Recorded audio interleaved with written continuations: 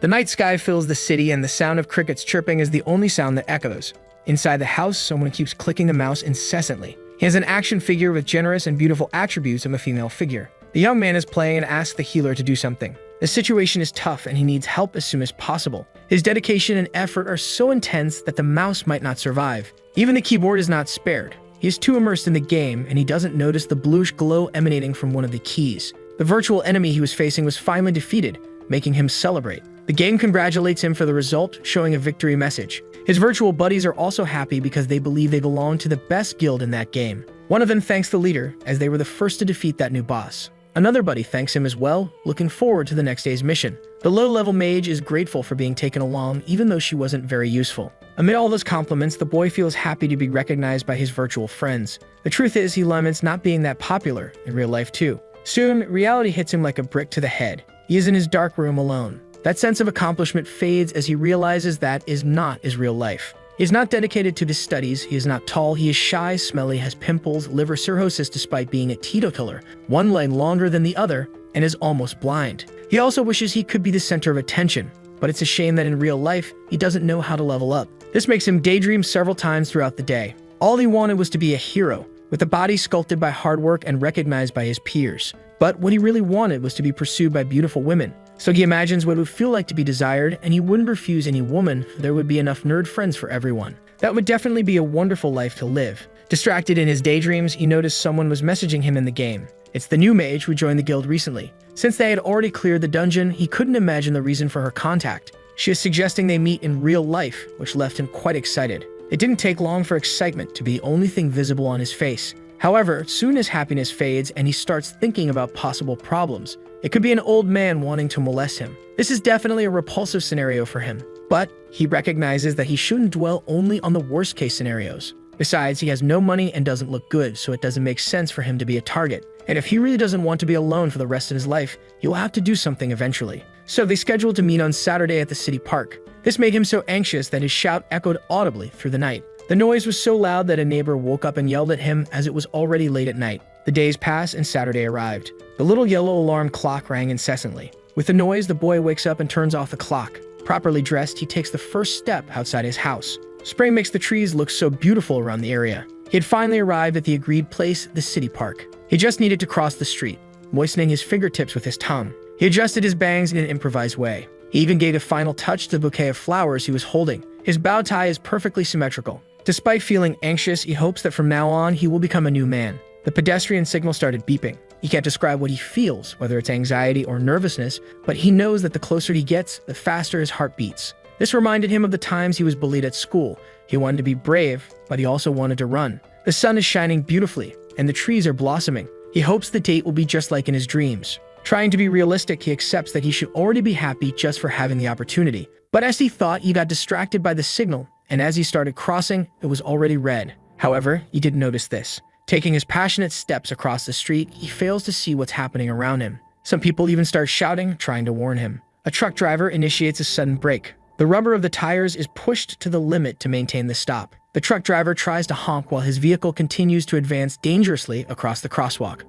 Everything happened too fast, and the collision was inevitable. The sound of plastic breaking and bones shattering filled the air. Several meters away from the vehicle, his body lay motionless. Someone approached in shock, trying to provide some help, but the extent of the injuries was irreversible. People started gathering and someone tried to call for help. The harsh scene brought that small part of the city to a standstill. There was nothing else he could perceive, only a sudden calm. It was as if time had stopped. But he knew that everything he had dreamed of was now gone. Besides being good at games, he hadn't done anything remarkable in life, nothing he could be proud of. Fatigue was now all he felt flooding his being. After the darkness came a light and an image from the system. He didn't know what was happening or what he had logged into. He asked what voice that was, but it said it was his system and thought he had already figured things out by now. But all he knew was that he had been hit by a truck, and it said that's why he was reincarnating. He imagined he was dreaming and the system said it needed to finish talking, which made him start shouting, thinking it was a dream, trying to wake up. The system finally said it was fed up. Continuing, it said he had reincarnated into a new world and that he should accept it, and he wanted to know if he could refuse. But the system said that if he completed all the missions, he could reincarnate back into his original world, and he said he would do it immediately. It told him not to rush as it wouldn't be over in a day or two, and that he needed to get used to his new body. The boy noticed his hands were missing. saying there was a puddle of water in front of him and asked him to look at it as an image is worth 1,000 words. Trying to move, he noticed he was hopping. The water was as clear as a mirror. Scattered across the ground, there were several snails. Finally, the boy saw his reflection. It gave him an enormous emotional shock. He was taking time to process it, but he had become a mushroom. After seeing himself, he hopped away. He couldn't understand why he had become a mushroom. The snails looked at him suspiciously. Looking at them in terror, he wanted to believe that all of this was just a dream. Those snails were too strange, and they were chewing grass like ruminants. The only sound there was the sound of chewing. The chewing became a cruel mantra. They chewed and chewed the grass non-stop, a disturbing and haunting sound in that new world. The little mushroom was too frightened. After that impression, the system welcomed him to brave mainland. But it was too much, and he seemed to be in shock. Trying to console him, the system said it was indeed hard to accept everything that was happening. But there was no time to lose. The game had begun, and it was going to place the information directly into his mind. He couldn't understand anything. But now a whirlwind of information was flooding into him.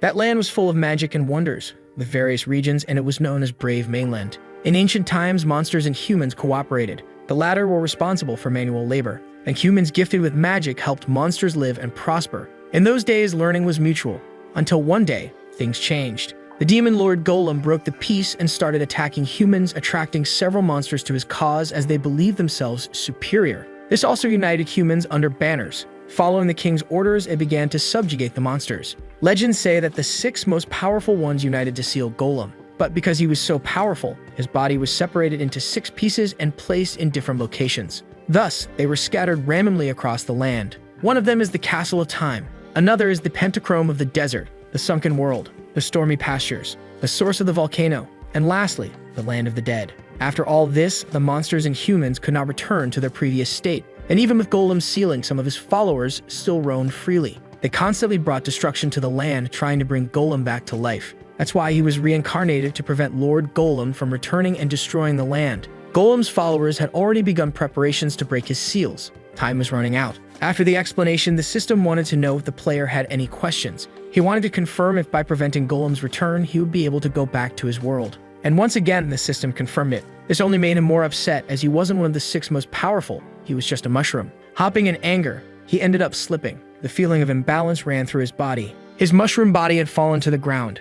The system asked him to wait and get used to the body, but it hoped he would learn quickly, because his first mission was about to begin. The boy made a tremendous effort to stand up. That only ended up leaving him exhausted. He complained to the system, saying that he could at least be a creature with limbs, but instead, he became a mushroom. Using all his strength, he tried to get up again. But he fell again and was already feeling hopeless about achieving anything if he couldn't even stand up. The system said the game would continue, whether the player was prepared or not. His first mission was to survive, and the reward would be either body toughness or limbs. Time began to count down, 3 seconds remaining, and the snails started fleeing. One of them hid in a bush.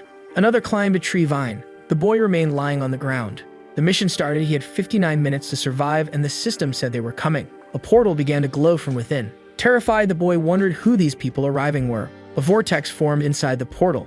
The countdown finally reached 0. It was soon possible to see a boot stepping out of it. A crowd of children entered, seeking destruction, as they wanted to complete the requirements to change classes and become brave. His small body started trembling with fear. The terror made him manage to get out of there, hopping a few times. Hiding behind the tree, he imagined that if they came there to kill monsters, he was in danger. A little boy wielded his stick, which granted him an additional attack point. With one strike, he sent a small snail flying. Grabbing the clawless-lined stick from his hand was worth it, as he managed to defeat a red snail in a single blow. Another boy removed the snail from its shell. Its shell trembled on the ground. Crushing one with a rock, the boy said it was better than his friend's stick. A green snail tried to escape that carnage. It tried to use all the speed it had, but it ended up being caught by a hand. It looked back in terror. A sweet girl asked if it would be her companion when she became a beast tamer. Filled with hope, it let a smile escape. But she needed ingredients to change classes first. The snail was gutted alive by the girl. She stored its shell. Only 9 more were needed. That was a common storage pot with a capacity for 10 items. The mushroom watched all that, realizing that from the monster's perspective, humans were the true monsters. Unexpectedly, something happened in the garden. A boy was thrown against a rock. That blow ended his life. He was immediately teleported to the beginner's village. He lost his stick, as well as 100 experience points. The other children looked at what had happened. That was a level 3 Papa Snail riding a skateboard and having little patience with troublemakers. This one was different from the others, and the mushroom wondered why he could see its information and level. The system said that was his evaluation ability, and to understand it better, he should check his own status. That shell was one of the rarest for this task, and all the children wanted it. They They wanted to kill it together and then decide who would keep the shell. But the children were unable to subdue it. One by one, they were defeated. Little by little, they disappeared, until the last of the weak ones fell to the ground. One of them remained behind and thanked the newcomers for weakening it, as now he would kill it. But the Papa Snail was furious beyond measure. That level 4 student sought revenge ever since he lost to the snail. The Papa Snail charged into battle with all its might. They were about to clash violently. Taking the opportunity, it bit the boy's foot. Its bite was fierce and impactful, but the boy merely shook his wild boar leather boots, which increased his defense by 5 points. The boy had prepared for 2 months, and the snail was without its skateboard, its speed weapon, and now with his sword, he was unbeatable for it. Tired, the snail spat but remained resolute. The mushroom knew that monster did it to protect its family, so he began cheering out loud for the Papa Snail. But it was to no avail. It was already dead. It was difficult but expected since it was the rarest ingredient. He finally obtained the Papa Snail's shell. That gave the boy 20 experience points. With that item, he could finally become a knight. In the face of all this, the mushroom trembled with fear. He had no hope of surviving and hoped someone would save him. A boy advanced cautiously through the forest. He heard something in those bushes, and it could be a family of snails. He gently parted the bushes with his hands. What they found there wasn't a snail, but rather a mushroom. They screamed in terror at their discovery. The mushroom was also terrified for having been found. It was his end. He was sure they would kill him. But the boys immediately fled, warning the others that there was a monster mushroom there. So he wondered if they were really afraid of him. The system confirmed it and instructed him to check his own attributes. Deciding to give it a chance, he commanded the attribute panel to open. He was a level 5 mushroom with a resurrection coin, 36 health, 22 mana, and he was a monster. Being level 5, he was the most powerful being there, because the strongest after him was a level 4 boy. A bit more enthusiastic, he wanted to see what abilities he had. He had 2, Appraisal and Mushroom Charge. Appraisal was what allowed him to see others' information, so the charge must be an attack since it didn't consume mana. Even though they were basic abilities, they gave him a chance to completely dominate the beginner's village. He thought he was playing on an impossible difficulty level, but now he believed everything would be easy. With the roles reversed, he began searching for his victims. He spotted some children killing snails. It was time for them to witness his power. Determined, he executed his attack ability. He managed to hit 2 of the children. This made them collapse unconscious on the ground. The boy and the girl vanished from the area. The mushroom not only found it easy, but he also gained 5 experience points for each of them. But the other boy appeared, wondering what had happened. The mushroom turned to him maliciously. This wasn't the time for mushroom monsters. The boy was terrified. He climbed up a vine to try and escape. Fearful, he climbed the rope as high as he could. A monster of such a high level wasn't supposed to be there. Looking up, the mushroom didn't believe the height would protect the boy. Concentrating his strength, he jumped. His head managed to hit the vine. He tried again, only hitting the vine. This time, he attempted to grab it with his teeth. Not having hands was complicated, and it seemed he would have to wait for the boy to come down. He moved away from the platform, hopping. Then he entered the forest bushes. He continued hopping, searching for more targets. But a rock was thrown at him. It hit his head directly. Not only did he feel the pain of the impact, but he also lost 2 health points. Now he wanted to know who the reckless one was who had attacked the king of the forest. The boy had gathered with his friends. The strongest among them was at level 3. The boy called his friends, which could give him more experience, but it was also much more dangerous. He firmly leaped on the ground. That mushroom wasn't a common mushroom. In front of the boys, he executed his move. The mushroom charge was now underway. The shield of the chubby boy granted 8 defense points, and he managed to withstand the attack. But his shield broke, and he asked his friends to form a formation. The boy with the glasses and the girl would go on one side, and the one with the helmet on the other. The two began running away. Meanwhile, the boy with the helmet threw another rock at the mushroom. It was a critical hit, taking away 4 health points. Feeling that pain, he was determined not to forgive them. On the other side, more rocks were being prepared. The boy with glasses and the girl threw a barrage of stones. This strategy was also used by the boy with the helmet. Those rocks began hitting the mushroom. That was definitely hurting him. Each stone took away 2 health points, and his attack was still recharging. As soon as the cooldown ended, he attacked them once again. The chubby boy grabbed another shield. The mushroom was close to hitting them, but the chubby boy managed to protect them at the last moment. Wielding a sword, the boy with glasses charged for the attack. The other friends cheered for him to defeat the monster, but the mushroom managed to dodge the attack.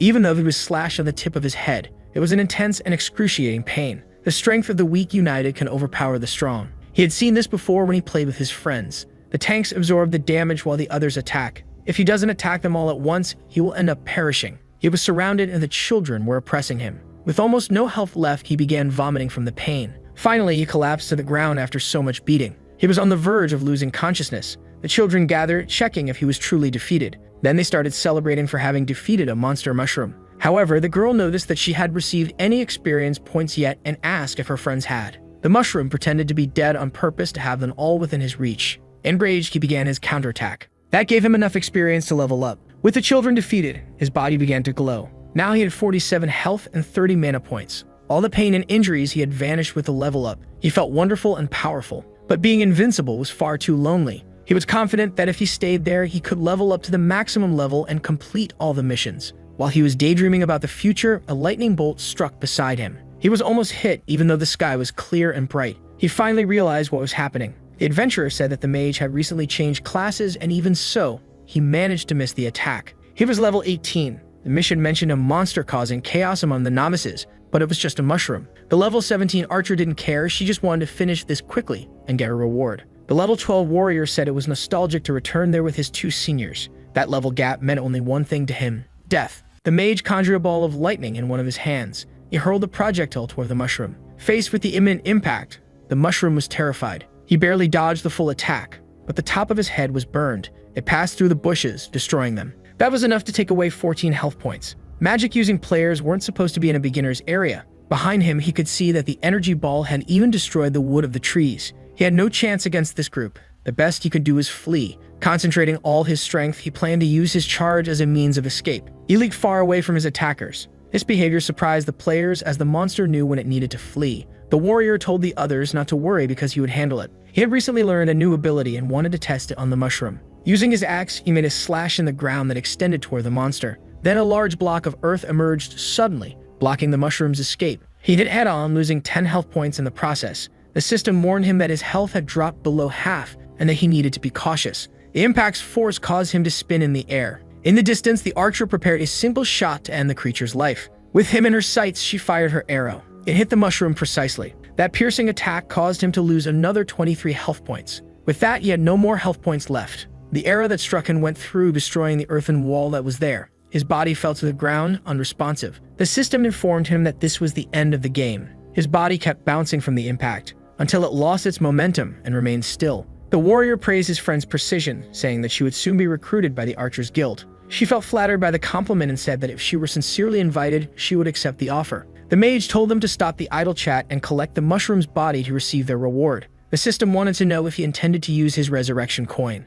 To continue living, he had no other choice to make. His body began to glow once again. He learned a new ability, Spore Explosion. Besides, his health was fully restored. As soon as they approached, he released the cloud of spores. The cloud was immense, covering a large part of the area. The mage hadn't imagined a mushroom could have that ability, as he had never seen it before. From within the fog, he used his charge again, but his movement was detected by the archer. She immediately alerted the others that the monster was trying to escape. They quickly moved to prevent his escape. The mushroom continued hopping to flee from his attackers, but the distance between them was closing. He needed to think of something immediately. So he asked the system how much time was left to complete the first mission. There were a little over 3 minutes remaining. He needed to stay alive until then for the mission rewards to help him survive. Once again, a lightning bolt began to descend from the sky. The impact was too close, and he wondered if his pursuers had already reached him. His dodge caused him to slide along the ground. He just wanted to understand how he had been caught so quickly, even after blocking their vision. He finally noticed there was a mark above his head. It was the hunter's tracking ability. The archer's skill,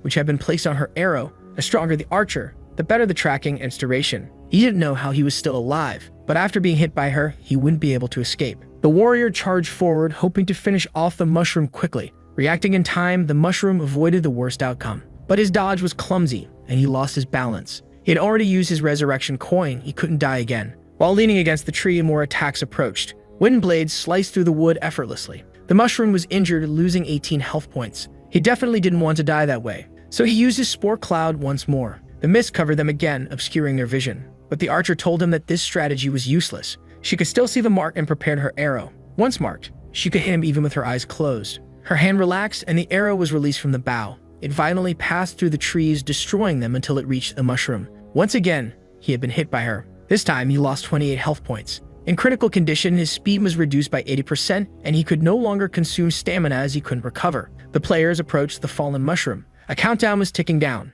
It was a special monster since it had managed to use its abilities to hide. Even so, it wasn't enough. The mage prepared to deliver a fatal blow, and the countdown reached 1 second. The mission had been completed, as the time had run out. In the forest, some birds suddenly flew away in fright. The archer said their time was up. The mage mentioned that he hadn't been there for so long that he had forgotten. Hearing this, the warrior wanted to know what was happening. A large teleportation circle appeared above their heads. The mage screamed desperately for his companions to run away. A small mushroom began emerging from the circle. Soon, other mushrooms started to appear as well. It was almost completely out. The sky was then filled with the descent of those creatures. Countless of them were falling from the sky. The warrior didn't want to flee and thought the mage was spouting nonsense. Using his axe, he managed to take down some of them. He couldn't miss out on all those experience points falling like gifts from the sky. He used one of his abilities, and with its reach, he managed to kill even more mushrooms. Their bodies started to spread across the forest floor. It was like an all-you-can-eat buffet of experience. The mage told him he was foolish and didn't understand the waves of creatures in that place.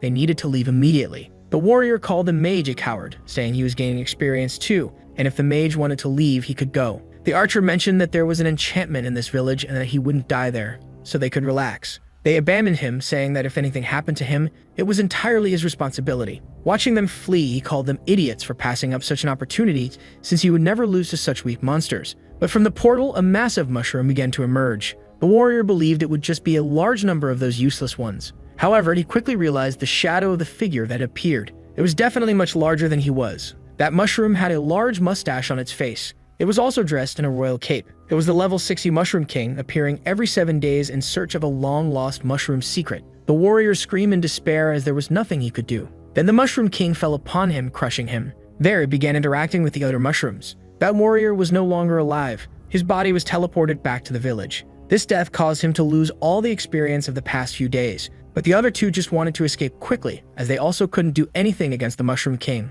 He looked at his tiny subjects. Injured and exhausted, he thought that those monsters appeared because of him. The king prepared to draw his sword. Pointing it upwards, he rallied the small ones. They all started jumping as if in response to his speech. The small mushrooms celebrated. The king was also jumping with them. The vision of the main mushroom began to grow weaker and blurrier. He didn't want to be ignored.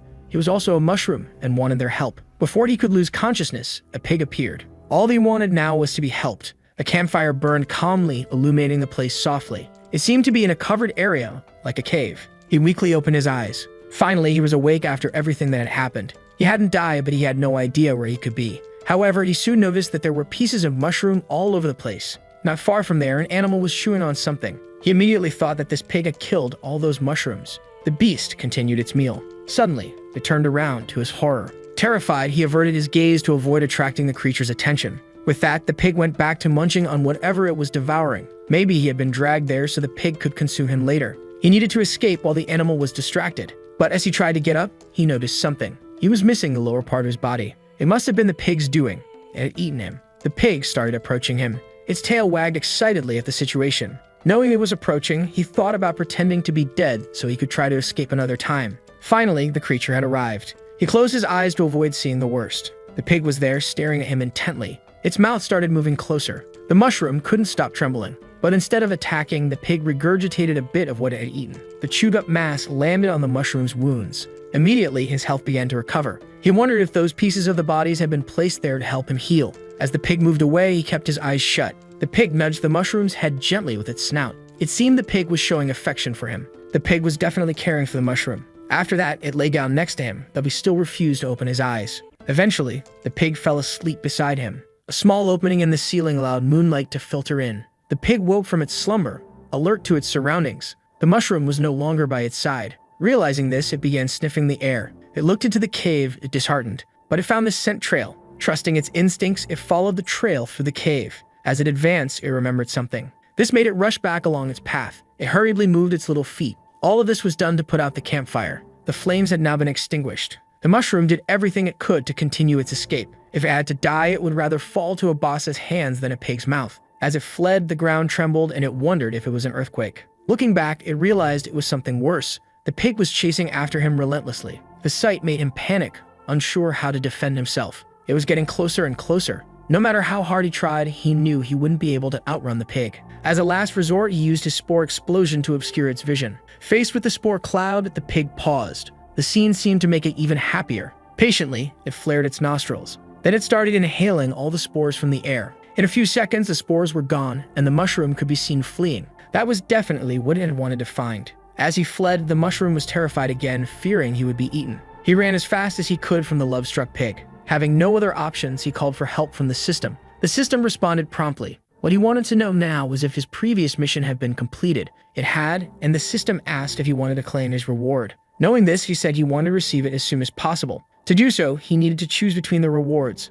toughness, or limbs. This left him uncertain about which would be more useful. Having limbs would be very interesting. With them, he could attack the pig more effectively, and it would be more efficient if he wanted to run away. Having limbs would be more useful, as he would have a wider range of movements. The system asked if he had made his choice. Decided, he said he wanted limbs. His body began to glow. Protrusions started to form on his sides. Soon he had 2 small arms. The same process began at the bottom. His eyes continued to glow. His transformation was complete. Now he had a pair of feet to stand on, and tiny arms around his body. This was the moment to use them and keep running. But with his tiny legs, he could barely run. His speed was pitiful. Those little bumps shouldn't even be called limbs. Still, he continued his escape, terrified, unsure of what he had done to anger the pig. She sped up toward him. Getting closer, she leaped excitedly. With her little hooves, she managed to grab hold of the mushroom, causing both of them to roll on the ground. The creature planted its feet on the ground. Beside her, the mushroom lay there, unresponsive. With the chase over, the piglet licked him gently. Overwhelmed with fear, he only wished she would end it quickly as an act of mercy. The caring piglet licked him incessantly. He opened his eyes and used his appraisal ability. The process to learn more about the creature began. At level 10 and with 50 attack points, she could go into a frenzy if she became too hungry. Seeing her stats, he asked the system to show his attributes. At level 6, he was significantly weaker than her. His appraisal ability had improved, but the gap between them was too great, and he couldn't imagine being able to get away from her. The piglet seemed to hear something. She then started staring intently at the cave's exit. Her posture indicated that something suspicious was happening. Focusing, her nostrils picked up a scent. She immediately realized what was going on. She began circling as if trying to communicate something to the mushroom. Not knowing what was happening, he thought that if she wasn't going to eat him, he would leave now. Suddenly, pieces of the cave began to fall. The entire structure started to shake violently. It could only be an earthquake. Outside, some creatures were in a crater. They moved with incredible speed. Their agility was so great that they were hard to see. The force of their steps caused the entire structure to tremble. A stalactite began to shake excessively. Its tip broke off, falling toward the ground. This happened with several others, making them extremely dangerous. The piglet headed for the exit, and the mushroom followed. He didn't want to be left behind and begged the pig to wait for him, terrified of being hit by a falling rock. His plea touched her deeply. The piglet changed direction, willing to help the mushroom. She ran to reach him. Nimbly, she dodged a falling stalactite. The impact on the ground was strong. If it had hit her, it would have been serious. But her agility was simply admirable. Her determination allowed her to reach the mushroom. Approaching him, she nudged him with the tip of her snout. With a single movement, she tossed him up. Now he was on her back as if he had a mount. With his new appendages, he tried to hold on as best as he could. Her speed was almost too much for him to keep his grip. Effortlessly, the piglet avoided all the obstacles while the mushroom struggled to keep himself from getting sick. The exit was in front of them, getting closer and closer. She gave one final push with her legs. Her powerful leap allowed them to escape before the exit was buried by rocks. If they had taken any longer, it would have been trapped inside. Finally, she landed on the ground outside. Both were safe, but the mushroom was out of breath. Where the entrance to that part of the cave once was, there were now only rocks and a cloud of dust in the air. Above, the peculiar figures gathered. They were also pigs, like her. Curious, the mushroom wanted to know if they were friends of his mount. Wild boars, level 18, powerful and aggressive, but they preferred to flee when faced with a greater threat. One of them stomped the ground with its hoof. The others formed a corridor with a bonfire at the center. The fire burned atop the head of the one who seemed to be the leader. Faced with this, they stared at each other intently. The mushroom could tell that this monster was level 35, but his analysis ability was still too low to get more information about it. After a brief standoff, the piglet turned her back on the boars. One of them was outraged by this behavior, but the leader let out an intimidating grunt. The other boar understood that he shouldn't do anything. They merely watched from above as she walked away. Following a path separate from her herd, the mushroom and the piglet had no idea what awaited them on this adventure. In the cave, she attended to his wounds, and now she had saved him from the cave. The piglet didn't seem to have any hostile intentions toward him. She continued sniffing the ground. Her snout searched for something. Calmly and attentively, they advanced through the meadows. He asked the system where they were. They were in Crescent Bay, east of the Tempest Grasslands, 200 kilometers from the starting village. That was definitely a generous distance, but the mushroom had no idea how he had ended up there. Perhaps the pig had used a teleportation ability when he lost consciousness. Something happened that put the piglet on high alert. A sticky, slimy mass rose into the air. It quickly moved toward them, but the piglet managed to dodge. Once again, she evaded, and the mushroom remained steady on her back. She was truly agile, and those attacks posed no threat. But she couldn't keep dodging forever. The hostile creature that tried to strike them retreated back to its hiding spot. The prairie returned to its calm state. There was danger on all sides, and the mushroom was fortunate that the piglet was always on high alert. And indeed, she was scanning the surroundings and scents. From within the grass, the monster that attacked them began to reveal itself. It was an enormous toad trying to devour them. Its size frightened the mushroom. who immediately used his appraisal ability. Bull Toad, level 11, voracious and needs to eat the equivalent of his weight every day, preferring prey it can swallow in a single gulp. With its position revealed, it locked eyes with the piglet and the mushroom. They stared at each other briefly after that first encounter. Once again, it tried to catch the piglet with its sticky tongue, but she dodged with ease. Unfortunately, the mushroom wasn't as lucky and was captured, which made him scream for help. She noticed her companion was in trouble. This filled her with rage at what the toad had done. She charged furiously toward it. The toad prepared to swallow the mushroom, while the piglet advanced fiercely. As its tongue retracted, it could only focus on the prey it had already captured. It was getting closer to swallowing him whole, but beneath it, the piglet was making her move. Desperate, the mushroom considered using his spore explosion as a defense. However, the piglet's hooves were ready. With a powerful charge, she struck the toad, and it felt the impact. The pain caused its tongue to release the mushroom. He safely landed on the piglet's back, who was now very happy. This time, he was genuinely grateful for being saved by her once again. However, they were still not safe, and a slicing attack was approaching them. Sensing the danger, she jumped to avoid being hit. Looking back, they realized what they had narrowly escaped. The toad had been sliced entirely by that attack. Its pieces fell onto the prairie floor. Footsteps echoed, and they resembled those of an arthropod.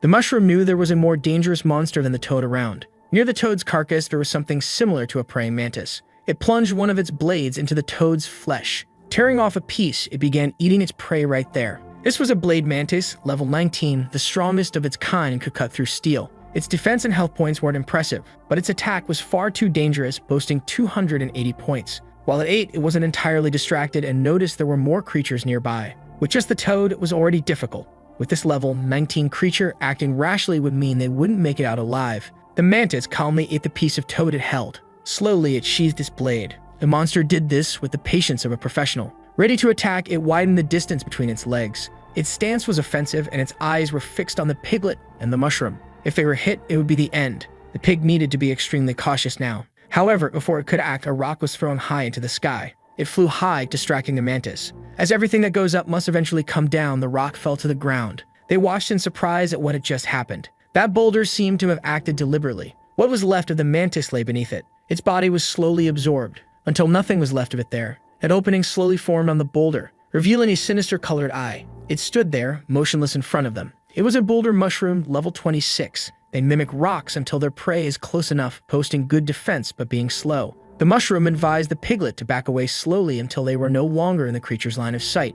She followed his advice, moving slowly backward. The boulder remained still in the grass. Then it decided to return to hiding, transforming back into just another lone rock amidst the landscape. Continuing their journey, and the mushroom was reaching his limit. The piglet pushed him up the hill, but she was also exhausted. They walked a little further despite this. When they reached the nearest shade, they lay down on the grass, worn out. The piglet caught her breath while watching a dandelion. There were many of them around as she began observing them. This caused her to be momentarily distracted by their beauty. However, the mushroom wanted to know if it was safe to stay in that spot. Something catches his attention. The place is vast, the plain stretches to the sea, and there are enormous creatures flying in the sky. This world can be very dangerous, but it's beautiful in equal measure. While he was daydreaming, the system screen appeared in front of him. It informed him that this world resembles his own, with natural laws and its own ecosystem, and he imagined himself at the lowest part of the food chain. If it weren't for the piglet, you would already be dead, but he didn't want to give up. He planned to become stronger and one day return to his original world. With this in mind, he called for the system, which responded promptly. He asked for another mission to receive more rewards. There were 3 difficulty levels, easy, medium, and hard. It was up to him to choose. Fortune favors the bold, so he decided to check the hard mission. He would have to defeat one of the divine generals of the Storm Grass King. That was definitely beyond his reach. So he opted for the easiest mission instead. He needed to collect 10 red berries, which would earn him 50 experience points. When eaten, they would restore a bit of health and reduce hunger. He thought this would be very easy, so he called the piglet to go with him. The little mushroom started running through the grass. He began his search for those small fruits. Soon enough, he found a small cluster of them. Additionally, there were many more like those in that area. The mission was definitely easy. Before long, he had collected 6 of the 10 berries. The piglet was quick and managed to pick a few more as well. But the mushroom noticed something strange and became confused. His mission progress had dropped to 4 berries. Hungry, she had started eating the berries he had collected. She had simply eaten them all. Furious, he scolded the piglet for eating all the items he needed to complete the mission. Enraged, he was determined to show her who was really in charge. He swung his hand swiftly toward the piglet, but his insignificant blow was absorbed by her and she didn't even notice it was an attack. She continued eating the berries calmly. Adjusting her position, she accidentally bumped into the mushroom, sending him flying. Feeling she had bumped into something, she looked back. Then she wagged her tail. happy to be with the mushroom. He was terrified, thinking she intended to attack him and retaliate. In the end, she tossed him playfully into the air, thinking it was a game. Now he had a new mission, to collect 30 fruits to earn 70 experience points and an inventory box. Next, he needed to catch 15 fish to earn 80 experience points, using his spores to make the task easier. Then he collected 20 mineral stones to gain 100 experience points. Time passed as he completed these missions and the day moved on. Eventually, he reached level 9 with 75 health points and 39 attack points. The piglet ate everything he gathered, and despite working hard, he only gained 3 levels. Exhausted, he thought about resting as well. Snoring, she dreamt of all the things she had eaten. Taking advantage of the opportunity, he decided to take on one more easy mission while the pig was sleeping. He needed to absorb all the items he had collected to earn 200 experience points and an exclusive skill. Another mission offering a special reward. Absorbing everything he had collected was the easiest mission of the day. He had opened his inventory to retrieve what he still had stored. With that, a pile of food appeared. The smell of it reached the piglet's nose. This made her wake up immediately, wagging her tail in happiness. The mushroom told her she had already eaten plenty in the morning, and that this was his. Upon hearing his refusal, she looked disheartened. Just as he was about to eat the fruit, he glanced at her out of the corner of his eye. Feeling pity, he threw her the fruit he was about to eat. She had definitely been sad, but that small gesture lifted her mood. She danced with joy for receiving that fruit. Since he got a few extra items, he decided to give her the excess, but he asked her to eat sparingly because he didn't plan to give her more once she finished eating. Sitting under the tree's shade, they both ate. Taking a bite of the stone, he ended up fracturing one of his teeth. The truth was, he had no idea how to eat that stone, so he asked the system how he should do it. Reviewing the mission status, he realized he hadn't absorbed anything yet. This made him question if the system was tracking it correctly, as he had already eaten 5 berries in total. The system hinted that he should carefully consider what the mission was asking him to do. It was to absorb, not just eat the fruits. Finally, he realized that the absorption process might be different. That large mushroom from earlier had absorbed the mantis by sitting on it. Looking at his own underside, he wondered if he would have to do the same to absorb the items. Finally, the moon rose into the sky full of stars. Scattered on the ground were the items he needed to absorb. He sits on the fish. Immediately, his backside begins the absorption process. His mission was finally completed. The feeling of eating in this way is truly mysterious, to say the least. With this, he had enough experience to level up once again. He is now level 10 and has learned the decomposition skill. If mushrooms belong to nature's decomposers, he wonders what this skill is for. The decomposed matter is used to nourish the player. He can do this with monsters up to level 20 and inorganic matter. He understood its purpose, but after absorbing all of that, he feels quite tired. That mission was of easy difficulty, but in practice, it felt like a medium one. The little pig sleeps happily with her apple given by the mushroom. Watching her, he imagines they've done enough for the day. It was time to rest for the adventures that would begin at dawn. The day breaks, and the little pig is determined to eat all the apples she can find. His next mission is to kill 10 monsters from that region. His missions, although easy, are gradually becoming more challenging. However, he and the pig are now level 10. As long as the monsters are weaker, they won't have difficulties. So he called her over. As if she was satisfied, it was time to begin the mission. This world is still different from a game. Monsters don't just appear out of nowhere. While they walked, the pig's attention noticed something. Both she and the mushroom became alert. They had spotted the first target of the day. This small creature is a slime. It is at level 8 and can only be defeated when its heart is damaged. When it dies, it becomes a gel used as an ingredient in some medical recipes. They prepare to move towards the slime. With no time to lose, the time for the fight has come for both of them. The mushroom uses its charge, hitting the slime squarely. This causes it to be thrown across the grass. The impact's force left it disoriented. The mushroom believes that one more strike should be enough to finish off that creature. The little pig also advances. It's her turn to attack. Her strike is strong enough to make the creature explode. After that, she lands calmly on the ground. She turns majestically towards her mushroom companion. Such a display of strength left him shocked.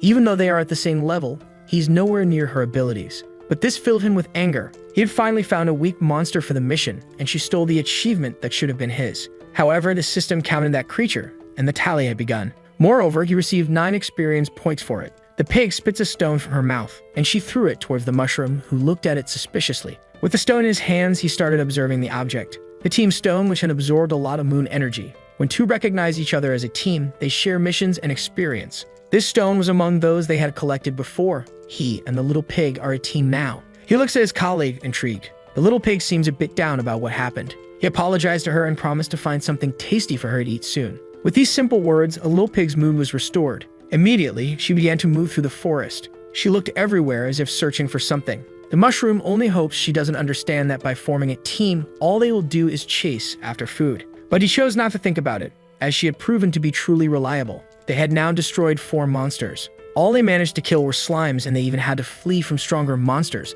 The mission won't be easy. As they walked, he asked where the little pig was taking him if they weren't lost, until she decided to stop near a root. A piece of the plant moved quickly toward them, but the little pig managed to dodge, avoiding contact. Alert, the mushroom asked who was attacking them. From inside a dry tree, there was a pair of glowing eyes. The possessed stump is at level 18. It is resistant to flames and is a fusion of evil spirits with the trunk of a dead tree. Once discovered, it attacks them with much more aggression. Even so, the duo managed to dodge the monster's attack. Looking at the mark on the ground left by the attack, the mushroom was surprised by the strength of a higher-level monster. They need to be cautious, as they already have some synergy. They exchange confident looks. With quick evasive maneuvers, they execute a combined attack. As soon as the distance is reduced, both charge forward, ready to strike that cursed stump. Without defending itself, the monster is hit directly by them. Even though they attacked, the force of the impact repels them away, putting the effectiveness of the attack in doubt. The mushroom miscalculated. He didn't expect the recoil from the attack to cause injuries to him and the little pig.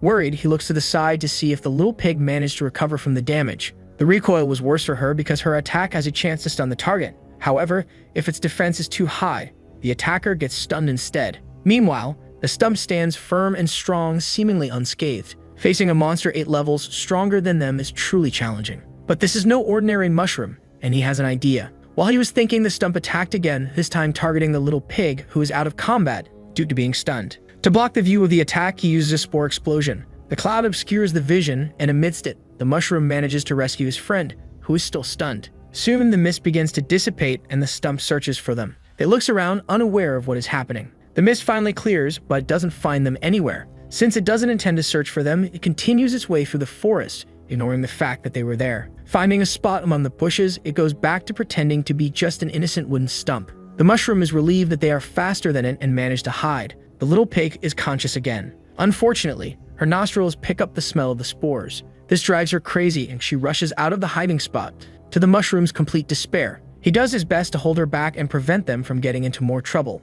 At that moment, she was being a terrible team member, ignoring the danger of the situation. Happily, she starts licking the mushroom's cap. Faced with the situation, he feels powerless and simply asks her not to eat him. Partially understanding what he said, the little pig suggested they should look for something else since they can't defeat that stump. However, he is determined and says it's all part of his infallible plan. Still hiding, he is sure the monster isn't too far from them. Among the wood, small mushrooms start sprouting. Soon they are completely whole and functional. As if sick, the stump begins to lose its health, 5 points at a time. This is the moment the mushroom orders the little pig to attack the enemy. She agrees with him and gets ready to charge. Both jump towards the stump, which is now agonizing from the infection. Once again, they strike it with all their strength. This time, there was no recoil damage, and they managed to land on the ground normally. The monster had been defeated by them. He gained 100 experience points, and the little pig gained 70. With this victory, both advanced to level 11. This made him enthusiastic. This strategy is effective against any stump they may encounter in the forest. As his friend continues walking, he briefly becomes pensive. Then he asks her to wait a moment. She looks back to see what's happening. The mushroom climbed onto the body of the defeated monster and pressed his cap against it. He is determined to use all of his power to absorb that matter. The absorption process finally begins. He makes an effort to decompose the entire body. At the end of the process, he spent 50 mana points, but he had achieved his goal. This increased his proficiency with this skill, and he gained 200 experience points and 2 additional skills. Now the decomposition is on cooldown. Unfortunately, despite gaining a lot of experience, he can only use decomposition again in 24 hours. Looking at the system, he wanted to know what one-time use skills are. These are 2 skills he acquired from this monster, which he can only use once. If they have a duration, they are limited to a maximum of 10 minutes. Camouflage makes him become an object of the environment, and bark skin turns her into wood, increasing her defense. Because of this, he became very confident that he will be able to defeat the Demon King. The sky is illuminated by the moonlight, and inside his shelter, it is possible to see there is light within. The campfire burns, lifting soot into the air. Next to it, the little pig sleeps peacefully. The mushroom is now level 15, and his attack and health points are significantly higher. The same can be said for the little pig, who is now at level 14. Even though their progress is linear, he knows that stopping Golem's followers is now simply impossible. Pensive, he asks the system how long it will take to change class if he continues at this pace. The system tells him that monsters do not change classes but grow stronger through evolution. This is a new possibility for him, as he doesn't know what evolution entails. Each monster has its own evolutionary paths, but they can also acquire special mutations depending on their environment. Because of this, he wants to know when he will be able to evolve. The first evolution mission will come at level 20, the second at level 40, and so on. He is only 5 levels away, and he wants to know the most powerful path for a mushroom to take. He doesn't want to become like that rock he saw earlier. The system can show him some evolutionary paths, but each one will cost 200 gold coins.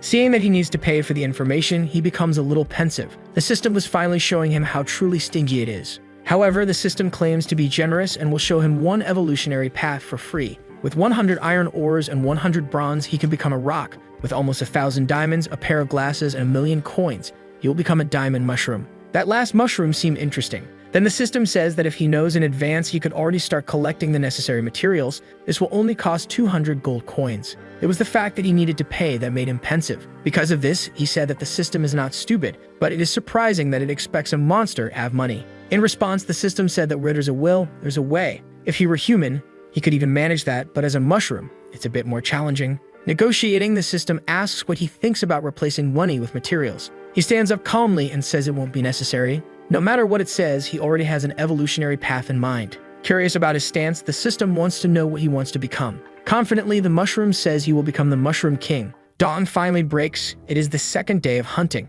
He dodges a slashing attack with skill. The little pig does the same and is very focused. They are prepared to defeat that enemy. The praying mantis stands before them, ready to unleash more slashing attacks. This is a medium difficulty mission that will grant 500 experience points. The 3 of them are staring at each other intensely, as if in a duel where the first to make a mistake will die. The mushroom uses the stump's ability, and his skin starts to turn into wood. With the added resistance, he advances to attack. The praying mantis prepares to strike as soon as he gets closer. Thus, it executes its slash with precision and effectiveness. The monster falls, crouching on the grass. Behind it, the mushroom remains unharmed. He slowly turns, full of confidence. He said that the praying mantis attacks no longer work on him. Calmly, the monster places its blade in its sheath. It slides it in as if it were a samurai. Finally, the mushroom notices that the top of his cap had been cut. That single attack took 75 health points from him, leaving him in despair, thinking he might die. With his little fingers, he signals for the little pig to come closer. They whisper briefly about how they plan to execute the next attack. Finishing the conversation, he pats her. Now it's her turn to do her part, and the mushroom is confident in his partner. Still in combat, the praying mantis remains vigilant of its surroundings. It looks to the other side to locate its enemies. In front of it is the little pig, confident. She begins to circle around it. Suddenly, she charges for the monster. It responds in kind, ready to attack. It is prepared to draw its blade and deliver a lethal blow. With great speed, it draws its blade and unleashes a triple slash. Its cuts sweep through the air with devastating force. But the little pig manages to dodge the first one. The second slash also misses her. She completely evades the attack and is now closer to the monster. She manages to land a direct hit with her attack. However, using the back of its blade, the praying mantis manages to defend itself. Behind it, there is a wooden stump waiting patiently. It's the mushroom who had used his camouflage there. Even though it's strong, this monster is not at all attentive to its surroundings, which is why the mushroom rock finished it off suddenly. Overconfident, he lets go of the branch he was holding. The small branch falls to the ground on the plain. Now the small mushroom prepares his stance to attack. He charges with a deadly thrust towards the praying mantis. He is close to striking it while it's unprotected. The monster notices the sudden approach. In the last moments, it tries to turn to face him. But the brutal impact happens, and now its head no longer has a body to call its own. Despite being dangerous, it had been defeated by them. As a result, they receive experience, 300 points for the little pig and 340 for the mushroom. Completing the mission caused them both to level up again. His charge ability is now at level 4. He boasts about being a professional player. With strategy, stronger monsters are not a challenge. So he asks the system for another medium difficulty mission. He must go to the Mushroom Kingdom, but the system warns him that the journey is long and he should be careful with his stamina, as if he exhausts it, he could be preyed upon by weak monsters. Curious about where this kingdom is located, he wanted to know if it was far from there. But the system says it's not that far, just 400 kilometers away. After hearing that, he looks at the road, deep in thought. It could only be the system messing with him. The system says there's no need to walk there and that it can tell him a faster way for a mere 200 coins. Ignoring the system, he looks at the little pig and says it's great to have her as company at times like these. That made her feel very proud of her abilities. The system remains silent after being ignored. So the day goes by, and he continues his journey to the Mushroom Kingdom. With much effort, they advance 20 kilometers towards the destination. His strategy was to place an apple in front of the little pig. But now she is exhausted after so much walking. Walking this way is too tiring, and he only has 33 stamina points left. At this rate, the system says he can only walk another 18 kilometers before his stamina runs out. He needs to rest. Even with the help of the little pig, they didn't get very far, and she only has 12 stamina points left. He should have expected this to happen since the mission is of medium difficulty. It wouldn't be easy. The system says he cannot cancel a mission once accepted, but maybe he could think of another way to get there. Unfortunately, he doesn't have the money to pay the system and cheekily asks if he could receive a freebie, but the system says it won't give any tips until it's paid, even knowing he doesn't have money. He just wants to know who was the smart one who made it, so he needed money to use the system. The system suggests that the player explore his skills. He might discover something new. That's indeed an interesting tip. So the mushroom started thinking about what he could do. While he was thinking, something moved quickly. An impact occurred on the ground, raising debris into the air. Both he and the little pig are anxious as they don't know what's happening. From the dust cloud, a staff emerges. 2 people are there now, and they seem to be mages. They are definitely humans. With his assessment, he discovers that the hooded figure is at level 28. It seems to be the same mage from before, and now he is much stronger. The mushroom worked hard and is still only at level 16. The other mage is at level 36 and says he has finally found what he was looking for. They walk towards the spot where the mushroom is. The hooded one is levitating and getting closer to them. The little pig steps out of her hiding spot. She boldly places herself between the mage and the mushroom. She stomps her foot on the ground, furious, but they continue approaching. The mushroom is paralyzed and asks his companion to return to him as she could die. Without any hesitation, the mage kicks the little pig out of his way. The blow is strong and she flies far away. It leaves her devastated and she can't get up. Because of this, the mushroom is left speechless by such unprovoked aggression. But the mages pass by him without caring. The hooded one found it strange that such low-level demons were in that place. With what happened, the mushroom is still paralyzed. The bald mage turns to the storm hawk eggs as he had risked his life to find them. These eggs are necessary for his class change. Carefully, he takes one in his hands. He had finally found it, and the mushroom remains there, completely paralyzed. The danger posed by these two is immense. Involuntarily, he fires his spore explosion. The two start coughing from the mist.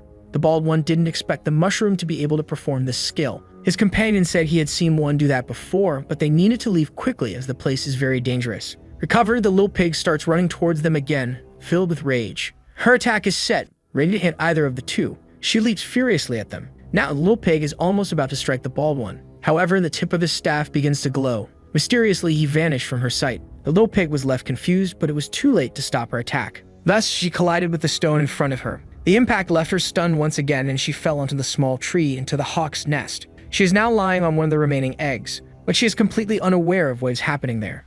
The force of her strike caused the stone to crack considerably. As the cracks began to spread, they grew larger. The mushroom is worried. If she hadn't attacked, they might have had a chance to escape. Looking more closely at the mushroom, the mage wonders if he is a variant, as he even has arms and legs. The tree's roots lift one of the stones. This immediately makes the mages apprehensive. As a defense mechanism, this plant releases the tension in its roots, causing the rocks to spin dangerously. Aware of the danger, the humans back away from the stones. The mushroom also does his best to avoid getting caught in it. If he isn't fast enough, he will end up getting hit. To escape effectively, he used his charge. He aimed for the top of the plant where the disoriented little pig was. Skillfully, he managed to reach where she was. But looking down, he realizes that it was very dangerous. The root continues to spin uncontrollably with the stone. Inevitably, it hits another plant that was standing still. This causes the roots of that other plant to react in the same way. Now there are two spinning boulders uncontrollably. The situation is increasingly dangerous and completely out of control. This chain reaction caused several plants to start spinning their roots in the same way.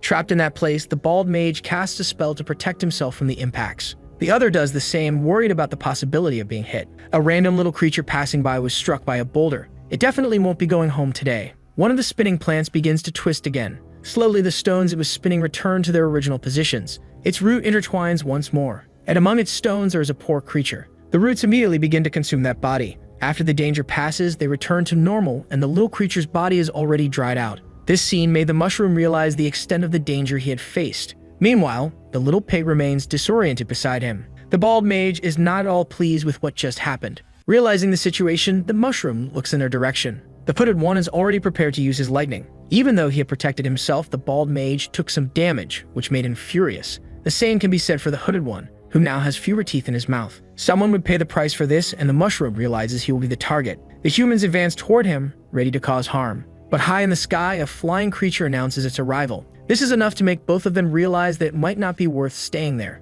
They had paid 1,000 coins to a group of mercenaries to delay this bird, but they held out for less time than expected. The bird swoops down at them, fierce. Its flaming feathers are already visible. A massive explosion occurs upon impact, even hurtling the plants away. The dust kicked up obscures the mages. Both managed to summon an ice shield. However, the bird remains in the sky, aggressive and determined to attack them. Hiding, the mushroom looks at it with his evaluation skill. His skill is still at a very low level, but he knows that this creature is at level 47. The long-haired one is out of mana and asks the bald one for cover so he can drink a potion. But the bald one is also depleted and won't be able to do much longer. They only had one option left, to use the high-quality potion as their last chance for defense. Before he could react, an attack was perfectly executed. The bald mage now had only half of his friend left to help him. This definitely wasn't the situation he had expected. Now there's not much he can do. Meanwhile, the bird swallows the other half of his friend. The falcon finishes its small meal. Now wants to know the taste of the bald one's flesh. Quickly, he opens a portal through a magic circle. He grabs the largest potion and opens it promptly.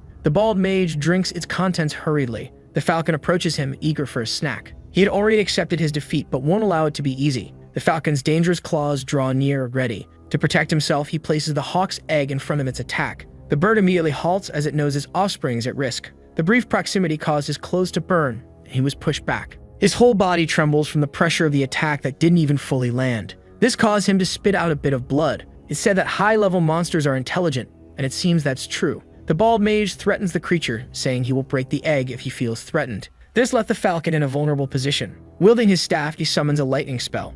A powerful bolt descends from the sky immediately. Unable to attack, the falcon is struck. Even though it is powerful, the attack is strong enough to injure it. Because of the electricity, it is paralyzed and won't be able to move for a while. He's only doing this for his second class change, and this ingredient is difficult to obtain. But today he can release his frustrations, acquiring the ingredient and defeating a high-level monster. The falcon tries to move, but it is weak. Stepping on the falcon, he says he will now have his revenge on all those who called him worthless. As a form of ego affirmation, he tramples the creature. He says that even though the creature is high level, it is now being stepped on by him. After feeling satisfied, it was time to end it. In his hand, he holds a vial of poison, said to be as potent as the one who created it. He breaks the container with the poison. His eyes fill with a malevolent gleam. With his ice lances, he coats the tip of each one with a toxin. Now he is ready to finish the creature. The ice stakes fly rapidly. There's nothing the creature can do as it is paralyzed. The first one strikes its wing. Soon, the other stakes pierce its body. The falcon agonizes from the pain of the wounds. Now the creature is wounded and paralyzed.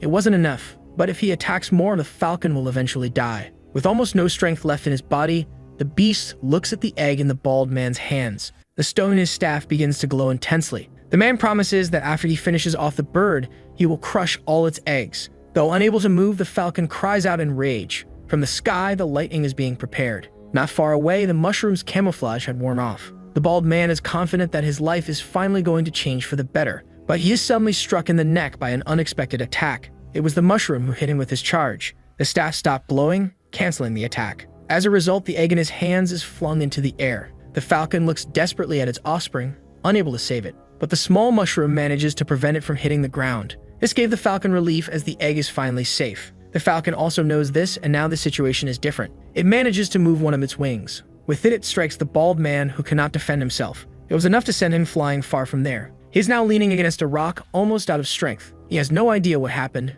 but he knows he needs to escape if he wants to stay alive. In one of his hands, he holds a teleportation scroll, but the falcon doesn't intend to let that human escape so easily. A magic circle suddenly appears beneath him. The man begins to burn alive. Soon there is no skin left on his body, only screams and pain. Witnessing this, the mushroom is terrified by the power of the dying bird. The flames burn intensely. As a result of this battle, the falcon had leveled up. Its feathers are majestic and its health is restored. Now the creature is at level 48. It cries out in the meadow, demonstrating its power. Its strength is so great that even the clouds disperse. The mushroom does his best to avoid being blown away. He remains beneath the egg, but now the bird is watching him. In front of him is a powerful creature that he definitely cannot defeat. The mushroom doesn't move under its gaze, and the mother falcon continues to stare at him intensely. But, unexpectedly, a shell of the egg begins to crack. The crack slowly grows. From it emerges a tiny baby falcon. Immediately, the small creature looks around. Stepping out of the egg, it takes its first steps. Looking at where it came from, it sees the mushroom. It seems to give him a smile. Curious, it approaches the mushroom. It nuzzles him affectionately, as if it knows what happened. The powerful bird is thrilled with the birth of its chick. Emotional, it starts approaching it, but as it gets closer, it notices something unusual. Its chick rejects it and kicks its face. The chick is irritated by all the closeness. Sweet and cold, the mushroom asks what it had done to its mother. Two other small creatures approach from there. The falcon mother, her chick, and the mushroom look at them. It's the piglet, and on its back are the other two chicks that had just been born. This made the falcon mother even more emotional and full of love. She approaches to caress her little ones. However, the other two immediately reject her. They are playing with the piglet, thinking it is their real mother. The other chick approaches the mushroom once again. Definitely, they are very cute, although dangerous. The three little ones are playing with the mushroom and the piglet. Meanwhile, the mother watches everything desolate. Great is her suffering for being rejected. Seeing this, the mushroom looks at her thoughtfully, and then it had a brilliant idea. Walking, it asked the piglet to follow. It had approached the falcon mother. Stopping suddenly, those following it ended up bumping into each other. It looks at her closely in the company of her offspring. Although she is emotional, she glares back threateningly. Her intentions are clear before the mushroom, but one of the chicks appears and starts pecking at her. That blow is more painful than poisoned ice stakes. The three little ones come together as if to protect their small parents, but the mushroom stands between them and their real mother. Looking at them, it firmly says they cannot do that. With a reprimand, the chicks became sad. Having their attention, it performed a horrible dance and ended with a stone in its hands. With some effort, it breaks it. They watch, not understanding much. Pointing to the falcon mother, it says she is their progenitor and risked her life so they could be born. These words made her emotional. With authority, it commanded the chicks to be good and give her a hug. Happy, she received them with her immense wings. In light of this good action, it hopes the falcon mother will return the favor and take them to the mushroom kingdom. With the chicks under her wings, she looks at the mushroom again. Her gaze remains extremely threatening. Now it feels a bit uncertain about its strategy and hopes she will consider being grateful to it. But all she does is turn around and leave. Desolate, the mushroom still hopes she will take them to the mushroom kingdom. However, all it sees is them moving away into the horizon. In the distance, the chicks look back. The falcon mother does the same, with her intimidating gaze. She says the mushroom is bold as it is a low-level monster and wants to give her orders. It did not expect that creature to be able to speak, and more than that, by its voice, it is clearly a male. Concern weighs on it brutally, and the small mushroom starts to sway cold. The falcon steps in its direction. He wants to know what qualifications the mushroom has to make demands before him. Walking, it felt there was something wrong with his body. The bird ended up spitting some blood. Its chicks watched the scene worried. It seems its wounds were too extensive and it begins to tremble, until his body succumbs and falls to the ground. This unexpected result left everyone worried. The little chicks approach the falcon. The bird is so weakened it can barely keep its eyes open. Worried, it looks at the mushroom and the piglet as if they were wrongdoers. As hours passed, night fell over the prairie. The falcon starts to wake up gradually. Regaining its senses, it looks at the nearby source of warmth. Its three chicks are inside the bonfire. This unusual scene makes it panic, but the chicks are fine. They were just sleeping. Realizing this, it calms down again. Near the source of fire, the piglet sleeps deeply. This left the falcon completely indignant. Once awake, it forces itself to try to stand up, but its legs are still trembling. Despite its great effort, it falls back to the ground. The pain it feels throughout its body is devastating. Not even leveling up was able to cleanse its body of that synthetic toxin. Close to it, it heard the sound of some flasks clinking. The creature looks intrigued at the source of the sound. The mushroom, with its small hands, pulls some things from its bag. On the ground before it, there are various items and gold coins too. Seeing all that, the falcon addresses the mushroom. With a mischievous smile, it says the bird has finally woken up. Then it starts walking towards him with a vial in hand. As a cautious creature, the bird immediately became wary of the mushroom. It simply ignored her and forced the contents of the vial down her throat. That was hateful. It didn't even have the strength to resist the actions of a low-level monster. However, it immediately felt something change. That potion made its stamina gradually increase. It was good the falcon hadn't eaten the entire body of one of them, for there was the antidote, but it would take time to take effect, so it should rest. Knowing the situation was unusual, it asked why the mushroom had saved it, but it says that if it hadn't done that, there would be no one to take care of his offspring. And thanks to what it did, they are all safe there. The falcon looks at its chicks, moved. Even with the antidote administered, it still struggles to stand. Looking at it, the mushroom said it had no ill intentions and only wanted to go to the mushroom kingdom, as it was just passing through. But the falcon is staring intently at its chicks. It says the path is full of dangers, and even if they manage to get there, as a mushroom, it will be fine, but it cannot stay the same for the piglet. Meanwhile, she dreams of delicious foods. However, the mushroom didn't understand what the falcon had said. It continues, saying the Mushroom King is a famous creature. Not only humans, but any creature that approaches its kingdom is attacked without question. That's why it was outraged when the mushroom asked to be taken there, as it already knew it was dangerous. While it was reflecting, the falcon approached the mushroom. This made it terribly frightened, and it asked what the falcon wanted with it. Frightened, it immediately steps back. The falcon, however, says it's a very strange monster. Not understanding that, it thought the strange one was really that bird. A common mushroom, like it should be a mindless existence, but that is not the case. A low-level and intelligent monster is rare. It would be the perfect supplement for its chicks. That left the small mushroom even more scared. But the falcon lets out a loud laugh. It said it was just kidding, but the mushroom almost released its spores involuntarily. It's not like humans, who destroy everything just to satisfy their selfish desires. The The mushroom knows they once lived peacefully in the past and wants to know why they don't return to those days. Humans only need the eggshells, but they break them before they hatch. That's how it lost all its previous broods. Even in other worlds, humans remain despicable. Just remembering this fills the falcon with rage. It made it scream again, and a flaming aura enveloped its entire body. Even so, his brood sleeps peacefully. It looks at them, worried. This time, his brood only survived because of the mushroom, and for that, it thanks it.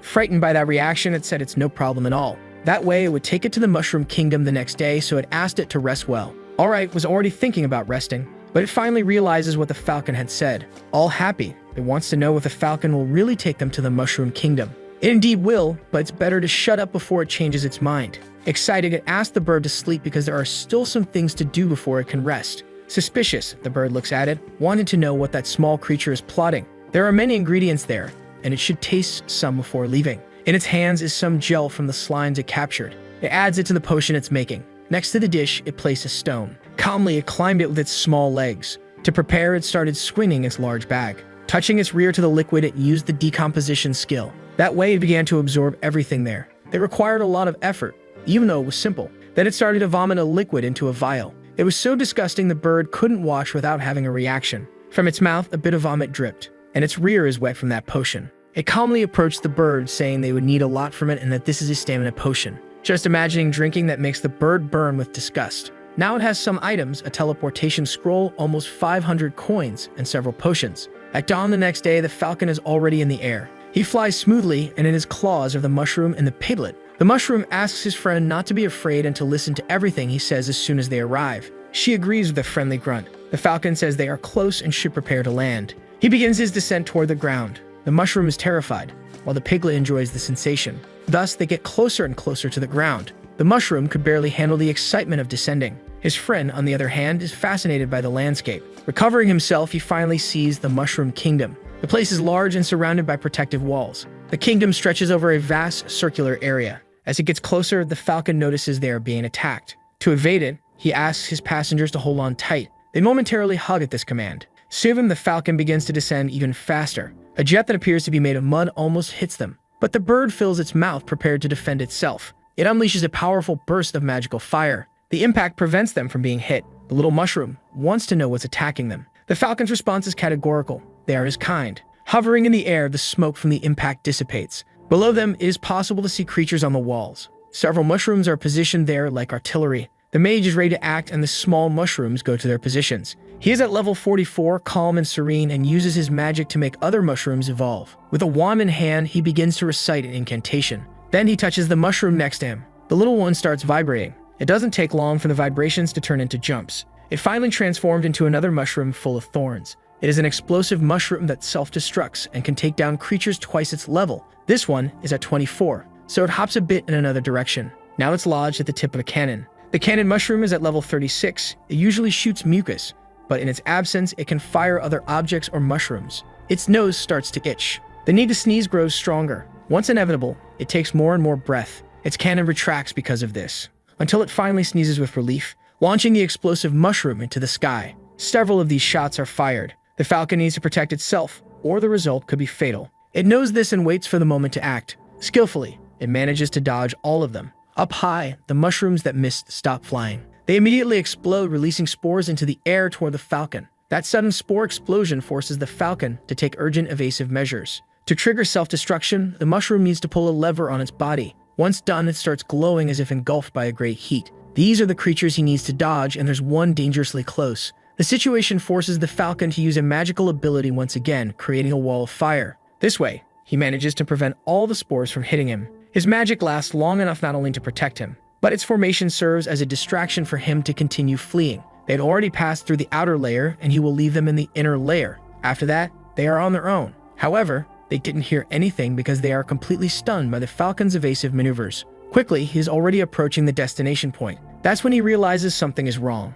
The closer he gets to the city, the more he senses the imminent danger. This makes him halt his progression. Stammering, the mushroom wants to know if they have reached their destination. Unfortunately, he can only take them this far. If he goes any further, he certainly won't be able to return. Faced with this, the mushroom wants to know where they are. Without an answer, it felt the falcon's claws dropping him in the air. For a brief moment, they didn't understand anything that was happening. Now he and the piglet are in free fall. but she seems to be loving the experience. As they get closer to the ground, they are also getting closer to a rainbow. The little mushroom hits it with its head. After the first impact, both start sliding down it as if it were a slide. The further they go down, the more they feel that characteristic tickle in their stomachs. They are almost reaching the ground. After bouncing a few times on the grass, the two are finally sitting on the lawn. They remain still, meaning to process everything they just experienced. They felt intense emotions in a short time. The piglet loved the process. Her friend, on the other hand, wished for death. Looking back, he thanked God for not having died. It didn't take long for them to feel a slight tremor in the ground. The tremor grew stronger, making them look at that boulder.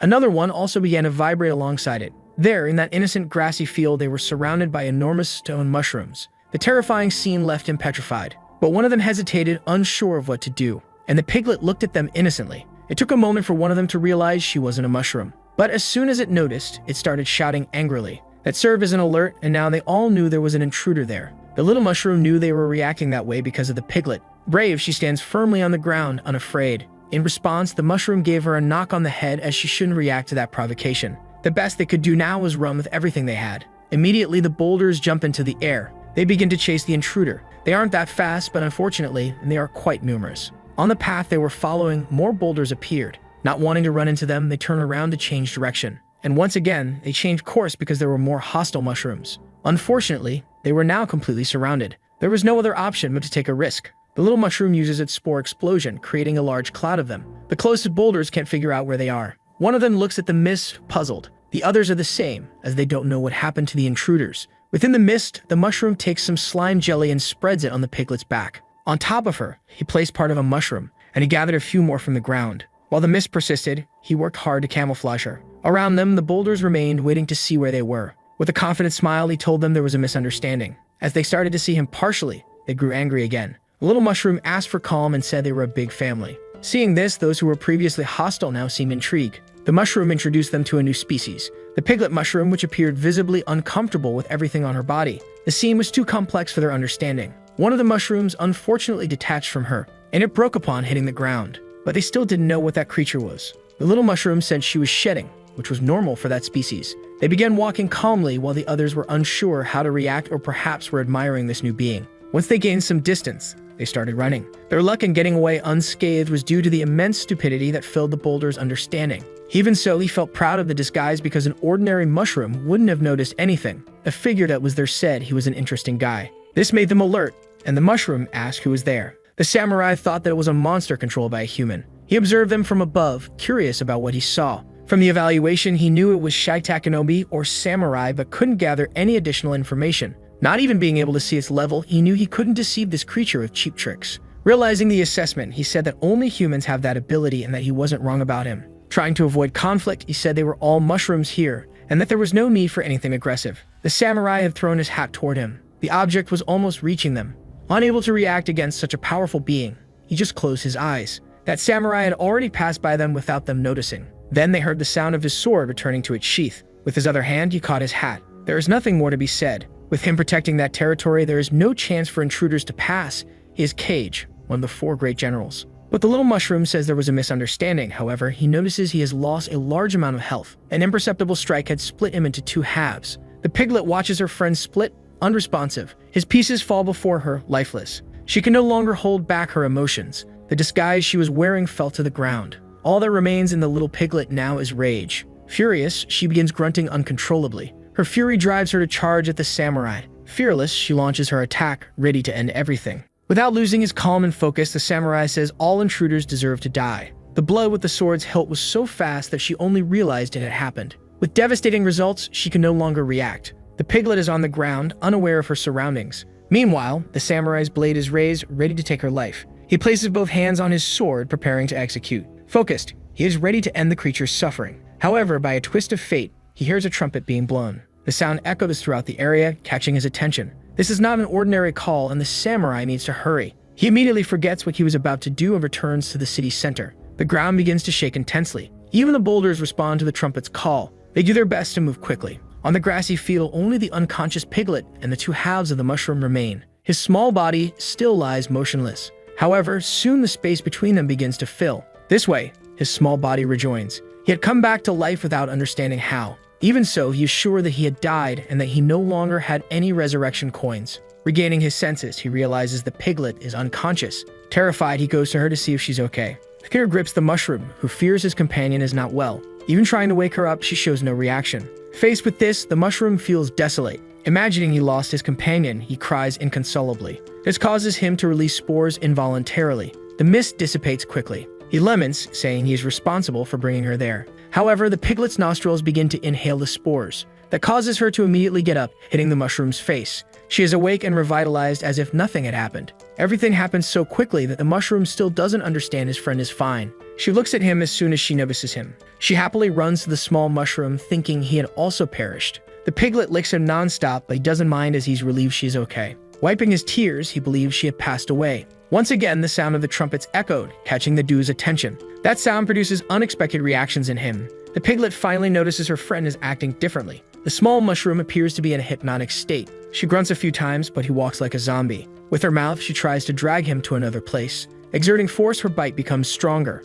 Being pulled and bitten snaps the mushroom out of it. He doesn't know what just happened, only that his head hurts a lot. The piglet looks at him once more, hoping he's back to normal. But the sound of the trumpet echoed once again throughout the place, making the small mushroom fall back into his hypnotic state. This time, he starts running toward the sound. The piglet is surprised by her friend's speed. She runs after him so that he doesn't reach the city. There is a waterfall descending through that area. The water cascades down from a high point, following its course through the landscape. Various mushrooms are advancing as if heading into battle. On the other side, there are many people gathered to fight them. The explorers clash with the mushrooms violently. A man with a repugnant bald head defends against the attack of a small mushroom. He is a level 33 D-class warrior and eliminated the creature with a single strike. Another level 29 swordsman trusts his rear to this warrior. His perception keeps him alert to his surroundings. Skillfully, he manages to slice up some mushrooms. Since there are many, a small one approaches him with a spear. But the creature's attack is thwarted as it is struck by an arrow. Its small, fumble body falls lifeless to the ground.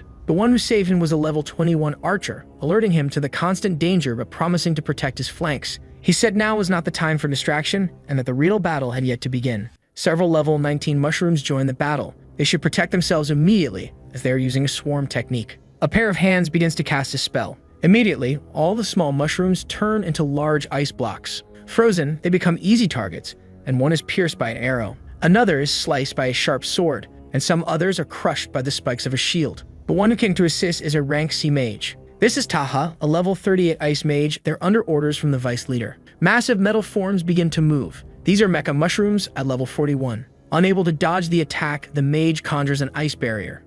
However, the mushroom's drill is strong enough to break through it. Faced with the unexpected, his eyes are filled with despair. The others scream in panic as there is nothing they can do. A loud explosion occurs and the ground is torn up, sending debris flying. Now the small mage writhes in agony as a significant portion of his torso is gone. More of those deadly mushrooms soon appear. In the midst of the crowd, someone shouts for Taha. This person wields a large staff with a red stone at its tip. Immediately, the instrument begins to glow intensely. The man prepares to launch his flaming spear at the mushrooms. It flies swiftly toward the first target. The impact is completely destructive. This is Waga, the leader of these people, a level 49 fire mage, and he tells Taha to hold on because he will take him to the city. The archer knows that if he leaves the battle, he will face punishment from his guild. Meanwhile, Taha writhes in pain, saying he doesn't want to be logged out of the life server yet because he's still too young. Waga doesn't care about the punishment. His principles are non-negotiable, and it seems the guild treats them as disposable material, as they haven't done anything in the battle so far. As they talk, they hear a characteristic sound coming from the air.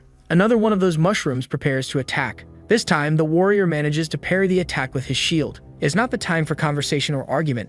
They are on the battlefield, and every second there is dangerous. With effort, he manages to repel the creature away. The mushroom falls to the ground but doesn't take any damage. This allows the swordsman to take advantage of the opportunity. He stomps the ground forcefully to launch himself into the air. As he lands, he delivers a precise stab to the mushroom. Once inside it, the sword begins to vibrate. Soon, there is no more life or hostility left in that creature. Waga suggests everyone leave with him as they are only serving as cannon fodder for the stronger ones. But the swordsman disagrees with him, saying that's how the guild selects the strongest, and abandoning the battle now is something only fools would do. Now there are many injured people there and many destroyed mushrooms. It's time for them to show their strength, and there's no better way than to accomplish the mission of subjugating the Mushroom Kingdom. The warrior agrees, saying he is old and still in rank T, but he will do his best to help. In front of the swordsman, the others advance into battle. That swordsman hopes to one day be recognized as the Sword Saint. Waga heard everything but said nothing more. Even as the team leader, the bald man recognizes that it is this ambitious young man who has kept everyone united.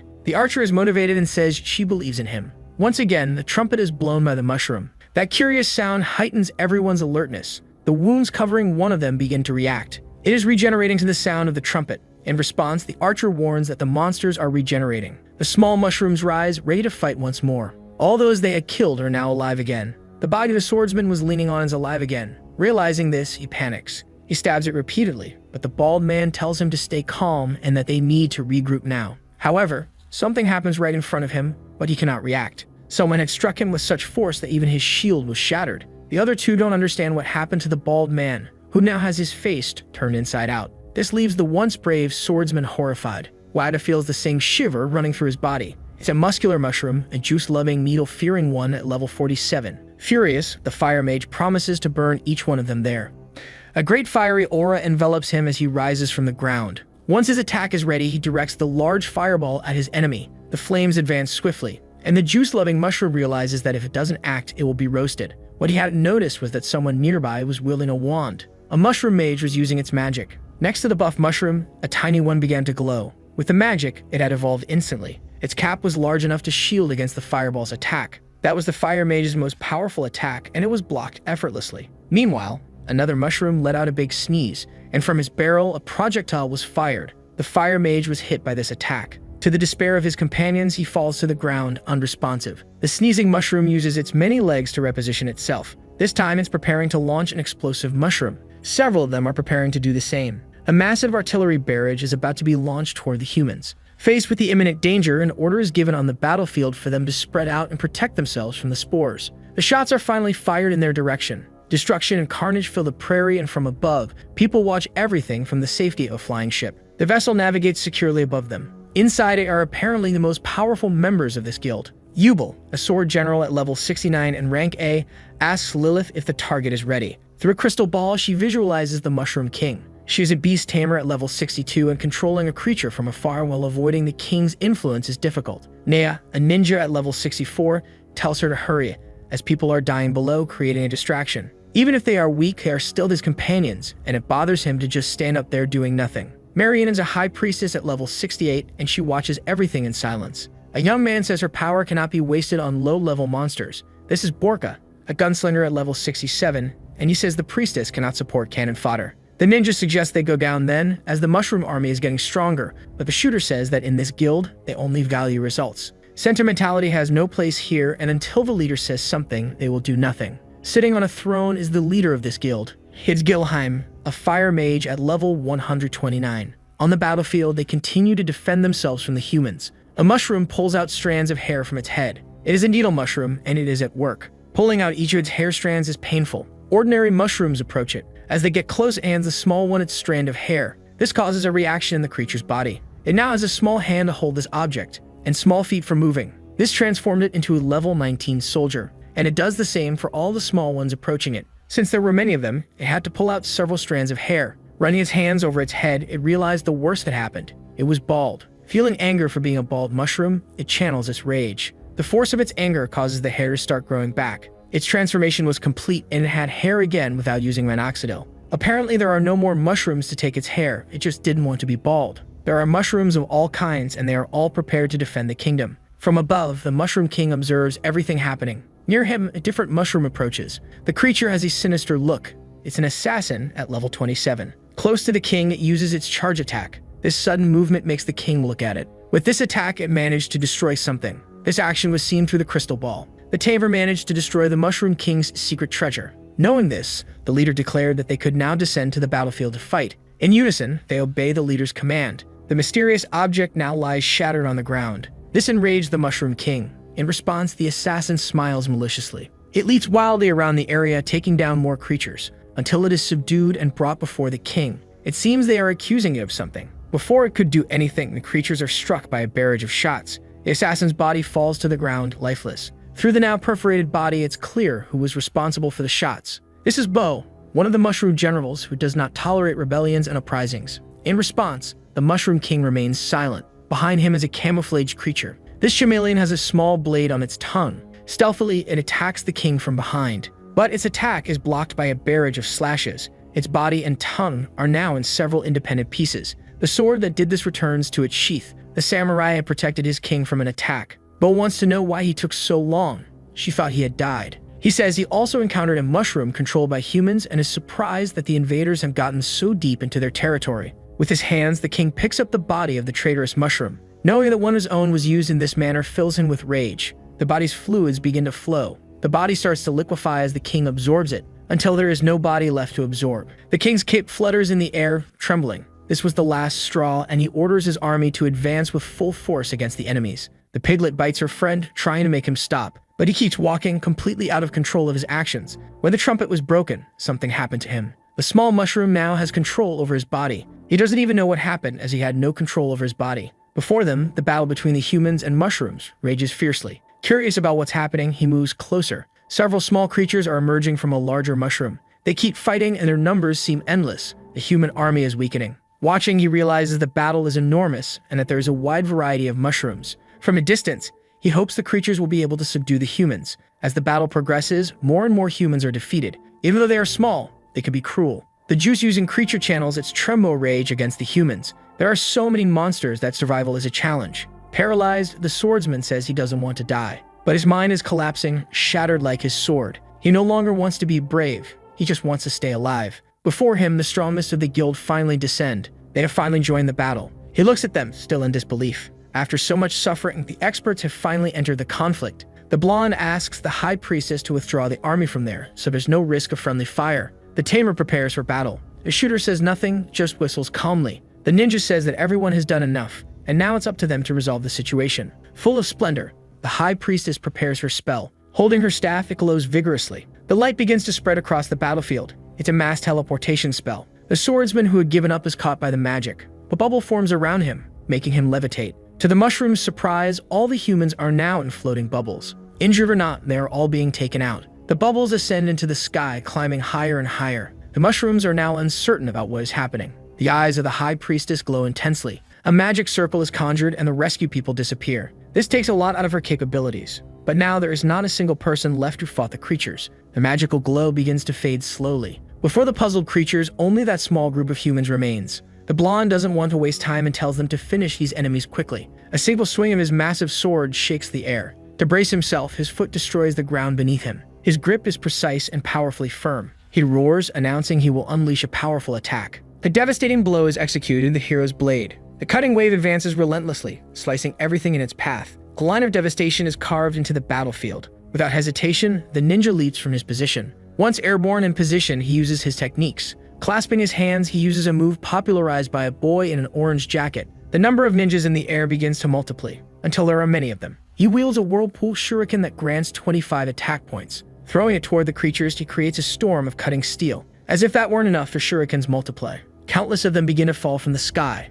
The remaining monsters are severely struck by this attack. A mage reacts, refusing to stand idly by. A large mushroom appears among its ranks. Its cap is enormous, shielding its allies like an umbrella. Its structure is also strong enough not to be pierced, but capable of deflecting the attack. The mages gather and begin casting more spells. However, one of their faces suddenly explodes. It doesn't take long for the others to meet the same fate. This puts the other mushrooms on high alert. The barrel of a gun smokes. The shooter had been the one responsible. Before him is a sneezing mushroom that saw everything but could do nothing. It is now furious over what happened. So it and its companions launch an artillery barrage. The explosive mushrooms rush toward him at high speed. But he isn't worried, claiming they are too slow. Calmly, he loads another cartridge into his shotgun. He tosses it into the air like a coin. It lands perfectly positioned in the gun. Now it's cocked and ready. Once loaded, he aims his rifle at the creatures. That single shot releases several small projectiles. Like a hailstorm of incandescent pellets, he stops the explosive mushrooms. Furthermore, his bullets aren't halted by them. They continue on their course toward the sneezers.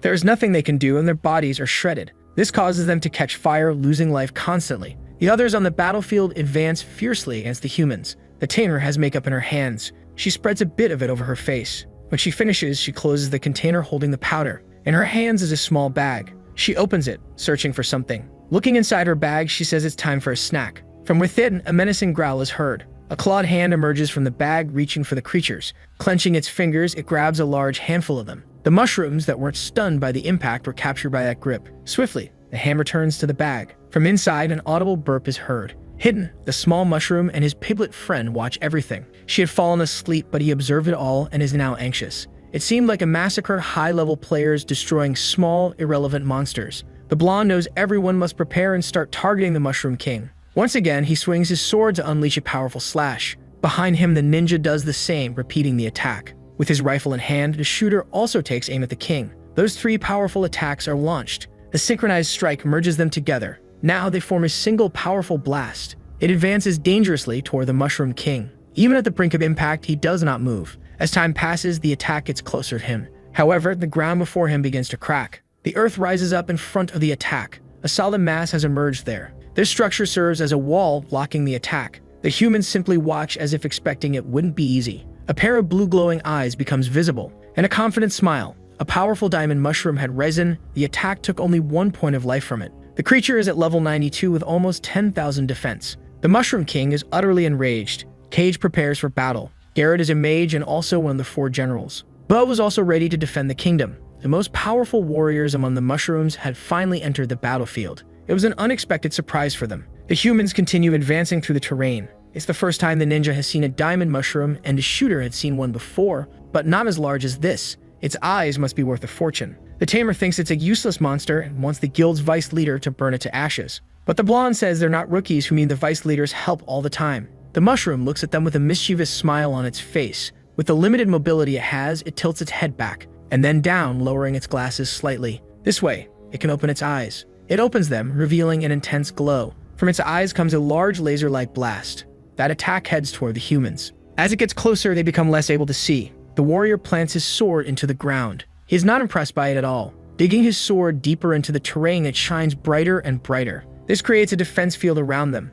Meanwhile, the High Priestess prepares to act. A scale and a feather appear in the air. She uses a powerful technique, the favor of the goddess. The beams emitted by the diamond mushroom are closing in. They strike the blonde's barrier with full force. But his and the priestess's technique holds strong. The attack beams are deflected in other directions. A stone is struck by the beam. Immediately, it and its surroundings transform into diamonds. Soon, the entire ground around them turns to diamond. Wherever those beams touch, the material becomes diamond. The shooter's greed grows, knowing if they could collect all that, they'd be rich. Focused, the mushroom hasn't stopped its attack, and the priestess needs to maintain her focus on her technique. The warrior is also being exhausted. His barrier begins to crack, and his hands and swords start turning to diamond. The barrage of light continues to progress. Gradually, it dissipates, ceasing to exist. The diamond mushroom had ceased its attack. It looks ahead for a moment. Then it throws its head back quickly. Now its eyes sport the coolest sunglasses in the region. To recharge its energy, it looks up, absorbing the sunlight. As it does this, the humans are still alive in the distance, but the warrior's hands and part of his sword were damaged. He's panting, thinking that if it weren't for the priestess's help, they all would have died. The tamer approaches him, concerned about his hands. He acknowledges her concern, having tried using potions, but none of them worked. Then the priestess stands beside him. Kneeling, she places her hands over the warrior's hands. Wings emerge from her back. They grow larger, scattering feathers around. She focuses intently on what she is doing. Her lips approach the crystallized part. She then kisses the crystal softly. This fills the warrior with hope.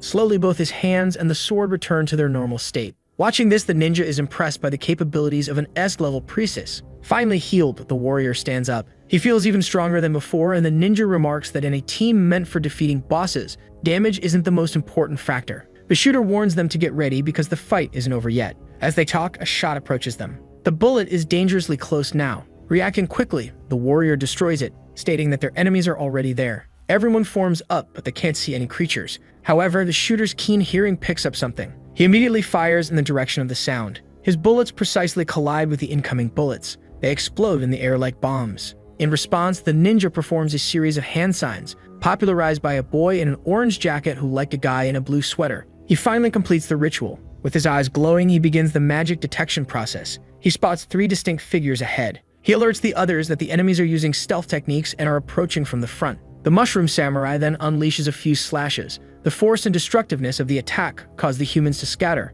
The blonde says that each of them should focus on one enemy, and they all follow the instruction. The samurai tells them to fall back and block the path. They cannot allow them to get close to their king. With that, they retreat and initiate their counterattack. Facing the imminent attack, the ninja gets ready. He crouches to track the enemies. Prepared, he looks around intently. The samurai tells him to stop doing that because he's right there. The ninja immediately turns to face the creature. At the speed the samurai moves his sword, the ninja launches his dagger. As they exchange blows, the samurai wants to know why humans take pleasure in invading territories that aren't theirs. They aren't the first. They've been attacked by 5 different groups. The ninja has to step back a bit to protect himself. The strength of the samurai's attack also pushes him away. He grips his blades, standing firm. Looking at the ninja, he says that despite the invasions, the survival rate of the aggressors is 0%. At a distance, the ninja notices small cuts on his body. Taking a defensive stance, he assesses the extent of the damage. However, a green glow appears on his wounds. The priestess is healing the ninja. He looks at her and thanks her for the help. He says they are stronger than he expected, but with his team working together, their defeat is only a matter of time. What he doesn't notice is that the samurai has moved and is about to slice the priestess into pieces. To prevent this, the ninja throws several daggers in his direction. The samurai must choose whether to attack and die or defend himself. Wisely, he opts to defend against the daggers. Determination fills his eyes in battle. Another dagger is coming his way. Appearing near him, the ninja says not to run away as he is his opponent. Once again, they begin to exchange several blows. While he battles the samurai, the shooter lines up his shot. His goal is to keep his target fully distracted. He's about to pull the trigger, but Bo catches his attention. From behind him, she asks what he's doing, and in a panic, he says he will surrender. But her pistol fires mercilessly. A large hole is marked in the stone, but the body isn't normal. There was just a decoy that is now vanishing. Bo realizes what's happening. Behind her, some projectiles are already approaching. She jumps quickly to react, firing her pistols several times. She makes her bullets hit the ones coming her way. Her reaction time is excellent, and the shooter thought he could take her down from there. But Bo is also highly skilled. With one of her weapons, Bo shoots the ground. This gives her a boost forward, allowing her to continue firing. The gunslinger's attack is almost upon the human, but he narrowly dodges, avoiding the worst. This maneuver allows him to ready his rifle for a shot. With a clear aim, he fires. Unlike before, this shot hits the target directly. However, all he manages to do is destroy Bo's cigar. He can't tell if he overestimated himself or if she is slowed down. In the air, she uses her shots to maneuver. Once on the ground, she points her guns at the human, but there are already projectiles heading her way. Using the physics of flat Earth, she shoots the ground to launch herself into the air. The momentum is enough to make her spin uncontrollably. This way, she fires several shots while spinning. Even so, the human can track the trajectory of all her bullets. But unexpectedly, one of the bullets goes straight past the other. That instantly makes his heart race. The human has to react quickly to avoid getting his brain splattered. The swift reaction leaves him momentarily thoughtful. She had changed the type of bullets she was using to catch him off guard. Bo says that his firepower doesn't even compare to hers. Still in the air, she unleashes a massive barrage of shots. The piercing bullets head straight for the human. At that moment, he's lost in thought about firepower. Using magic, the tip of his rifle begins to change. His weapon is transforming. Now he has a rotary cannon similar to a machine gun, and he's eager to make her experience that firepower. Aiming at her, the bullets fly like a swarm of wasps. The sword warrior says he'll need to bother the priestess once again. He begins to strengthen himself before her, but the stone on her staff starts glowing vigorously. Various blessings are being bestowed upon him. As the priestess works, a mushroom mage is approaching her. Hidden, it's preparing its deadly magic. But the unexpected happens. A hairy hand reaches out toward it. Sensing the danger, the mage realizes he must act. He dodges the attack by a hair's breadth without revealing his position. The beast tamer sniffs the air. She says she caught his scent, and there's no way to hide. Knowing someone is there, she points to where he is. Surprised by her ability, the mage reveals himself. He says her trump card is the monster she keeps in her bag. Stepping down a bit more, he strikes the ground with his staff. A red tip begins to emerge from the soil. It grows quickly, revealing a massive body. That is the war mushroom, and he wants to see if the girl's beast can stop him. A protrusion at its tip begins to contract. It expels something akin to venom. Those organic projectiles are almost hitting their target. Patting the bag, the girl tells the beast it's time to eat. A snarling mouth emerges instantly. The wolf-like creature devours the goo. Afterward, it retreats back into the safety of the bag. The mage says she shouldn't feed her pet just anything, as what it ate was venom. This leaves her a bit puzzled. Inside the bag, the beast writhes. From its opening, a burp-like sound emerges. The mage wants to know what she'll do now without her creature's assistance. While he speaks, the wolf's hand lunges forward to strike. He has no idea how he's still alive. He summons a protective shield to avoid contact. Even so, the impact is strong. The beast continues to punch and the shield is already cracking. Beneath it, the mage trembles from the vibrations of the blows. Avoiding the worst, he detaches himself from the shield he had summoned. Even that powerful technique couldn't withstand the beast's brute strength. Before his eyes, the shield is almost entirely destroyed. Now the wolf's hand has pierced through it. Finally, it manages to strike the mage for the first time. The girl brags that her beast is accustomed to poisons made by the guild leader, and that this was nothing. Meanwhile, the warrior's power surges. His armor can no longer hold up. He struggles to control all that strength, but his muscles, blessed with the power of juice, grows so much from the magical boost that the armor has to give up.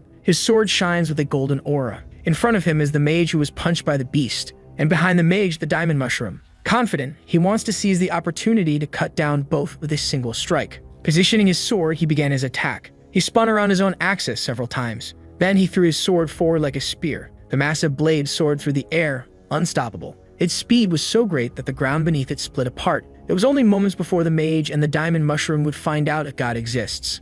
Death was imminent for them. Unexpectedly, something happened before the impact. The sword was struck and ended up embedding itself in the ground. The mage felt useless, as the one who was supposed to protect him had left his throne to defend him. The Mushroom King had finally entered the battlefield. His expression was one of complete rage. Unimpressed, the warrior smiled at this. Stretching out his hand, he commanded the sword to return. The blade began to vibrate subtly, until it ripped from the ground with considerable force. In no time, it was back in his hand. To him, the king must be very strong indeed, as he had deflected the sword effortlessly. Provoking him, he said that the king was nothing more than a big fat mushroom. In another part of the battlefield, blades clashed fiercely. The battle between the samurai and the ninja progressed. After some time, the ninja realized something. They had already fought 93 rounds, and he had lost every one of them. Every time he was injured, a priestess healed him. It was great that she could do this, so he thought he could fight until the samurai tired. The mushroom advanced toward him with ferocity. The ninja thought he was going to attack the priestess and repeated that he was his opponent. Quickly, the samurai delivered an attack with his dual blades. The samurai acknowledged that he knew this and that his target was always the ninja. The strike was so fast that he couldn't even react. But the blow didn't fully penetrate his armor. He had been saved by the priestess, who made his skin as hard as stone. With the assistance of his companions, he didn't want to lose. But the wound on his chest grew larger, until it became too big, causing blood to gush from it. Even the priestess was hurt due to the strain. She needed to retreat a bit further. Her white robes were now stained with blood. On the ground lay the body of the ninja, subdued. Putting his hat back on, the samurai reminded him that he had already mentioned the survival rate of the invaders, which was an incredible 0%. In the other battle, the shooter's machine gun kept roaring. Grinning like a maniac, he asked if that was enough firepower for her. The bullet casings piled up on the ground. The situation made Bo rethink her approach. She holstered her pistol. With one of her hands, she tore a small piece of her cape. She squeezed the piece tightly, until it formed a small ball. Loading her weapon with it, she aimed and fired a single shot. That small projectile expanded into a net. Its strength was great enough to catch all the bullets. The shooter scoffed, saying it was useless, and that she'd make his life easier if she decided to die already.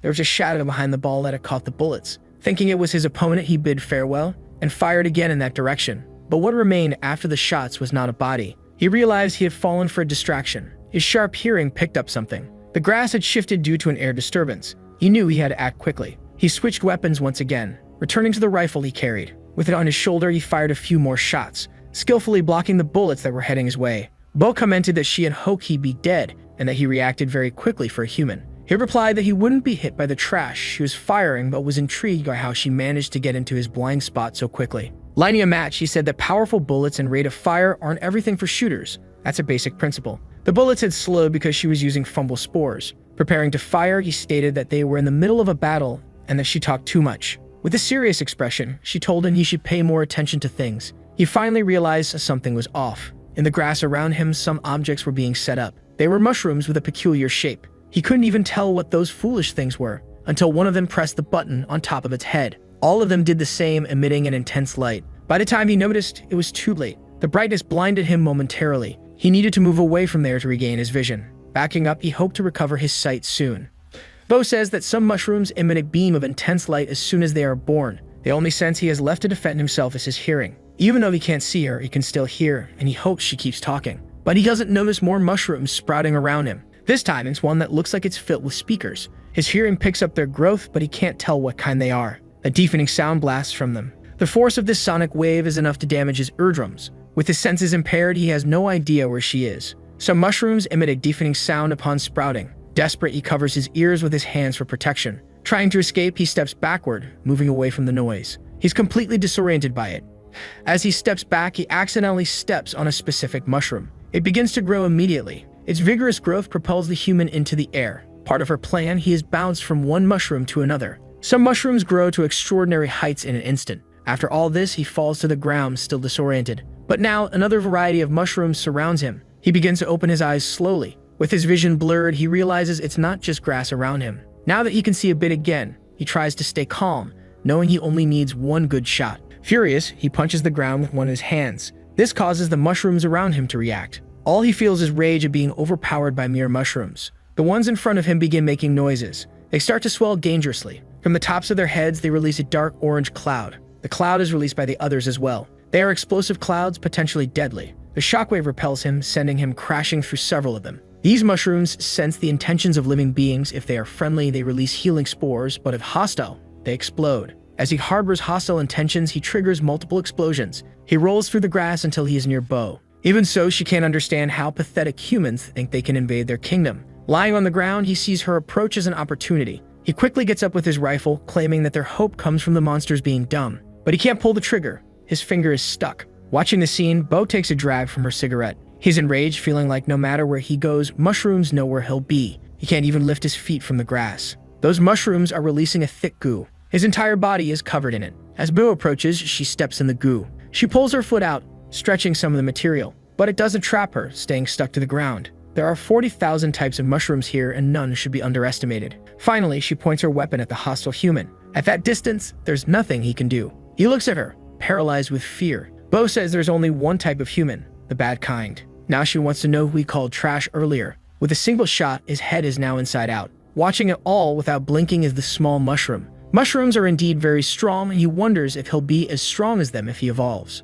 But his eyes are focused on the king. Even though these are strong, they are merely subordinates. The king must possess immense power. In the distance, a small shadow appears near the king. He asks the piglet if it's his imagination or if there's really something there. A mysterious and eerie shadow looms over the battlefield. The warrior advances toward the Mushroom King. The creature is furious with everything that has happened. He didn't like being belittled by a monster. It's unpleasant. He moves his neck from side to stretch. His muscles begin to pump up absurdly. The juice is taking effect. It's his heart pumping the venom through his veins. His arms tremble as they receive all that juice. His muscle mass is growing to a point that would make USADA lose their mind. The strength is so intense that it's almost causing his teeth to crack. A great power is building up. This is the battle spirit of the war general. A massive aura emanates from him, but the Mushroom King remains still. After all this display, only smoke lingers in the air. His muscles are so hot that they emit smoke. On his face is only a sinister grin typical of Trembo rage. His size is imposing and he feels much better this way. The two creatures stare at each other aggressively. He doesn't understand why the king didn't attack him while he was transforming. Maybe he learned chivalry from the humans, but he doesn't care as he won't hold back. All that's on the king's face is pure hatred. In the blink of an eye, they vanish. They clash and strike each other multiple times, much like that famous show where the protagonist constantly screams and changes hair color. The king's sword is maneuvered for a thrust. Mysteriously, his blade curved mid-attack, and it struck the sword of the muscle-bound warrior. However, he merely parried the blade as if it were nothing. This simple movement felt like it launched an attack. The force went straight toward the diamond mushroom. It wasn't cut, but the impact pushed it back. Even so, it only took a modest 1 point of damage. Expecting something like this, the warrior was impressed by its massive defense. He launched another attack, aiming to cut the king. But the creature defended against the strike with his saber. The force of the clash caused the weapon to bend like an elastic band. With a flick of his hand, the king released the elastic energy, deflecting the human's sword. He used the energy to redirect his sword back at the creature. A massive shock occurred between them. The ground bore the marks of the dissipated energy. Consumed by aggression, he demands that the king show him everything he's capable of. The sound of clashing blades fills the area. Some of the slashes extend beyond the battlefield. One of them heads toward the small mushroom and the piglet. For a brief moment, he felt his flesh being cut, but he reacted quickly, pushing the piglet and moving out of the way. They rolled across the ground after that. Just watching the fight was dangerous enough. He had almost died once again. An intense discomfort immediately surged in his head, but it soon passed, leaving him puzzled. The system screen appeared, indicating an urgent warning. An emergency mission had been triggered. If the Mushroom King only had this to show, the human was definitely unimpressed. Judging by the king's expression, he wasn't either. The attacks continued to collide non-stop. Elsewhere, the mage did his best to defend against the gross creature. He didn't know what kind of beast it was, but he wouldn't let it get close to the king. The shield he created held up bravely against the impact. Now 2 of the creature's arms emerged from the girl's bag. She liked collecting mushrooms because they were cute, but she had no interest in the old one, as she disliked old things. The creature's claws advanced dangerously. The mage did everything he could, creating multiple shields to defend against the onslaught. At the tip of his staff, he began to concentrate something. He launched a ball of poison, which was blocked by the creature. Its skin was immune to magic. The girl remarked once again that those tricks were useless. All his magic was futile, and he hated the feeling of being outmatched. The girl wondered why the shooter and the ninja were taking so long, even with the priestess's help. She no longer wanted to waste time and instructed her creature to emerge. As a condition, it requested a dragon bone. This irritated her, as she knew it was prying into her belongings. While they argued, the warrior was panting heavily. Even at full capacity, he still hadn't dealt any damage to the king. With the blessings, his power had increased sevenfold, and according to the mission data, the Mushroom King was supposed to be around level 60. In response, the king raised his hand, inviting him to attack again. This infuriated the human completely. He didn't like being provoked by a monster like that, so he used 100% of his battle spirit. Such was his strength that when he jumped, he shattered the ground beneath his feet. Now in the air, he prepared for a powerful attack. The massive, muscular figure with no fear of needles advanced. Both hands gripped the sword's hilt firmly. His blade was raised above his head. On his face, there was only an expression of rage and lack of control. Finally, he unleashed his strongest attack so far. The king made his saber spin multiple times. The rotation speed increased gradually. The clash between them occurred, with the tip of the saber touching the sword. This deflected the attack. Using all his strength, he declared that any trick used against him was useless. But he finally realized something was wrong. The energy accumulated in the spinning saber was released, launching the human far away. He crashed into the diamond mushroom. The impact left him writhing in pain. The mountain of muscles leaned against the diamond wall. He had no idea how it happened. It was impossible that a level 60 monster could do all this. Now the Mushroom King was the one advancing for the attack. The king advances aggressively, and the warrior knows he cannot fall here. He uses his sword to defend himself. A large spray of blood is released. This unexpected scene leaves the small mushroom and the piglet surprised. The same expression appears on the tamer's face. The diamond mushroom has to look over his glasses to see what happened.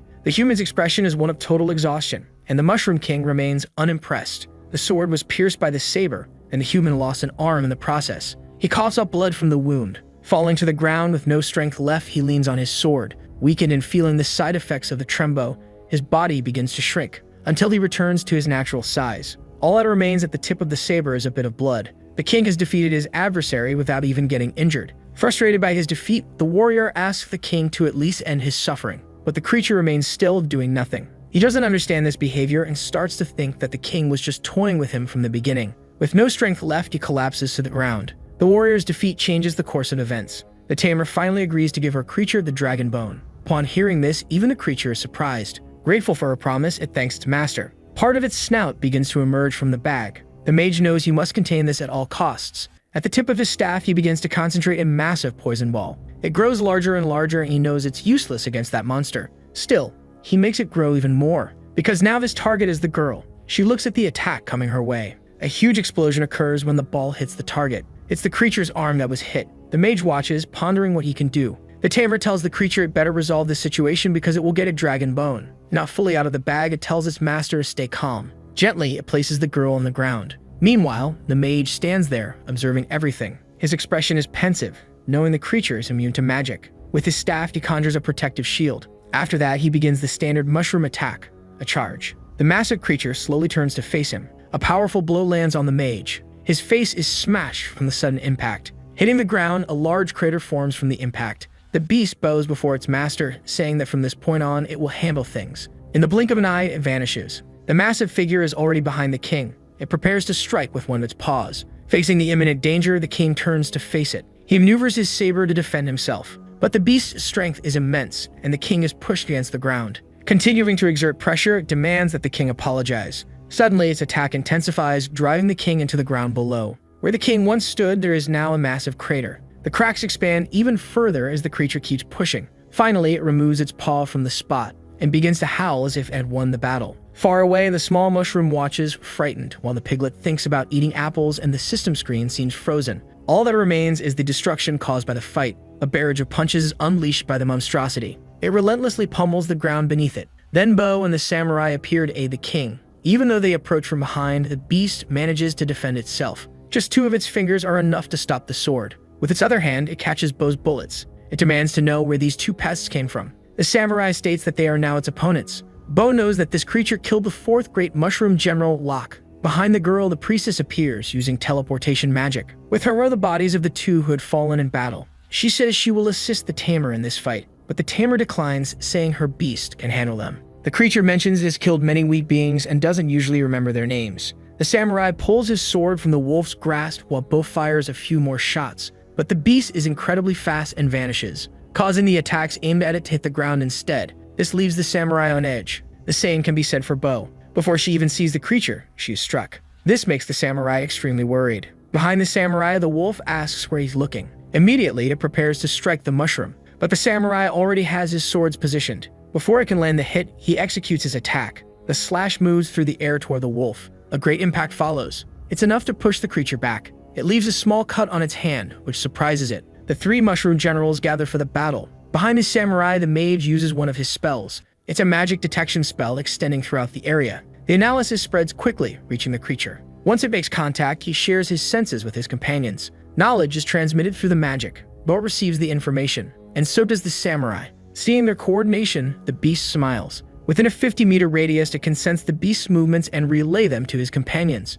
Smirking at this, the wolf begins to move. Its silhouette starts to fade. Soon, there is nothing left where it once stood. Even with the magic, the three realize that it simply vanished. This is incomprehensible to the mushroom mage. The creature is moving rapidly, outside the ranger's magic. By doing so, it gains even more speed. Suddenly, it executes one of its attacks, hitting its target. Bo and the samurai now stand back to back. He knows he needs help to win. Anxiety fills her expression. They are now surrounded by a powerful creature that moves rapidly. Before them, its claws start closing in. Bo raises her dual pistols to defend herself. Reacting quickly, she fires a series of shots at the wolf. On the other side, the samurai does the same, using his swords. The small mushroom realizes they are at a disadvantage and wonders just how strong this wolf must be. Once again, the system screen appears, alerting him of the emergency mission. But he wants to keep watching the fight, and the screen is blocking his view. An epic mission. He has encountered one of Golem's servants and must make it disappear. The reward includes a resurrection coin, a lottery ticket, and 200,000 experience points. These rewards are definitely excessive. Moreover, it doesn't seem like something he can complete right now. Using his hand, he pushes the system screen away. With a mission like that, he must be imagining things. All he wants is for his vision to be unobstructed because he has a show to watch. The samurai finally understands what's happening. What the wolf did was use its incredible skills to enter and exit the magical field. Bo knows that the wolf isn't even taking them seriously yet. Trembling, she knows that when that happens, they won't be able to keep up. Grinning, the wolf asks if they understand the power gap. If they wish to stop him, they are painfully far from that outcome. Before they realize it, the samurai is struck. Almost simultaneously, the same happens to Bo. The force is so great that they are thrown far away. In the end, pawns will always be pawns. But he was once a king who was known as Lycan, ruler of the polar wastelands, a werewolf king of level 92. They were thrown far away, coincidentally, near the mysterious figure. Both are badly injured, and Bo suggests that the samurai flee, but he won't leave her alone. The figure remains there beside them, and the small mushroom and the piglet observe everything. It seems they cannot see that shadow and can't tell if it is a human or a monster. Maybe it is the follower of Golem that the system warned him about. Looking at it, he used his evaluation skill. The mysterious creature started to be assessed. However, the system cannot do it. Whenever this went wrong, the system would say his level was too low. This time, it simply returned an error. The creature seemed to sense something and looked in the direction of the mushroom. Noticing this, he felt frightened. Then the shadow vanished from where it was. To the mushroom's complete despair, it was now in front of him. The shadow stared at him intently, but he was paralyzed with fear. Faced with the potential danger, he began to sweat cold. In just an instant, it appeared before him. Looking to the side, he noticed the piglet didn't react as if she wasn't seeing it. Part of the shadow's cloak began to change shape. It had transformed into a large black blade. The mushroom realized his life was at risk. It approached his face. If he moved, he would die, but if he stayed still, he would also die. Faced with this, he didn't know what to do. As a last resort, he made a characteristic sound of mushrooms, repeating it several times and waving his small arms. Immediately, the shadow was confused. The mushroom now rolled on the ground, completely clumsy. The piglet that watched the combat was now distracted. She looked at her friend, who was acting like a normal mushroom, to avoid raising suspicion. Seeing that, she began to grunt playfully. Then she went over to him to play as well. She arrived all excited, blocking the mushroom's path. Her playing with him made the act even more convincing, because if he kept rolling alone, it could be too suspicious. She noticed the mushroom was mumbling something. He told her to push him towards the forest and away from the cliff. Looking at her, he asked if she understood. With her grunts, she said yes, but she started pushing in the opposite direction. Then she did it more and more vigorously. To the mushroom's complete despair, who couldn't even show his emotions, the shadow was still standing there, and the mushroom was now sweating cold. Trembling and terrified, he made mushroom sounds, and the piglet came up to him, licking him. But he remained terrified of the situation. The two continued interacting while the shadow watched them. After observing them for a few moments, it decided it was better to ignore them both. Floating, it returned to where the battle was happening. But there was a peculiar object in one of its hands. It was a bell, and it began to ring. Something was happening at the bottom of the hole made by the wolf. From within it, a faint smoke started to rise. A pair of eyes began to glow intensely. Along with that, the sky began to darken as if announcing a storm. Meanwhile, the wolf continued its massacre. The generals could no longer do much to resist. They were being beaten with no chance to react. After many blows, they were already badly wounded and tired. But the samurai realized his suffering wasn't over yet. A relentless barrage of blows approached them. Putting his swords in position, he prepared himself. Courageously, he jumped toward the attack, but the pressure was too much for him to do anything. Ahead, it seemed like the wolf was approaching slowly, but that's not what the samurai's intuition said, because the wolf was launching strikes that his eyes couldn't keep up with. Its speed and strength were far beyond the samurai's capabilities. The wolf only smiled at the weakness of its victims. Bo tore off another piece of her cloak and shot it toward the wolf. The fumble net advanced, ready to trap it. All it did was take a deep breath, blowing towards the approaching net. That was more than enough to destroy it. On the ground, different mushrooms began to grow. The one emitting light pressed the button on its head. Several flashes were emitted toward the wolf. It kept walking completely unfazed as it wasn't affected. It was then that it asked Bo if she hadn't noticed that it was blind. So far, none of their attacks had been able to do anything against the wolf. With that, it resumed its attack, but the samurai stepped in, blocking the strike with his swords. However, his strength was scarce, and he couldn't hold on for long. He ended up injured once again, spitting blood. Nevertheless, he managed to recover and land on his feet. Once together, they realize again that they are in danger. The immense barrage of blows heads their way, but this time they have no strength left, and they simply close their eyes. A thunderous sound is heard by everyone there. It made them open their eyes once again, if they had not been hit. There was the king standing before them now. To protect his subjects, he placed himself in the way, getting injured in the process. His body is covered in huge wounds. The wolf looks at him, slightly surprised to know he is still alive. Faced with this, it will ensure that this time he does not leave alive. The generals behind him say they are still able to fight, but the king remains there, protecting them. The samurai says they are his subordinates and that they also watched him grow. They cannot leave him behind. The king reinforces his order with even more conviction. Hearing him, the samurai asks for forgiveness as this is an order he cannot obey and calls Bo to attack with him. But she shoots her friend in the head. This way, he falls to the ground, unconscious. Now the samurai is completely out of combat. It's not ideal, but she had to do it. The wizard appears there, saying that in the end, it happened. Bo wants to know what he means by that. The wizard asks if she has ever heard of Golem, the demon king. She does not believe that this event is related to the legends.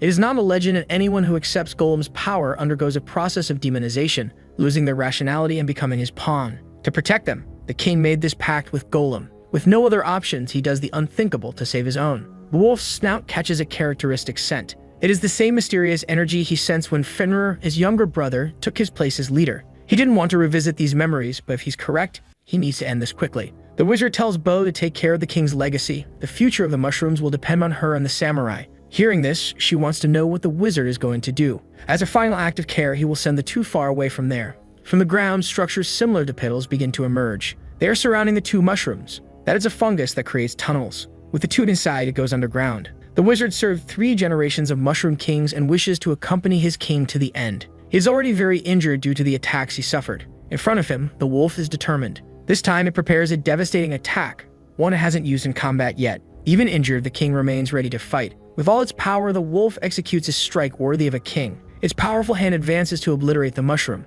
The shockwave spreads across the plain. This makes the wizard worry about the king. It has been a long time since the wolf needed to use this attack. However, its nostrils pick up a peculiar scent. It has no idea how this is possible. That peculiar magic is growing stronger. The king's body undergoes changes. He no longer looks like a mushroom. There are several eyes on his head, and his mouth is full of teeth. Tentacles emerge from his body in all directions. That is the form of the fallen Mushroom King. The demonization was complete. He extends one of his tentacles. It goes directly to where the Mushroom Wizard is. For him, it is an honor to become the king's strength. The tentacles completely envelop him, and they begin to absorb the old wizard's body. All that remained of him was the staff he used. At the top of the king's head is still his crown. His head begins to open, revealing something. The creature starts walking towards the wolf. Wherever he passes, he leaves a trail of corruption. Looking at him, the wolf starts growling. Then it kicked the creature's head with force. Indeed, it is the same feeling he had before, but this creature is very slow. He can simply tear it apart. This time, he strikes the face of the corrupted mushroom. He continues to fiercely attack his enemy. His speed is really advantageous in combat. His movements are too fast, and he believes this will be the end. Then he brought his hands together. Like a spear, he lunged toward the mushroom. It was his final move. He was getting closer and closer to the mushroom. Unexpectedly, it turned towards the wolf. Opening its large mouth, it began to inhale. A large amount of air was sucked in by it. It then released a great quantity of corrupted spores. The wolf saw that malicious mist. It made him have to abort his attack. He quickly stomped the ground to gain momentum, leaping away from the spore mist. His fur is resistant to magic. As long as he covers his snout and eyes, the spores pose no danger to him. But then he feels something wrong with his body. Cancerous mushrooms spread across one of his paws, consuming his life. It was the wound the samurai had left on him. Thinking quickly, he bit his paw. He tore it off from his body, avoiding the worst. He watches the paw on the ground, which still has mushrooms on it. To his surprise, that didn't stop the infection from spreading further. In response, he removed what was left of his arm. But the infection continued to spread even more throughout his body. Desperate, he calls for his master's help. She runs toward him to assist. The creature's condition leaves her in despair. They run toward each other, but the wolf is overtaken by mushrooms. Almost out of strength, he begs her to save him. Opening her bag, she asked him to return quickly inside. Immediately, he does so, retreating to a safe place. Inside, she can use her mana to heal him, and she promised to ask the guild leader for help in curing him. Looking at her bag, she notices something happening. Even inside, the wolf doesn't stop thrashing around. He thrashes more and more, and she doesn't know what's happening. Her mana is decreasing uncontrollably, until her bag explodes with mushrooms flying everywhere. The wolf's body is completely taken over by the infection. There is nothing the beast tamer can do. She tries to approach him in tears, but she ends up losing consciousness. Her body falls to the ground. She can no longer fight. The priestess encloses her in a magical bubble, ensuring she is removed from the battlefield. The priestess strives to take everyone away from there. The corrupted mushroom notices what's happening. It then extends its tentacles toward the humans. In the face of the attack, the priestess does her best to defend herself. The sphere containing the beast tamer is almost caught by the Mushroom King. Before this could happen, the monster starts to catch fire. This saved the priestess at the last moment. Finally, the last one joined the battle. After his team was practically on the brink of death, he thought it would be nice to participate. The fire mage ordered everyone to head to the airship while he took care of the rest. He is confident that with him, things will be different. The priestess, who is knave, wants to stay, but the mage insists that she take everyone out. Without much resistance, she obeys the man's order. As they ascend to the sky, the mage descends to fight. The creature observes that different human, while the mage, who must have seen everything, is not impressed. Once again, the corrupted mushroom begins the process of inhaling air. This time, it puts even more effort into it, sending a large volume of spores toward the mage. But there is a barrier completely surrounding him, extending beyond his body. When the spores touch it, they are immediately consumed by the fire magic. None of them managed to reach the mage. This left the mushroom surprised, as it was not the outcome it expected. One of his former servants is still there, the diamond mushroom. It sends its tentacles toward the creature, intending to absorb it. The poor diamond mushroom doesn't understand what is happening. Immediately, the corrupted mushroom starts pulling its servant toward it. Its strength is enough to pull it out of place. It flies directly to where the Mushroom King is. Its intention was not to absorb it, but to throw it directly at the fire mage. A small mushroom saw this and was incredulous at the strength of the corrupted one, who threw that massive creature into the air effortlessly. But it ended up speaking in the process, which made the shadow look at it. This made it anxious, as it doesn't want to attract the attention of this monstrosity. So it returned to imitating an ordinary mushroom. In response, the shadow completely ignores it once again. In the battle, the diamond mushroom advances dangerously toward the fire mage. Opening one of its hands, small sparks begin to emerge from it. A creature was summoned, and as it yawned, it asked why it was brought there. It was still waking up and seemed disoriented. Without introduction, the mage sent it toward the danger, causing it to scream in panic. Now aware of the situation, it says that this stupid human always summons it this way, with no prior warning or explanation. Powerful flames begin to envelop the diamond mushroom. It is already surrounded by the magic of that fire spirit. In response, she gives only one order: for it to be incinerated. The intensity of the flames increases drastically, consuming the mushroom. There is nothing it can do, and continues to be incinerated. With this, she obtained 2 diamond mushroom eyes, excellent raw material for making magical items. With the task completed, the fire spirit says the human is too stupid and starts kicking his face. He makes her disappear. Her attack is effective, but the little one is too annoying. Behind him, a mass of corrupted mushrooms suddenly appears. The Mushroom King smiles in a terrifying manner. He had managed to climb up there by making mushrooms proliferate. Now closer, he leaped toward the fire mage. An opening appears in his abdomen. It reveals itself as a second mouth, enormous and ready to swallow the human in one gulp. Quickly, the mouth closes, swallowing the mage at once. With him inside, the corrupted mushroom falls to the ground. In the distance, the evil shadow just watches what's happening. Slowly, the monstrosity rises with a sinister look. It walks slowly across the battlefield. There is a lot of smoke in the area, and it believes it has won the fight. What it did not expect is that its interior would start swelling. It seems the mage is still alive. It looks at itself, apprehensive, while its body continues to swell from the inside. With its body trembling, it can no longer walk and tries to do something. But the swelling is already uncontrollable, larger than its body's original size. After enduring the pressure for a while, it explodes with its pieces flying everywhere. Amidst the viscera is the mage who used his Phoenix rebirth technique, and next to him is the Mushroom King's crown. With the battle over, he grabs the object in his hands. The outcome of this battle is the diamond mushroom eyes and that crown. Even so, the tentacles still move from what remains of the body. A level 60 monster forced him to use his greatest trump card.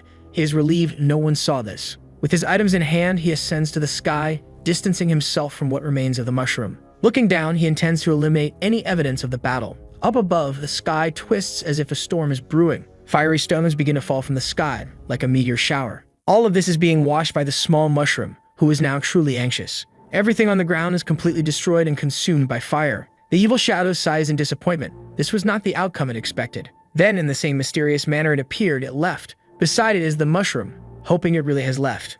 Alone, he nudges the piglet, saying she needs to wake up quickly so they can leave. She slowly opens her eyes. Having missed most of the battle, she doesn't know what happened. That's when they realize the meteor shower is happening. With their tiny feet, they try to flee the area. When they hit the ground, they produce explosions, and the impact wave from one of them throws them far away. He cannot understand how this is possible. There is no way they can escape something like this. Everywhere he looks in the sky, there are meteors falling. In response, the piglet bites his hat.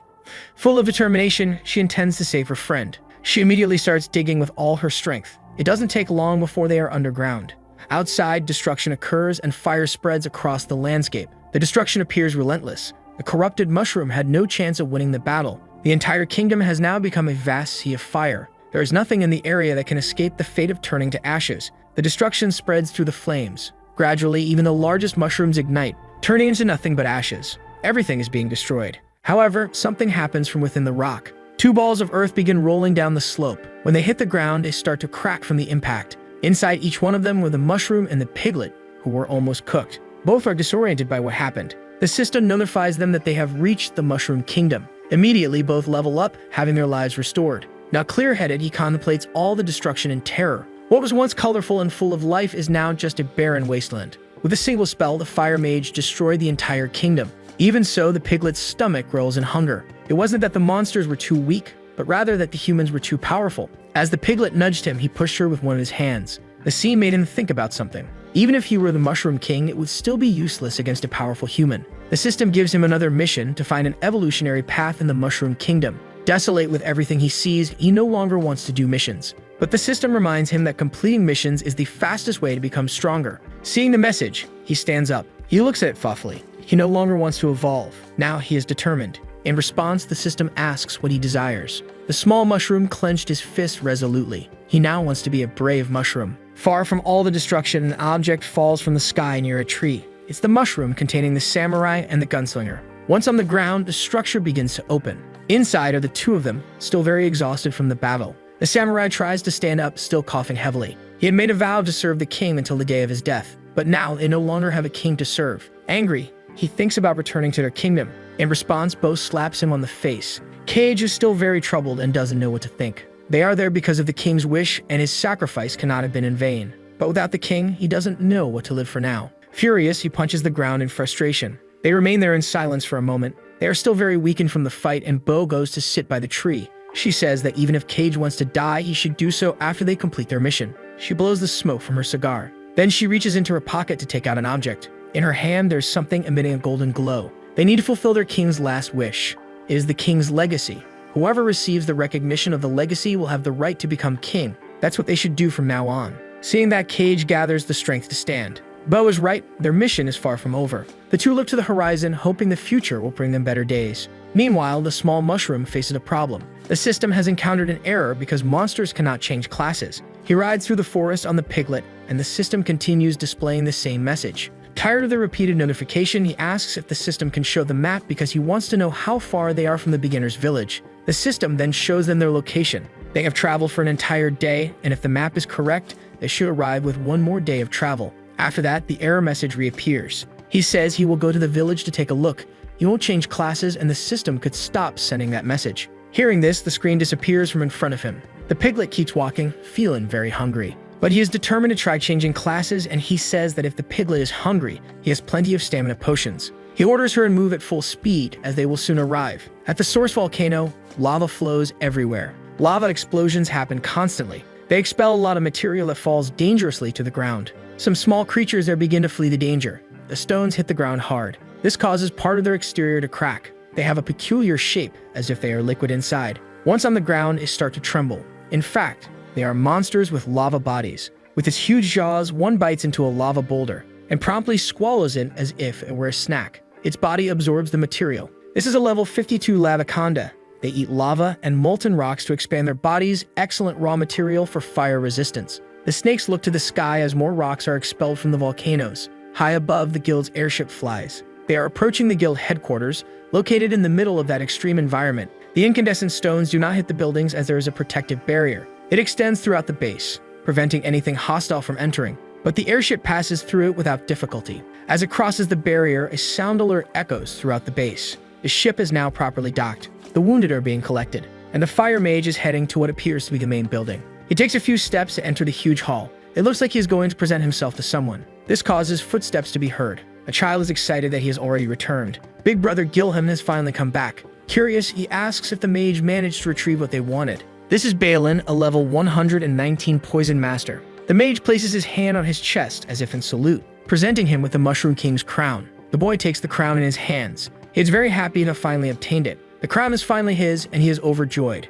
Before him, the fire mage wants to know where the thing he was promised is, but the boy is too busy celebrating. So he puts the crown down on the ground. Reaching into his pocket, he says it's right there. He searches for a bit until he finally finds it. It is the medicine he made for the priestess, a small vial with blue contents. But being clumsy, he lets it slip from his hand. He struggles to keep the vial from falling to the ground, until it ends up flying through the air. But the fire mage manages to catch it and prevent it from hitting the ground. He told him that all the bodies were sent to his lab as requested. The boy thanks the mage for everything. He leaves, storing the medicine in his inventory. With that, he returns to admiring his crown. He finally has it for himself. It truly is a wonderful day. As he leaves, he comments about the demonization of the Mushroom King, because he wants to know if that was also part of the guild leader's plans. Hearing this, he stops playing with the crown. A sinister smile spreads across his face. The mage waits to hear his response so he can leave. It was as if the boy had wanted to hear that, but he pretends to be ignorant of the matter and asks what he is talking about. That wasn't the answer the mage wanted to hear,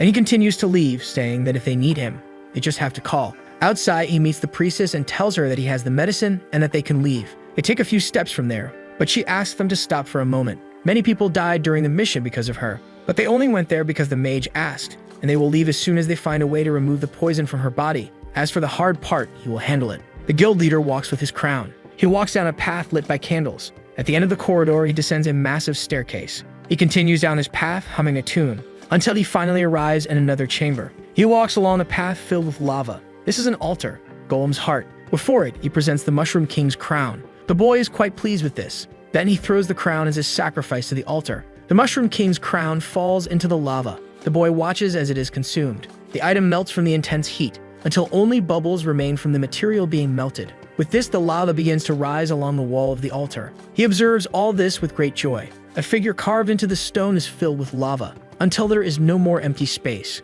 He had finally completed another piece of it. He had already obtained the cat queen's eyes, and now the Mushroom King's crown and the mysterious shadow materializes behind him. Only one last ingredient is missing to complete everything. The heart of true love, and after that, Golem's power will be his. Immediately, a strong tremor shakes the place. The entire guild reverberates with a sudden earthquake. It is so strong that even the lava rivers are stirred. 2 days have passed since then, and the mushroom continues his journey. But he is very pensive about everything. They encounter various monsters, and his luck is that the piglet is faster, not to mention that since the error, the system has stopped responding. The mission interface is stuck on the current one. However, he can still interact with some buttons, so he can see his skill panel, as well as view his inventory. He wanted to use decomposition to absorb something, but the mage burned everything. Only the werewolf king's skin remained. Just thinking about everything he lost fills him with rage. He had to wait a few days there to absorb the mage's staffs and the wolf's skin. The staffs were quite damaged and only granted 100 experience points. Not to mention that he couldn't do anything with the wolf's skin, which is resistant to magic. He should try again when his skill level is higher. He just wasted time, which made him very angry. As he pondered, he felt the piglet trembling. He finally asks his friend if something is wrong. She collapses to the ground as if disoriented and dizzy. Not knowing what happened, he uses his evaluation on her. There is nothing specific showing up that helps him understand the situation better. The evaluation allows him to see the other monster's abilities. Everything seems fine with the piglet. He doesn't understand why she fainted. He tries to wake her up, offering stamina and health potions, but it's the apple in front of her that causes an unexpected reaction. With her stomach growling, she rushes towards the fruit. The piglet seems overly excited. Asking if she's feeling better, he told her to hold on a bit longer, as they were almost there. He opens the system's map. According to the indicator, they have already passed the halfway point. They are now very close to the village. Since there are snails around, they might be even closer than they think. Now that they are close, he wonders if that item will work. It's a teleport scroll. He orders it to be activated to take them to the village. This causes the item to disappear and consumes 20 mana points. A magic circle forms beneath them. The energy begins to emanate, but soon it becomes sparks, and the circle that had appeared starts to slowly disappear. The system notifies him that monsters cannot use this item. Last time it said they were too far away, and now it says that monsters cannot use the item. Without responding, he returns to the open mission. But he doesn't want to do this mission. He is determined to become a brave. Even if they can't use the scroll, he doesn't mind as he's not in a hurry. He can only imagine that it's the perfect place to gain experience by taking down the newbies. He pats the piglet to keep moving, but she doesn't respond to that and remains still. Seeing this, he asks if she's okay and if she wants another health potion. He asked her to hold on a bit longer as he would soon solve her problem, but he didn't know they were being watched. Those are the pigs that belong to her herd. The leader looks at the piglet intently. After walking for a while, they come across the portal where the newbies emerge. The mushroom hides in the bushes and the piglet is there, unconscious. Looking at the object, he used his evaluation skill. It's a portal that leads to the village created by the 6 original Braves who sealed Golem, and it teleports people when they are in critical danger. That's why the players didn't die when he defeated them, but now he just has to wait for them to arrive. Soon, the interior of the portal begins to glow, and a player's hand emerges from it. The children are excited, eager to level up and defeat the snails. A little girl holds a stone in her hand, ready to kill them. With one strike, she makes the snail's eyes pop off its face. A boy says his father hired bodyguards, so he's not afraid of them, destroying the monsters with the spear he wields. A level 12 boy with swords said he would ensure their safety. Meanwhile, another one who manipulates fire says even the big snail is no match for them. Coming out of his hiding spot, the mushroom makes his appearance. He moves towards the snotty kids. Close to them, he uses his spore explosion. The children begin coughing from the mist. This is the perfect distraction for him. Using his charge, he starts pummeling the kids, only receiving the resulting experience points. With that warlord there, no one will bother the snails. He flies towards the boy with the bodyguards. They are promptly beaten by him, leaving only experience points to be collected. But that's too little to continue progressing. As he thought about this, more children emerge from the portal. Even if it's little experience, there are many of them there. The girl wants to be quick before the snails escape. As soon as they arrive, the kids wonder where those who came before them went. Then they start getting beaten by the mushroom. The second wave of newbies was wiped out, granting 630 experience points. With the third wave, another 540 points. They begin to flee as there is a dangerous mushroom there. They try to climb the platform so that he won't follow, but the kids are just fools. Still on the ground, he looks at those who manage to climb. They don't know what the mushroom is doing there, but they are confident he won't climb. But he is strong enough to jump up to them. The children are terrified by this. Finally, in the fourth wave, granted 720 experience points. Night falls in the forest and he starts a campfire. Then he offers dinner to his friend, a health potion. She looks at the small vial, but she refuses to consume it. This unusual behavior makes him ask if she's not hungry. Looking at her status, there's nothing wrong. Everything seems normal, so there shouldn't be anything wrong with her. Since she carried him these past days, her stamina must be low, but he will take care of gaining experience for both of them. Unable to sleep, he continues looking at the system. Now he's checking his own stats. He's already at level 18 after a day of farming newbies. Soon, he'll reach 20. His stamina is low, but since he's tired, he'll take the potions the next day. Leaning against the piglet to sleep, he says goodnight to her. She's very sleepy and hardly reacts, but she stares at her friend for a moment. Her vision becomes blurry from exhaustion until she starts imagining grilled mushroom. That would definitely be a wonderful meal. Thinking that he is cooked, she tries to take a bite of him, but she realizes what she's doing. She shakes her head in denial. She wouldn't do that to her friend. With her mouth watering, she tries to go back to sleep. The two are close to the campfire, but her stomach keeps growling. Far from there, they are being watched by the other pigs. The leader is furious about the situation. His eyes shine with the image of the piglet and the mushroom. The day finally dawns and no newbies have shown up yet. However, he soon notices that they are arriving. The children emerge apprehensively, knowing that there was a scary mushroom there the previous day. They don't want to get hurt, but one boy steps out of the portal, calling them cowards. By the village's request, they came to protect the newbies. It's strange to see a mushroom here, even though the monster waves have already stopped. They heard that a guild destroyed the entire mushroom kingdom and its king, so this must be just a stray mushroom. One of them heard that the guy with the axe once fought the Mushroom King. Indeed, it happened, and to let his companions escape safely, he stayed to fight. He said the king was weak, which might be why the guild destroyed him. Observing those humans, the mushroom uses his evaluation skill. They are 2 level 17 and 1 level 23. It's risky, but he needs to do something. With the right strategy, he and the piglet can defeat the 3 of them. He tells her that they will attack one by one and that she should wait for his signal. But the piglet sings out of it. So he uses his spore cloud. As they were told, the mushroom releases spores to block the victim's vision before starting his attack. One of the children asks what they should do, but the mushroom strikes without mercy. Amidst the mist, he continues taking down the newbies. One of them says they should stick together because the mushroom is not weak. The bald one asks if they shouldn't save the newbies, but the leader says they are just bait. Indeed, the reward for defeating the mushroom is greater than that for protecting the newbies.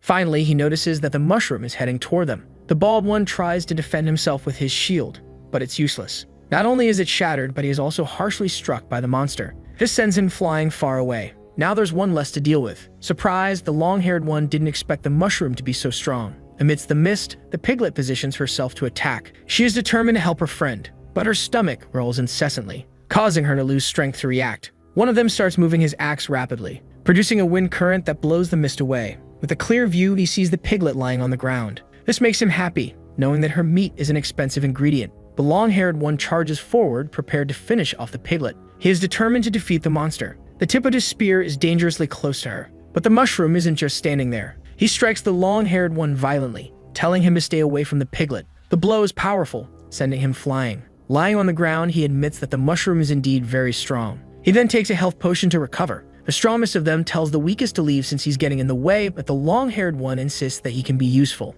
In response, the mushroom asks the piglet to get up as the enemies are approaching. She doesn't respond, which makes him ask what's been going on with her lately. Her eyes shine as she looks at the small mushroom. That soft backside is magnetic to her. Once again, her vision starts to blur, causing her to confuse reality and see the mushroom completely grilled. This puts the piglet in a trance. The human thinks his companion doesn't consider him capable of handling the two monsters, but he will show him something as he draws out an item. The long-haired one asks what it is. It's his secret weapon, the Berserker Potion. He then starts drinking the potion, ready to unleash destruction. Immediately, his level begins to rise without stopping. The small mushroom watches everything anxiously. Things just got even harder. Even if it only lasts for 10 minutes, it's more than enough to deal with them. The human is now at level 38. This is unexpected, and the mushroom is forced to use his trump card as well. He immediately starts fleeing and asks the piglet to follow him. But the human won't make it easy for him and cracks the ground with a swing of his axe. The tremor it produces causes the mushroom to lose his balance. With them falling to the ground, earth structures begin to rise. The small mushroom is frightened by this. Both he and the piglet are now surrounded. The wall that is formed is too high for him to escape, and inside, the humans are with them. This situation is completely unfavorable. Prepared to finish them off, the human hesitates, wondering whether to kill the piglet first or crush the mushroom. He steps back, thinking about what to do, while the humans eagerly anticipate collecting the mission's reward. Meanwhile, the piglet continues to think the mushroom is a big piece of food. Hunger drives her into a frenzy. Grunting uncontrollably, she plans to have a snack. Minutes pass with them trapped inside, and someone shouts desperately for the monster not to come closer. Suddenly, the walls are shattered by an overwhelming force. One of the humans likely won't survive his injuries. He falls to the ground with the area completely devastated. His dying body is teleported away. The other one doesn't understand how he was overpowered even after drinking the Berserker Potion. The piglet steps on his stomach furiously. On top of his body, she grabs his clothes with her mouth. She then shakes him from side to side as if he were a pillow, until she decides to toss him far away. The human's body lands among the trees. Unable to withstand the injuries, he is teleported back to the village.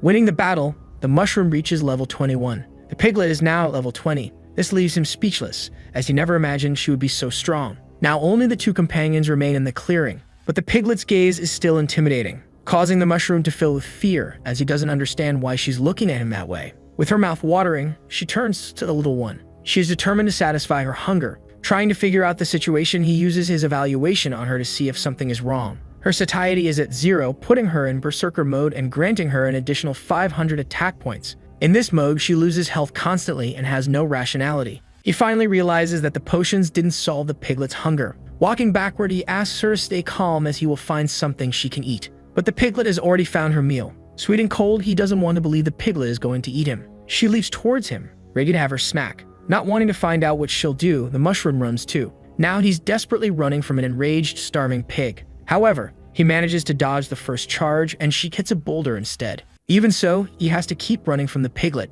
He doesn't know what to do. If he gets hit, it's over, but his friend's health is depleting. The more time passes, the hungrier she gets. The potions work well for him. If he had known, he would have collected food for her. Then he stumbles upon a mountain of apples. This definitely seems suspicious, but behind him is his starving pig who doesn't care about anything else. This is his chance to get the piglet to eat something. The enraged animal charges at the mushroom. He manages to dodge the direct attack, causing the piglet to fall into the pile of apples. From a distance, he observes the fruits for a moment. The small mushroom is very nervous. Then he sees the top of the pile moving. He watches closely to see how his friend is doing. The fruits keep moving. The piglet finally reveals herself, her sanity restored. With her eating and back to normal, the mushroom breathes a sigh of relief. He's willing to wait for the piglet to eat until she's satisfied, but he wonders who helped him. After she's had enough to eat, they return to the portal. His goal is to infiltrate the village and find out the requirements for changing classes. He walks toward the portal, but the leader pig continues spying on them. Even from the shadows, the chief pig has taken down several humans just to protect the two clueless ones.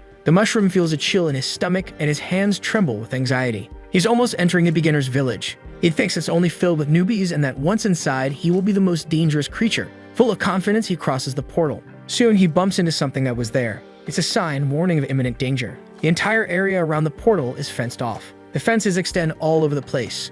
Then a piece of paper flying in the wind hits his face. It's like a leaflet. Looking at its contents, he becomes terrified. It's a warning about dangerous monsters that have been sighted in the area. Stunned, he doesn't know how that's possible. Reading the message, he starts to sweat. The language of that world is the same as the one he's used to. Maybe it's a side effect of being transmigrated. He's always been able to understand what humans say. So he continues his path toward the village. Through an opening in the wall, humans enter and exit. It's a considerable flow of people protected by armed guards. High above, birds fly, and on the ground, people walk happily. But that is not an ordinary bird. It begins to screech and swoop toward the humans. It's a high-level monster.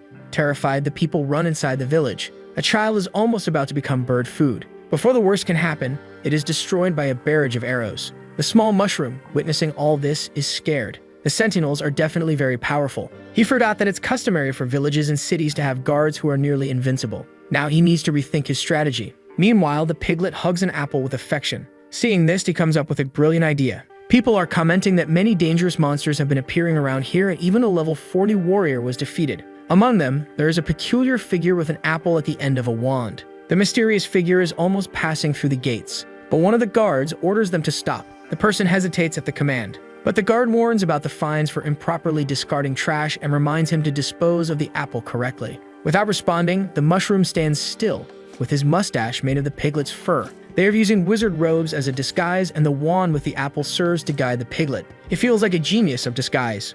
Walking a little further, they reach the village center. There is a shop that sells potions, as well as a blacksmith who crafts weapons. There's even a kiosk selling grilled monster meat, and a large library. He had only seen all this in games, and seeing it in person is a completely different feeling. Now they need to find a place where they can gather information about changing classes. They continue walking among the people, until they see a small gathering of humans. He decides to approach and see what's gathering them there. They are all reading a notice about the presence of dangerous monsters outside the village. To change class, they need 10 shells, each from the red, blue, and green snails, and 1 shell from the big snail. He remembers hearing something about the big snail's shell. The children complain that with the monster outside, only the rich will manage to change classes, since the snail shell costs 50 coins. There's nothing they can do, as the class change ceremony will take place later in the afternoon. They are upset about this, and even a level 60 player is being sought to deal with a monster.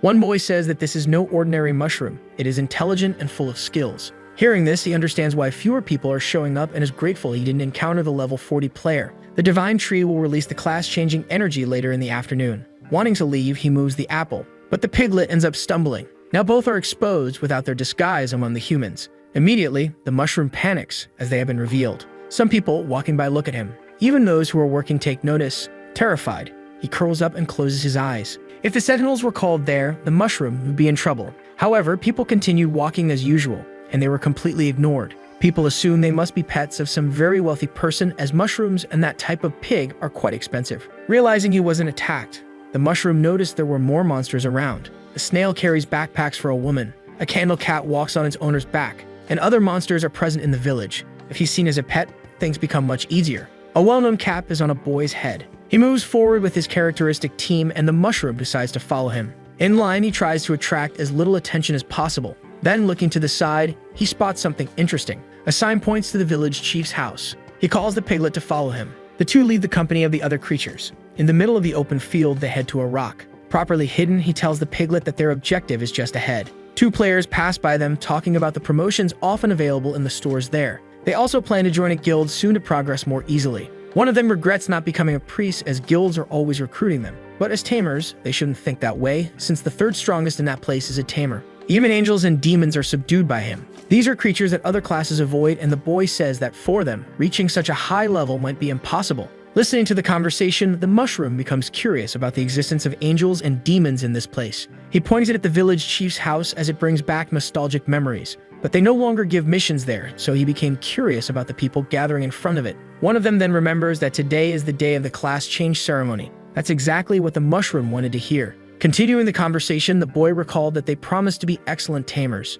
And his friend says he's doing well as he even has a tamed mushroom and pig. But the boy thinks his friend is joking as those monsters are not his. They exchange a brief look. They immediately look back to see the mushroom and the piglet, but they had already disappeared. In front of the house, several children are lined up. They are anxious because the ceremony should have started an hour ago. Then the door slowly begins to open. An elderly figure appears holding a staff made from snail shells. He apologizes for accidentally oversleeping. He's broccoli, and he congratulates the children, as by completing the mission, they are closer to becoming a true brave. Out of respect, they greet him and bow. He then asks everyone to go inside. The doors are open and the children start entering. At the end of the line is the mushroom in his disguise. The old man seems quite senile.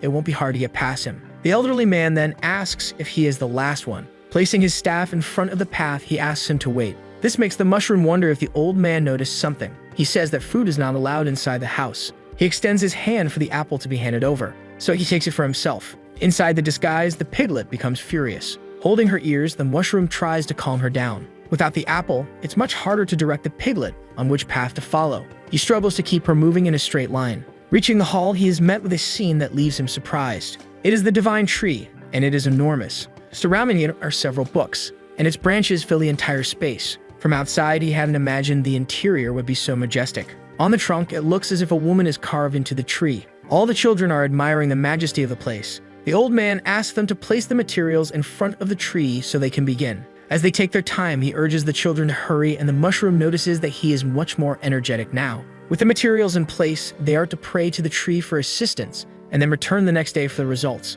The children place the snail shells in the pot. Then they begin their prayers. The tree's leaves start to shine brightly. Soon some of them begin to fall around the area. The old man notices that one of them at the back still hasn't started the ritual. That someone is the mushroom, who is just watching. The old man told him to put the ingredients in the pot quickly, stating he would not repeat himself. The mushroom asked if he could use other things, as he had items more valuable than snail shells. But the old man insisted he needed those items and asked if he was there just to cause trouble. The mushroom began pulling on the piglet's ears. This made them step back. The old man now seemed like a completely different person, but the mushroom didn't understand why the snail shells were so important. The system popped up with an error message indicating the previous mission had failed, and now he had a new one. Seeing the message, the small mushroom became pensive. He didn't want the system to appear now because he was already in trouble. The old man noticed it was the monster's language. This made him walk up to the little one. Humans cannot hear that language, so he told the mushroom to reveal who he really was. But the mushroom was distracted by the system's screen. Then he realized the old man had said something about the monster's language, but the old man had already disappeared. He was puzzled for a moment, but soon understood what was happening. That old man was ready to take him down. The system screen started glowing intensely. The small mushroom had to close his eyes as the brightness was blinding. Soon, there was an intense, mysterious light. The old man's staff struck the ground, partially cracking it. But the mysterious figure speaking the monster's language was no longer there. Seeing this, he was thoughtful about the disappearance. The system warned them they were in the penalty space. Thus, the mushroom and the piglet fell onto a platform. After the initial impact, he began to recover. He had no idea where he could be since the last thing he saw was the old man. Seeing the message, he wanted to know why he had received a penalty for not completing the mission. Because of this, he now had to jump 10,000 platforms within the time limit, or he would be penalized with death. The time limit to complete the task was 1 hour. This terrified him, as the system had never mentioned such a penalty before. Even so, wished the player luck, as the time was already ticking. Desperate, he pleaded with the system to talk to him again, as he couldn't do something like this. He felt the system was a scam, and now he didn't know what to do. Now he had no choice. Either he completed the mission, or he would die. According to the time, he needed to jump 3 platforms per second. There was no time to waste. Talking to the piglet, he urged her to hurry, as there was no time to lose. Using his charge, he might manage to jump more than one at a time. He focused his strength to jump. With a single leap, he managed to clear several platforms, but the piglet was left behind. He told her it wasn't time to play because their lives depended on it. She ran in circles for a moment. From above, he shouted again that there was no time to play. Her eyes shone scared. She couldn't jump that high. Even so, the piglet tried. He screamed desperately at her action. The mushroom had to jump as well. He leaped across several platforms. He carried his companion with all his strength, but he soon tired as he wasn't as strong as her. It was too exhausting and he needed to rest. There were 42 minutes left and he had jumped 1,170 platforms. But grabbing a potion, he said there was no time to rest. He immediately gained 50 stamina points. With the piglet on his head, he told her to hold on tightly. He jumped again. The jumps made his friend tremble with fear. In the middle of one of the jumps, she ended up sneezing to his despair. This caused him to lose momentum. He soon fell several platforms. He lost some health from the fall and realized he might die before completing the task. Looking down was dangerous. It seemed bottomless. He was lucky to land on a platform. Looking at the piglet, he said that was dangerous and that she should warn him about sneezes next time. Affectionately, she demonstrated that she would warn him, and he hoped she really would. Preparing to continue, he took a few more potions. Even so, he was terrified of the height. On his head, the piglet began to doze off. With just over 30 minutes left, he hadn't reached halfway yet. He drank a few more potions. Sweating from exhaustion, he was determined to complete the task. With 22 minutes remaining, he continued jumping platforms. Time kept passing, and from jumping so much, his charge skill leveled up, accelerating his progress. Even with the extra weight, this was helping to increase his charge level. With a single jump, he could now clear 10 platforms. With only 2 minutes left, he has just one last platform to overcome. The only problem is that the distance is too great for him to cross while carrying the piglet, so he tells her not to move as they can't afford any mistakes now. He is determined to pass this penalty. With all his strength and determination, he jumps. They are almost there, close to finally getting out of that place. Their bodies begin to rise, but there is still a long distance to go. Halfway through, they realize it's not going to work. They fall back onto the platform they were on. Despite his efforts, he didn't get anywhere near. Telling the piglet to hold on, he says they will try again. He plants his feet firmly on the platform. Then he asks the piglet to get ready as well. Courageously, he charges toward the platform once more. He tries multiple times, but none of his attempts are successful. Now just over a minute remains. The piglet is already anxious about this. After many failed attempts, he doesn't know how he'll manage. Without losing hope, he decides to try one more time. Once again, with determination, he positions himself on the platform. This time, he believes he can complete the mission. He will put all his strength into this attempt. The piglet is also focused. There's less than a minute left to try. She licks her companion to motivate him, but that ends up distracting him. The piglet then climbs down from her friend's head. The mushroom is puzzled by this, but the piglet nuzzles him. With courage in her eyes, she looks firmly at him. He understands what she wants to do and doesn't like it, but she looks warmly at him. Faced with the hardest choice of his life, he cries. He then walks to the edge of the platform. He gathers all his strength. This time, without the extra weight, he reaches the platform. There was no difficulty at all. Maybe it was the system's way of refining his skills. But the piglet wasn't with him for the final step. As it was his task, he asked the system if the piglet will be penalized. However, when the penalty is completed, that world will disappear, leaving only death. That was not what he wanted to hear. Only 42 seconds remain. From above, he looks at his faithful companion.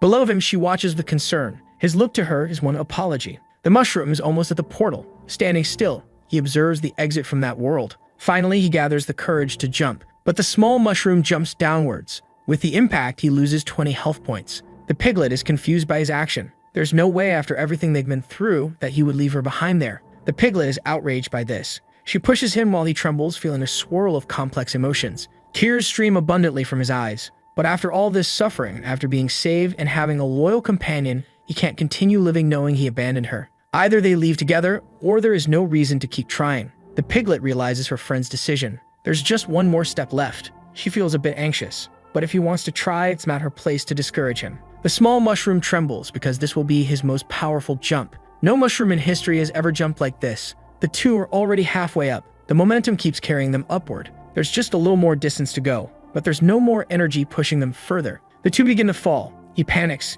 The attempt didn't work. There are only 12 seconds left before it all ends. The piglet closes her eyes in fear. Time keeps ticking down. The small mushroom is also scared. The system alerts him that time is running out. Emotional, he can't believe he's going to die in that place. Then he opens his eyes and remembers that he can do this. Just like that explosive mushroom propelled itself forward, even with little time left, he has an idea. There are only 5 seconds left to try.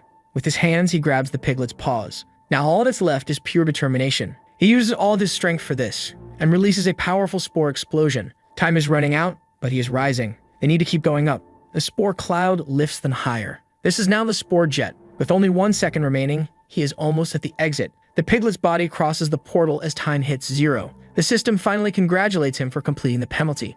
After passing through the portal, they fall into a new place. The mushroom got hurt as the piglet fell on his head. Looking back, she was very happy with what had happened. He doesn't know how to handle her optimism as he almost died just seconds ago, and she's already smiling. The sky is illuminated and they observe the figure of the tree. Angry, the mushroom wants to know if, after completing the penalty, he is now free to do whatever he wants. Even though only an hour has passed, it's already nighttime. With no one to interrupt them, it's time for them to perform the class change ritual. But the scene makes the piglet stare at him paralyzed. She was completely captivated by his words. Back then, she interpreted things more intensely, believing they would live together forever. Looking back, he asks what's wrong and urges his friend. The piglet looks at him full of love. She runs to him full of joy. According to what the old man said, those ingredients are necessary. He just doesn't understand the connection between the items and the class change or how it will make him a brave. In one of the pots, there's a shell. A green dot falls into it and is absorbed. Seeing this makes him think for a moment, and after some thought, he finally understands. He takes the mushroom shell out of the pot. With the pot empty, he tosses it aside. He does the same with another one that was full, discarding it after emptying its contents. He finally finishes, believing this is necessary for his super class change. Even though he didn't bring anything, he doesn't think taking material from others will hinder him. He joins his hands and begins his prayers. Saying out loud, he asks the divine tree to help him change classes. Slowly opening his eyes, he looks to the side. Nothing had happened yet. This makes him question if his method is correct. Perhaps he needs to clear his heart like in the dramas. He repeats his mantra once again to the divine tree. Still, nothing happens to him. On his third attempt, he tries adding some magical words he made up. And once again, nothing happens to him. Not knowing what to do, he prays with various unusual words. After many attempts, everything remains the same. In front of him, the tree is still the same. Now he's wondering if monsters truly aren't meant to have a class change. The system appears, reminding him it warned him and recommended he give up. To him, this appearance only serves to provoke him. He's come this far and refuses to give up. He will find a way no matter what it costs. There must be a way, he thinks.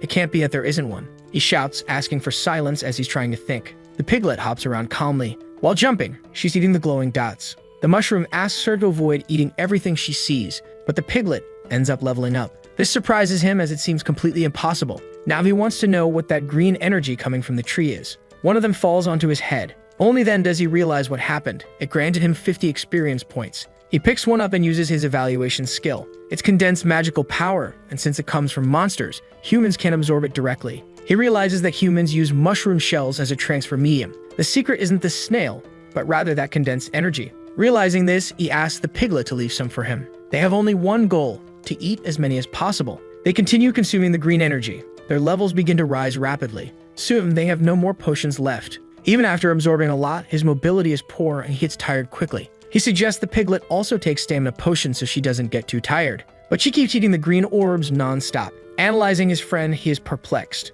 The piglet is already at level 28. Knowing this leaves him feeling down as she's evolving faster than he is. It's hard to compete with someone who loves to eat so much. Being a mushroom is too disadvantageous. There must be a way for him to absorb all that energy. Curious, he calls his system. Appearing, it says that monsters cannot change classes, but he wants to know if there's something in his inventory that could be useful. He's at level 27, and there's nothing unusual there. Looking at his skills, he begins to think. His eyes focus on his skills window. Decomposition is ready to be used. He looks at the divine tree. Since he's already there, he has nothing to lose. He plants his feet firmly on the ground. Then he jumps with all his strength. To go even higher, he uses the spore jet. Once at the top, he performs a beautiful maneuver, landing perfectly on the head of the sculpture. The piglet looks up at him from the ground, worried. She's very concerned about him being in such a high place. He reassures her, telling her to just sit and watch. The piglet complies, paying close attention. The small mushroom closes his eyes. Placing his backside against the tree, he apologizes for what he's about to do. His decomposition ability is activated.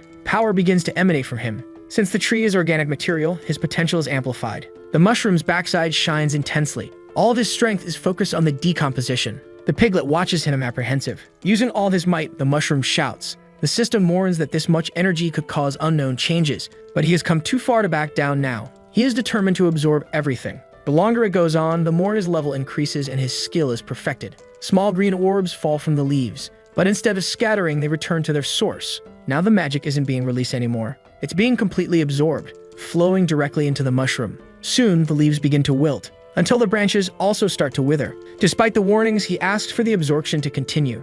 Down below, the piglet remains worried. Faced with all this power, the mushroom cries out. The magic passes through the figure of the tree, and even it begins to age. With its magic being drained, the entire tree is drying out. The small mushroom perseveres with the decomposition. It demands his full dedication. The decomposition is complete and part of his anatomy is pulsating. There's so much energy that he has to hold it with all his might to digest it all. Using enough force to cause some painful strain, he continues. The piglet's concern for her friend keeps growing. A small flower begins to bloom slowly. The mushroom feels that even though he's trying his hardest, it's starting to emerge. Now the piglet is anxious. There's so much energy that it can't be contained. As expected, the flower blooms completely. During the process, the mushroom screams in agony. Countless rays of power start shooting out of him. This is definitely not a painless process. The mushroom now shines with intense magical light. The rays of magic bounce off objects and are deflected. On the ground, the piglet watches them carefully until one of them targets her. The poor piglet is hit by the energy ray. It sends her flying away. Despite all the noise and tremors, the old man remains asleep. He just rolls over to keep snoring deeply. But on the wall of his room, a rune is glowing. The seal of Golem's left hand is losing its power. The magic energy ray keeps deflecting until the energy spreads through the air. In the sky, it can be seen as a shooting star. It passes through the starting forest and even over the heads of the pigs, causing their leader to look back. 2 mushrooms carry the king's legacy. A strong impact occurs near them. The energy ray passes through the time castle. A doll on the ground lights up with its glow. In the submerged world is also visible. Deep in the ocean, there is a seal. And from the ocean depths, the beast roars ferociously. The waves become more violent. In the Pentachrome Desert, it is also seen. Some hooded men watch it. At the source volcano, the star catches the attention of the guild leaders. Even in the land of the dead, countless sinister eyes observe it. The eyes are numerous in the land. That night, countless of these stars were seen all over the world. Finally, morning arrives. A little bird looks at the beetle that drifted by. It decides to leave its perch to approach it. It was at the village chief's house. In the Divine Tree's hall, many things are destroyed. Someone slowly begins to open their eyes. They see a bookshelf filled with books. Then a confusing screen starts to appear. A notification emerges announcing that an update is in progress.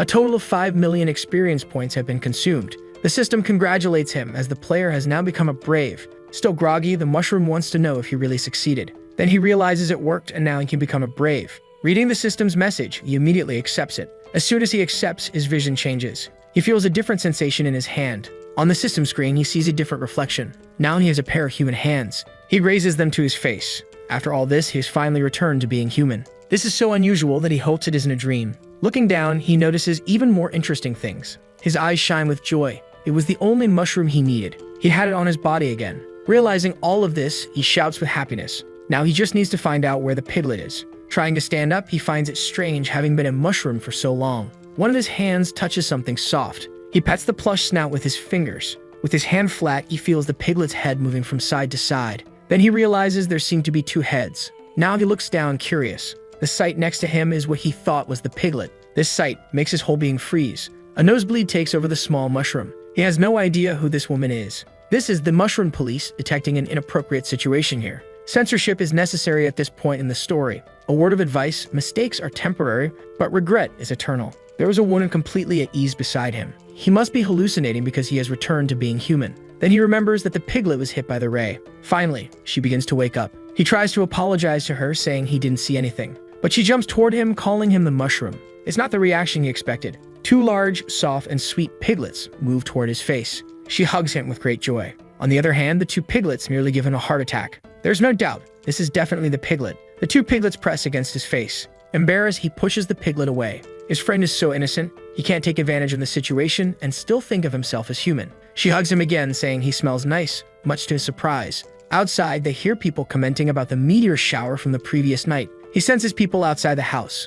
Whether monster or human, seeing the destruction in him, there could be a problem. He looks at the piglet to call her, but he can't keep looking for long. He immediately opens his inventory. Now he has a cloak to cover himself. Thankfully, he has these clothes so they don't appear indecent. Smelling his clothes, the piglet is delighted. While he thinks about how to deal with the people, his only option is to use the spore explosion and escape amidst the chaos. Since the place is large, he needs to use all his strength. His hands and feet start to contract with all his effort. After all this effort, he uses his spore explosion. All he releases is a weak puff. Nothing more than that happens. The piglet looks at him, curious about what happened. He has no idea what's wrong with his abilities. Pushing the piglet away, he says it's not the time to play, as he will try again. Clenching his teeth, he tries even harder. Again, all he produces is a weak puff. Alarmed, he thinks he has lost his abilities. This prompts him to call the system again. Since his body has changed, he needs to learn how to use his abilities again. To do this, the system suggests he complete missions, the first being to eliminate 10 level 20 monsters. This frustrates him because all the system does is give him missions. Acknowledging that they might have gotten off on the wrong foot, it asks the player to assign a name to himself. Of all the unexpected things, this is definitely one of them. He didn't imagine he'd have to create a name. Frustrated, he says the system is doing this on purpose and that there are people outside. He complains that it only asks for money, but the system says it has never received money from him. Calming down, he realizes it's better to trust himself. The name he chooses is Dumo. Agreeing, all he wants now is to check his inventory. There must be something useful there. There's only food and potions, but there is something special. The system advises him to be kind because, as a human now, he has emotions and feelings. In his hands is the teleport scroll. If it works, they could reach the fountain in the city center. Even though he has doubts about being entirely human, as he doesn't quite feel that way. He hears the same words the old man usually says about oversleeping and being late. He's not sure it will work, but he has no other choice. Consuming 20 mana points, he uses the scroll. Gradually, the magic circle begins to form beneath his feet. He needs this to work this time. The old man is getting closer and closer. The piglet speaks to him for no particular reason. This time, the magic circle continues to glow. The old man is almost entering the hall of the divine tree, and the mushroom and the piglet are still there. He enters and starts explaining to the children about the materials. The mushroom's face shines with a bluish light, and the old man looks at the hall, completely surprised. Everything is completely overturned. There are broken objects all over the floor. The place is a mess, even though the village chief is one of the strongest in the region. The boy mentions that a bright flash was seen from there the previous night. The old man strikes his staff firmly on the ground. He explains that because there were fewer people at the ceremony, the tree's energy was too dense and caused the mess. He then asks them to follow him to the tree. He's done this for many years and it's nothing serious. Even if something happens, he can remedy it. Only then does he realize that something is wrong. This leaves him shocked by what has happened. The divine tree is completely dried up. Even the children are surprised, because the divine tree now looks elderly, and all its branches are dry and leafless. Your eyes are still dazzled by the light of the teleportation. Looking around, you realize that you were in the city center. It seemed that the scroll had worked perfectly. A person bumped into them, saying they shouldn't block the way. Another woman appeared in the same spot, complaining that she had been asked to make potions again. The square in that city was very busy. Sighing in relief, the boy realized that it had been a close call. The little pig was still perceiving her new body, very curious about her fingers. She had never had hands in her life. Her feet also felt strange to her. She crouched down to touch them in an overly careless manner. That body change was very intense. Her motor coordination was compromised and her abilities had completely changed, making it necessary to readjust. At least for human appearance, it would be easy to gather information about Gollum's followers. Looking at the surprised people, he began to wonder where they were looking. That made him look in the same direction, only to find the little pig rolling on the ground, revealing parts of her anatomy that she shouldn't. That was a shock even for the boy, who was not used to seeing her that way. He asked her to get up immediately and obey him, but she was not very interested. After some resistance, she finally agreed. It seemed they would have to start with the basics. He said he would buy her some food and clothes. This only made the little pig very happy. Buying clothes for her, he ended up spending 150 coins. To buy weapons, he spent another 200 coins. This made him spend almost everything he had. He only had enough coins to survive for a few more days, so he needed to find a job. It would be much easier being a monster in this regard. While he was thinking about what to do, the little pig started pulling on his clothes. She wanted to eat that skewer. This time, he was not so resistant, as they could afford to spend on food. The two were now inside the room they had rented. But the boy couldn't stop looking at the system. The little pig was sleeping deeply in bed. Meanwhile, he was getting used to his new features. It was still a bit strange to get used to that appearance. Even so, he was finding it pretty cool. He hadn't expected to have the same appearance as before, but he was glad he still looked human. Besides a few coins, he still had items he had collected. He just didn't know how he had gathered those branches. He assumed he got the branches from the divine tree when he used Decompose on it. Looking at his attributes, he realized it wasn't an interesting item. He would now focus on better understanding his new body. His level was 58 and he had plenty of mana and life points. He immediately thought it might be a system error. He couldn't accept that he had gained 30 levels, as he didn't feel any stronger and wanted to know if his friend felt any different. He tried to use appraisal on her, but he got no result. Even though the system couldn't restore his abilities, he wanted at least some answers. The system once again said that the monster body and the human body were different, making it necessary to feel the magic through his body. Remembering the last time he tried to do that, he realized it hadn't been very useful. Humans were not as sensitive to magic, but they could have more refined control. The system instructed the player to close his eyes and concentrate. Determined to get something out of it, he closed his eyes. He began to feel the magic flowing inside his body. That way, the appraisal ability was finally activated. His companion was at level 47. He was very pleased to realize that they had gotten stronger. However, he was suddenly struck by a strong headache. It was definitely the worst migraine he had ever had in his life. The system explained that a more refined control of magic required humans to disable their abilities to avoid overloading themselves. Curious, he wondered what would happen if his mana were completely depleted. The system said he would be invited to cease living. Then, revealing it was a joke, it explained that if that happened, he would only lose consciousness. Thanks to the latest upgrade, the system could now make bad jokes. A drunk man was walking through the city at night. It was a shame that all those high-level warriors were appearing in that city. The man ended up stepping on a slime that was on the sidewalk. If he knew who had done that, he would slap them senseless. Noticing that there was a snail in his path, he said the creature was disgusting and decided he would kick it to death. But that was no ordinary snail. When it opened its mouth, it revealed a large row of teeth. The man's foot was just about to strike the beast. But the snail's body began to release a black, sticky slime. It managed to cover part of the man's leg. He was offended for being attacked by such a weak creature. Trying to get rid of it, his hand was attacked as well. He started thrashing around, realizing he was being consumed alive. Desperate, he began screaming for help. But it was already too late. The hell snail had made him its meal. It completely devoured his body until there was nothing left. Despite the tragic ending, it was one less bum in the world. The little mushroom rests peacefully, unaware that danger is approaching. The menacing sludge begins seeping under the door. It moves down the stairs like a villain in a horror movie, making its way toward the protagonist. The emissary of hell had finally found the source of the divine tree's power. It starts forcing its body to squeeze under the door, leaving behind a trail of disgusting slime. At last, the creature had found its target. This was definitely the person it had been searching for. It carefully observed the two who were sleeping, because they were the ones who had wasted many years of its effort. The day gone peacefully, with birds singing joyfully. Seeing the first rays of sunlight, the creature realized it needed to find a place to hide. It could not be touched by that luminous energy. Contact with sunlight made its body begin to catch fire. This made the creature reconsider its actions. It lamented, thinking it should have been the first to obtain that power. It was determined to make them pay for it. The protagonist and the little pig continued sleeping soundly. Disappearing from there, the creature acknowledged that they had been lucky that day. But it would never forget their faces. Inside the boy's dream, he observed the little pig. To his surprise, she stood up on two legs. Bringing her hand to her back, she began unzipping something. From inside her body, a person seemed to be emerging. A hideous, hairy leg appeared, revealing the man with the broccoli head. This startled the boy awake, as it was a horrifying nightmare. It took him a while to realize that it had all been just a bad dream. A truly horrible nightmare that had frightened him quite a bit.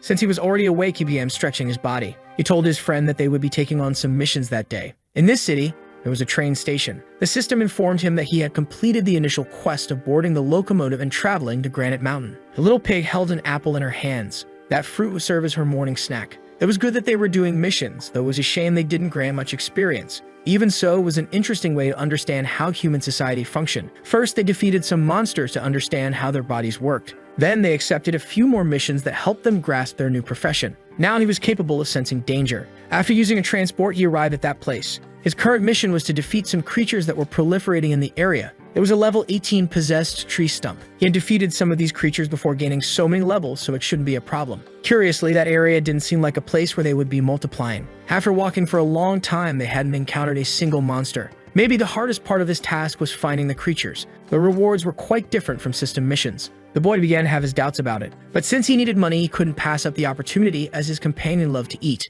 Until he finally noticed something. There was something strange about the area. The system announced that an enemy had been detected. The boy looked around but didn't sense anything. The little pig also seemed to have noticed this presence. Very worried about what could happen, she clutched her fruit tightly. The boy told her to be ready for battle. The little pig would not let anyone take her apples. He successfully used his appraisal ability, noticing that before them stood two monsters. The larger one was at level 35. It was a much bigger specimen than those he had encountered before. The system warned that monsters adapt to their environment, evolving into different forms. Believing that he and his friend could handle these creatures, he decided to take them down alone. He noticed that the little pig calmly placed her fruit in a safe spot. Even the monsters found that behavior very strange, but they quickly returned to their menacing stance. The little pig gripped her axe tightly, charging at the creatures without hesitation. The swing of her blade proved to be devastating. The strength she had in that body was astonishing. All that remained before her were twisted pieces of wood. After that great wave of destruction, she gained several experience points. She immediately complained that she was feeling very hungry.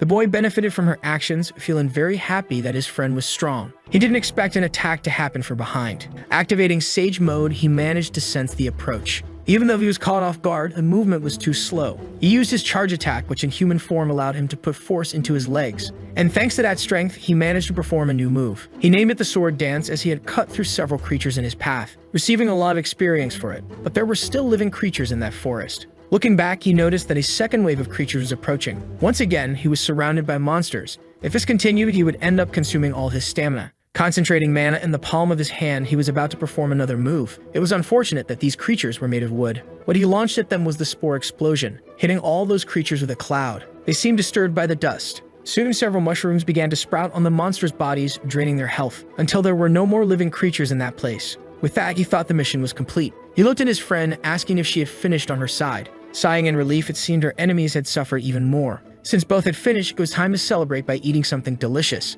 But the system warned that a new danger had been detected. This time, his hand began to tremble. Behind the little pig, a large monster had revealed itself. She looked back after being warned about it. The creature crawled along the ground, approaching them. Some roots were already nearly touching the boy's boots. It seemed that, just like mushrooms, these things could revive. He decided to use his appraisal skill to confirm some things, confirming that the bodies on the ground were merely severed parts. The branches and roots began to writhe, merging into a single creature. The little pig's fruits were also captured. She started to grow worried about it, while one of the branches held an apple. The tree's mouth opened, inhaling the air. Emitting a loud roar, this ancient tree was a level 60 enemy. The noise was truly deafening, even producing a shockwave. This made the boy start to worry. The system explained that this was evolution. One of the creatures must have absorbed its companions and evolved. The little pig decided she would take revenge for the fruits she had lost, while the boy tried to warn her that this was too powerful an enemy. Her axe strike was strong, but the weapon shattered upon contact with the hardness of the tree. The creature roared in fury, and acting quickly, it managed to wrap one of the little pig's feet with its branches. Before she could react, she was already captured by the creature. Now the little pig was completely helpless and restrained. Using his newly learned movement skill, the mushroom managed to free his friend from those wooden tentacles, holding the little pig in his arms so she wouldn't fall to the ground. Faced with that heroic act, the little pig found herself increasingly enchanted by him. But it came at high cost. The sword couldn't withstand so many blows, and the boy's legs also became weak. Complaining about the little pig's weight, he dropped her to the ground. The poor thing felt confused about what had happened. Even so, she stood up cheerfully, hugging the boy, grateful for being saved. They remained embraced peacefully, until the system once again warned that there was still danger in that place. He told his companion to stay alert because the danger was approaching again. The tree had completely absorbed the energy from the fruits. This set the pig into a new level of rage. The tree had changed completely, taking on a much more menacing form. The boy told her to calm down because they needed to run away immediately. But the pig's fury was simply unprecedented. She wouldn't let that monster go unpunished for what it had done to her fruits. With vigor, she leaped toward the creature, which, cunningly, seemed to have been waiting for just that. It was completely prepared to surprise the little pig with an attack. Their hands clashed violently. The boy covered his eyes because of the debris that flew, while the little pig was sent flying after the impact. He believed they could outmatch it with agility, but he hadn't counted on that transformation, and without weapons, there was little they could do. But then he remembered he could use his spores again. Perhaps that would be useful. Knowing it was his only option, he released the spore cloud. They exploded upon contact with the creature. Automatically, several fungi began to cover its body. Its enemy was completely motionless, even though it was covered in fungi. The boy was waiting to see if that had been effective, only to witness the creature shedding its skin right before his eyes. This was an unexpected result that completely nullified his attack. His only choice was to fight, and he had only one weapon left. It was the branch of the divine tree. Not knowing if it would be effective, he decided he had to try, executing several strikes with that small branch. When he fell to the ground, he found himself facing an unusual sight. The creature had emerged unscathed from those attacks. This only made the boy even more frustrated, as that branch was completely useless. Some branches began to form on the creature's back, only to transform into a new pair of arms. The mushroom needed to act quickly, as the creature did not stop attacking. Unfortunately, he realized he had not moved fast enough, being brutally struck by the creature's new pair of arms. The damage to his body was truly extensive. He hit the ground with devastating force. Now he was facing the monster, badly injured. He had been struck only once and lost 800 health points. The little pig finally realized what had happened to her companion. She began moving toward him, deeply worried. The boy tried to warn his companion not to do that, but the little pig was too enraged. She would not let the creature do as it pleased. Saying that it had no permission to hurt her friend, she charged at it with furious fists. The monster realized that this time it was in danger, and to counter the attack, it had to strike the little pig as well. Unlike the first time, her attack proved to be completely devastating. The entire body of the creature began to crack, creating a massive explosion in the shape of a little pig. The mushroom was still trying to process what he had just seen with his own eyes. It was simply surreal. The little pig possessed an absurd level of strength. This caused her to use up a great deal of her power, leaving her with no strength to stand. Seeing that she had collapsed, the mushroom rushed to her aid.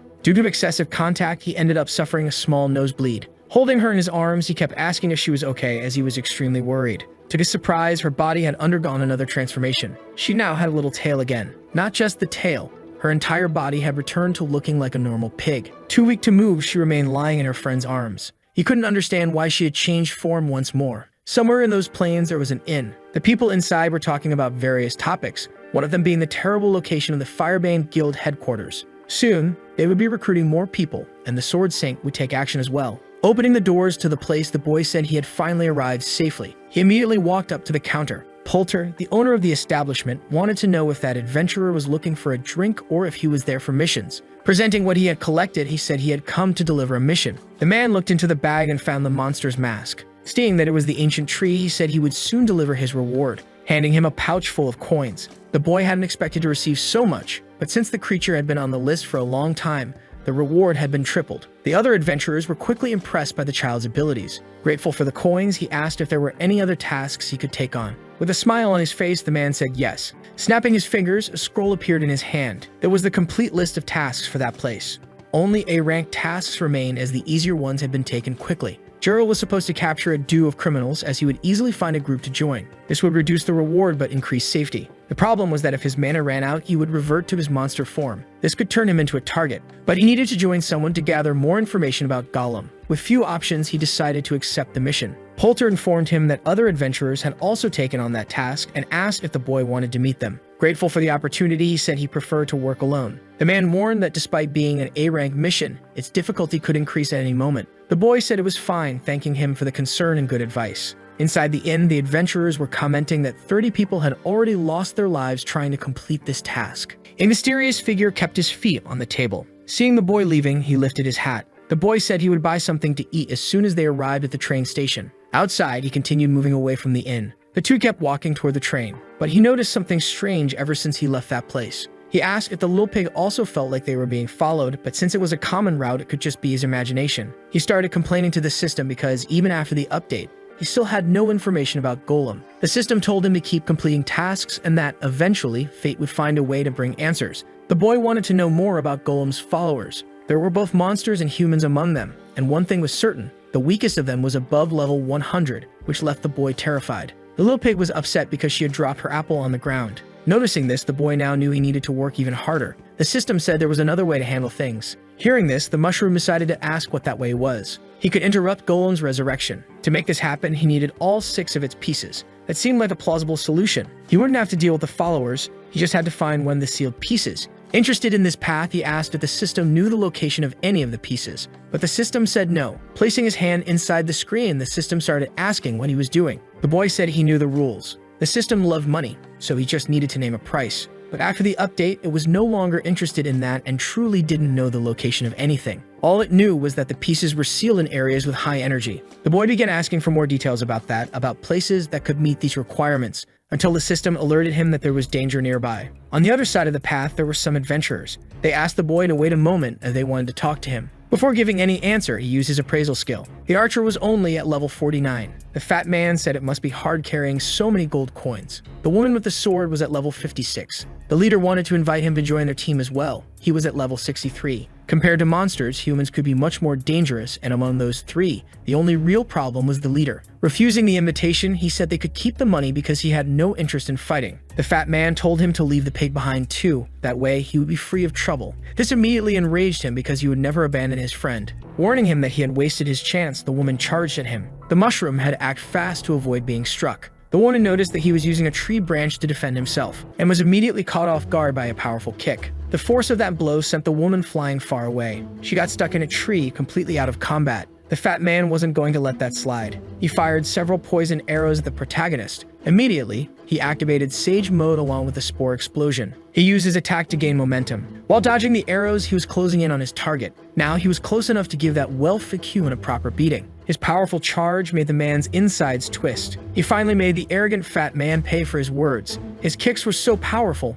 that the man's body shattered a boulder. Now only the last one remained. Without hesitation, he launched his spores at the delinquent. He would never let the man say another word, until he realized that his ankle had been tied up. That was definitely a bad omen. His body was thrown toward a tree. Because of the impact, he lost some health. The delinquent said he should never interrupt someone while they were speaking. It was interesting that he knew how to use spores, but against him, they were completely useless. The sword-wielding woman had also recovered. The mushroom noticed that her cuts were laced with poison. The woman was furious and said she would make him suffer for the rest of his life. That poison blade was made from the fangs of a venomous beast. Once again, poison arrows were flying toward him. The boy used his branch to defend himself. One of the tentacles managed to grab the little pig's paw, pulling her away from the boy's arms, which immediately made him worried. He realized that he was very attached to that animal. Feeling genuine anger toward them, he gave his final warning. It was best for them to release the little pig immediately. The branch in his hand began to glow, but the delinquent didn't take this warning seriously. It didn't take long for one of the toads to meet a terrible fate. A mysterious man appeared and held the little pig in his arms. He walked calmly with her toward the boy. Handing the little pig back to her companion, he said he would take care of this situation from here on out. Reunited once again, the two were happy. He thanked the man, but he had no idea where this cowboy had come from. The criminals knew that this man was strong as he had taken down the toad with a single shot. The leader of the bandits couldn't hide his rage. Meanwhile, the cowboy said he was just a traveler passing through. The mushroom took the opportunity to grab his coins again. He didn't hesitate. If the cowboy said he could handle things alone, he would flee immediately. The bandit leader tried to say something to intimidate the cowboy, but he knew who they were. He knew they had been criminals for a long time, so now justice would come for them. Their penalty would be deceased living. Night fell upon them. The mushroom and the little pig were resting inside their room. If not for the cowboy, he might not have made it through the day alive. He had imagined that he would be strong at his current level, but he realized he was still far from those who were truly powerful. He wanted to defeat Golem and return to Earth, but looking at his companion, he was becoming more and more confused. To protect him, she had used all of her mana, and today, he had almost lost her again. He needed to get stronger so that he could protect her. His friend continued sleeping peacefully. Getting out of bed, the boy called for the system. He placed his hand inside the screen to grab something. The system hated when he did that. With the branch of the sacred tree in his hand, he remembered that when he infused it with mana, he felt something different. The description said it should be charged with magical power. In a controlled environment, it was time to test his hypothesis. Immediately, the branch began to glow. As if that wasn't enough, his mana was also being constantly drained. Full of determination, he summoned all the mana potions in his inventory. The branch of the sacred tree shone even brighter. Meanwhile, the little pig continued sleeping peacefully. The boy was struggling to keep the branch illuminated. It was consuming all of his mana, until small formations began to appear on the branch. They started multiplying intensely, and a great light could be seen from outside the windows, until finally it disappeared. The system congratulated him on successfully binding himself to the branch of the sacred tree. Now it had transformed into the mushroom rapier. He hoped it had worked as he was completely drained. Losing his strength, he let the rapier fall to the ground as he needed to sleep. Feeling that the little pig wanted to wake him up, he asked for a few more minutes. He tried to push her away with his hands. When he opened his eyes, he realized that morning had arrived. Beside him, the little pig had already returned to her human form. This made the boy extremely anxious. A massive nosebleed followed as a result. The two made their way down the stairs to the main hall. He asked the little pig not to lean on him too much, as they could fall disastrously. Using appraisal, he couldn't gather any information about the weapon. He only knew that it was a unique weapon. Wanting to test it, he went outside. A person said he hadn't expected him to already have a companion. It was the cowboy from the previous day, who wanted to talk to him somewhere else. The three of them stood outside at the place where the great misfortune had occurred. Being cautious, the boy used his appraisal skill. To prove his good faith, Dick introduced himself first, showing the symbol of his guild. He didn't recognize that insignia from anywhere. It belonged to the Sacred Sanctuary, one of the 6 major guilds, and he was tasked with keeping that place at peace. Thanking him for saving him the previous day, he still didn't know why the man had sought him out. Protecting the peace of those lands was his mission, so no thanks were necessary. But he wanted to join the boy in the hunt for the due of criminals. Knowing that the cowboy was very powerful, the boy said he didn't need any help. The man said he wanted to protect the boy because his heart was pure. But none of this made sense to the mushroom. The man smiled as he removed the jammy from his mouth, using on him the judgment of purity. The two were surrounded by numerous floating hearts. The mushroom thought he would be seen as a monster, but a number appeared above his head. Even though his skill wasn't very refined, the cowboy said he could assess the purity of a heart. After 2 months, the boy was the first to meet the requirement. But looking at the little pig, he was even more impressed. She had a total of 100 purity points, something unbelievable. The two still didn't understand what the cowboy was talking about. This was the first time he had met someone with purity as high as the saints. Without understanding the cowboy's motives, the boy realized that his decision to protect them was because of their purity level. Even if they didn't trust him, he could be useful in helping them. The little pig got distracted by some ants on the ground, deeply entertained by their work. The cowboy said he could handle the criminals alone, but he wanted to have people he could trust. The people of the sacred temple advocate for justice and only work with those who have a high level of purity. The boy just didn't understand why the criminals would hide in a place that could easily be surrounded. After the destruction of the Mushroom Kingdom, the Mushroom Ruins became a base for these criminals, and the place was full of traps. It was known that one of them used swords, while the other used firearms. Besides the traps, they had likely established escape routes as well. The cowboy wanted to join them because of their purity. He felt confident in being protected by strangers like them. Even so, the boy remained quite intrigued by the whole thing. The cowboy seemed to extend his hand toward him. He said he was a scout of justice and only fought for good. All the treasures could belong to the boy. He said this while using a persuasion skill. The boy fell for the skill, realizing it would be safer to travel with him, even if he was still a bit suspicious. Finally convinced, he gave a small smile. Shaking the cowboy's hand, he asked him to take care of them. He also asked him to hold onto the insignia. When they defeated the criminals, he would mention the boy to the saint. The boy said his name was Dumo, and now they needed to focus on the mission and board the train immediately. But the cowboy said that wasn't necessary. He revealed that he had a scroll with him. Throwing the paper into the air, immediately, he drew one of his pistols, precisely shooting the scroll while it was still in the air, issuing a command for them to travel to the ancient mushroom ruins. This activated the teleportation scroll. The boy was very impressed with that level of skill. The man explained that the teleportation scroll could take them directly to the designated location. The light slowly faded and all of them had already disappeared. The former Mushroom Kingdom was now a completely devastated place. A small blue light began to form until it became a complete circle, forming the bodies of the three adventurers. They had finally arrived at their destination. That was truly an extraordinary item. In fact, it was quite rare, and there were likely even more interesting things in those ruins. The boys saw this as an opportunity to gather some wealth, but they were not alone in the area. There were several other adventurers there as well. The cowboy pointed toward the correct direction of the ruins. There were several waterfalls, and between them, a large portal. They shouldn't waste any more time. He suggested they head there immediately. Outside the portal, many adventurers were gathered. They recognized the cowboy's emblem, which belonged to the sacred temple. It was surprising that someone from such a powerful guild was there with them. They thought about taking advantage of having a strong adventurer in the ruins, following him to avoid unnecessary trouble. Judging from the others' reactions, the boy now understood that the sacred temple was truly significant. He was growing more confident that they would be able to overcome this challenge. The small team was about to pass through the portal.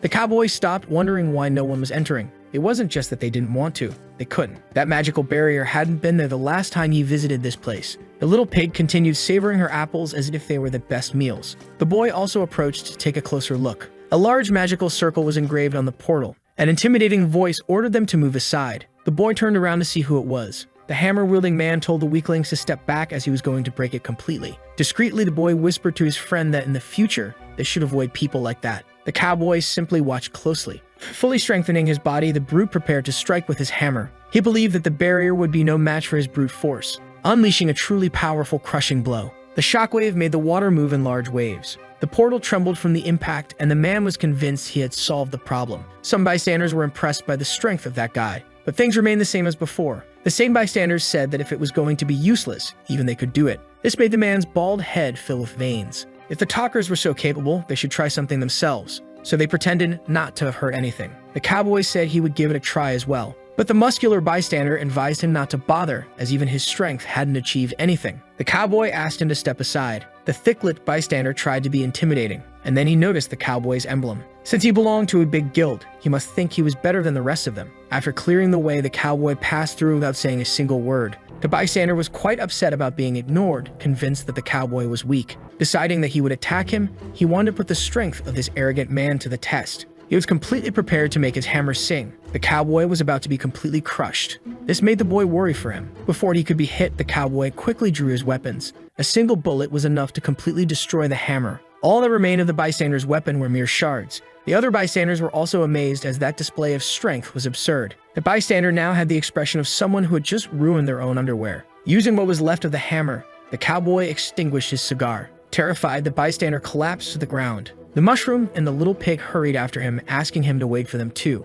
The bullet he had fired remained lodged against the portal, but little by little its kinetic energy faded, until the bullet completely lost its force, falling into the water below. The boy was disappointed, as even that attack hadn't been enough to destroy the barrier. Carefully, the cowboy retrieved his bullet once more. If a piercing shot could go through a mountain, brute force wasn't the right way to solve this problem. Desperate, the boy imagined that their trip to this place had been completely useless. That portal was actually a teleportation device. Maybe the solution was to hire a high-level mage. Intrigued by it, the boy decided to get closer to the portal. He had expected to find many treasures that day. Even so, the cowboy told him not to lose hope. His guild had mages who could break that barrier, not revealing that his true intention was to take the two pure-hearted ones to the sacred sanctuary. He began explaining the route they should take to reach his guild's headquarters. Getting even closer, the boy noticed that the barrier looked a bit strange. When he touched it, it shattered completely. A surprising result for everyone present, including the cowboy who tried to destroy it. Now the passage was open to anyone who wanted to enter. The little pig was very happy with what her friend had done.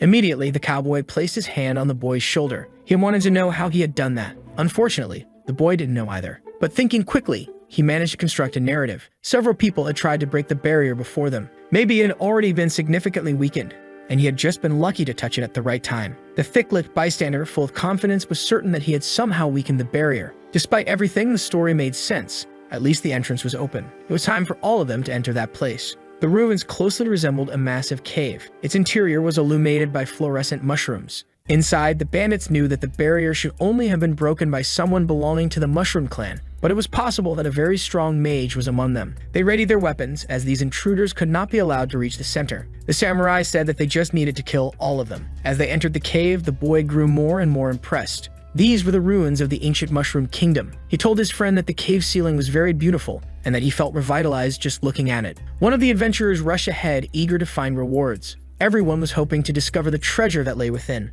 The poor fool ended up stepping on a suspicious mushroom, causing a minor explosion inside the cave. The rest of the group realized that there were many traps in this place. These mushrooms were living mines. They could be disarmed with ice magic, but they wouldn't explode as long as they were stepped on carefully. Among them was a golden mushroom that the boy couldn't identify, but they needed to be extremely cautious. Resolving to examine the item to see if it was indeed a trap, he ended up being caught off guard. Before the mage could even understand what he had said, the man was captured. A huge creature had made him a casual snack. Faced with the horrifying scene, the woman began to scream, desperate for help. The other adventurers were also having difficulty as they were dealing with mushrooms that obstructed their vision. I still saw those who were trapped in something very sticky. Another was being completely beaten up by an elderly mushroom. They needed to stick together and maintain formation to have a chance to protect themselves. The elderly mushroom was the first to discover that it didn't have a chest of steel. The giant creature was also defeated, and the mushrooms that obstructed vision were also struggling. The cowboy said he would help, instructing those who were injured to move to the back of the platoon. The protagonist ended up stepping on one of the mines and, very worried, waited for the explosion. Seeing that nothing happened, he began to ponder. The light-emitting mushrooms also fell silent.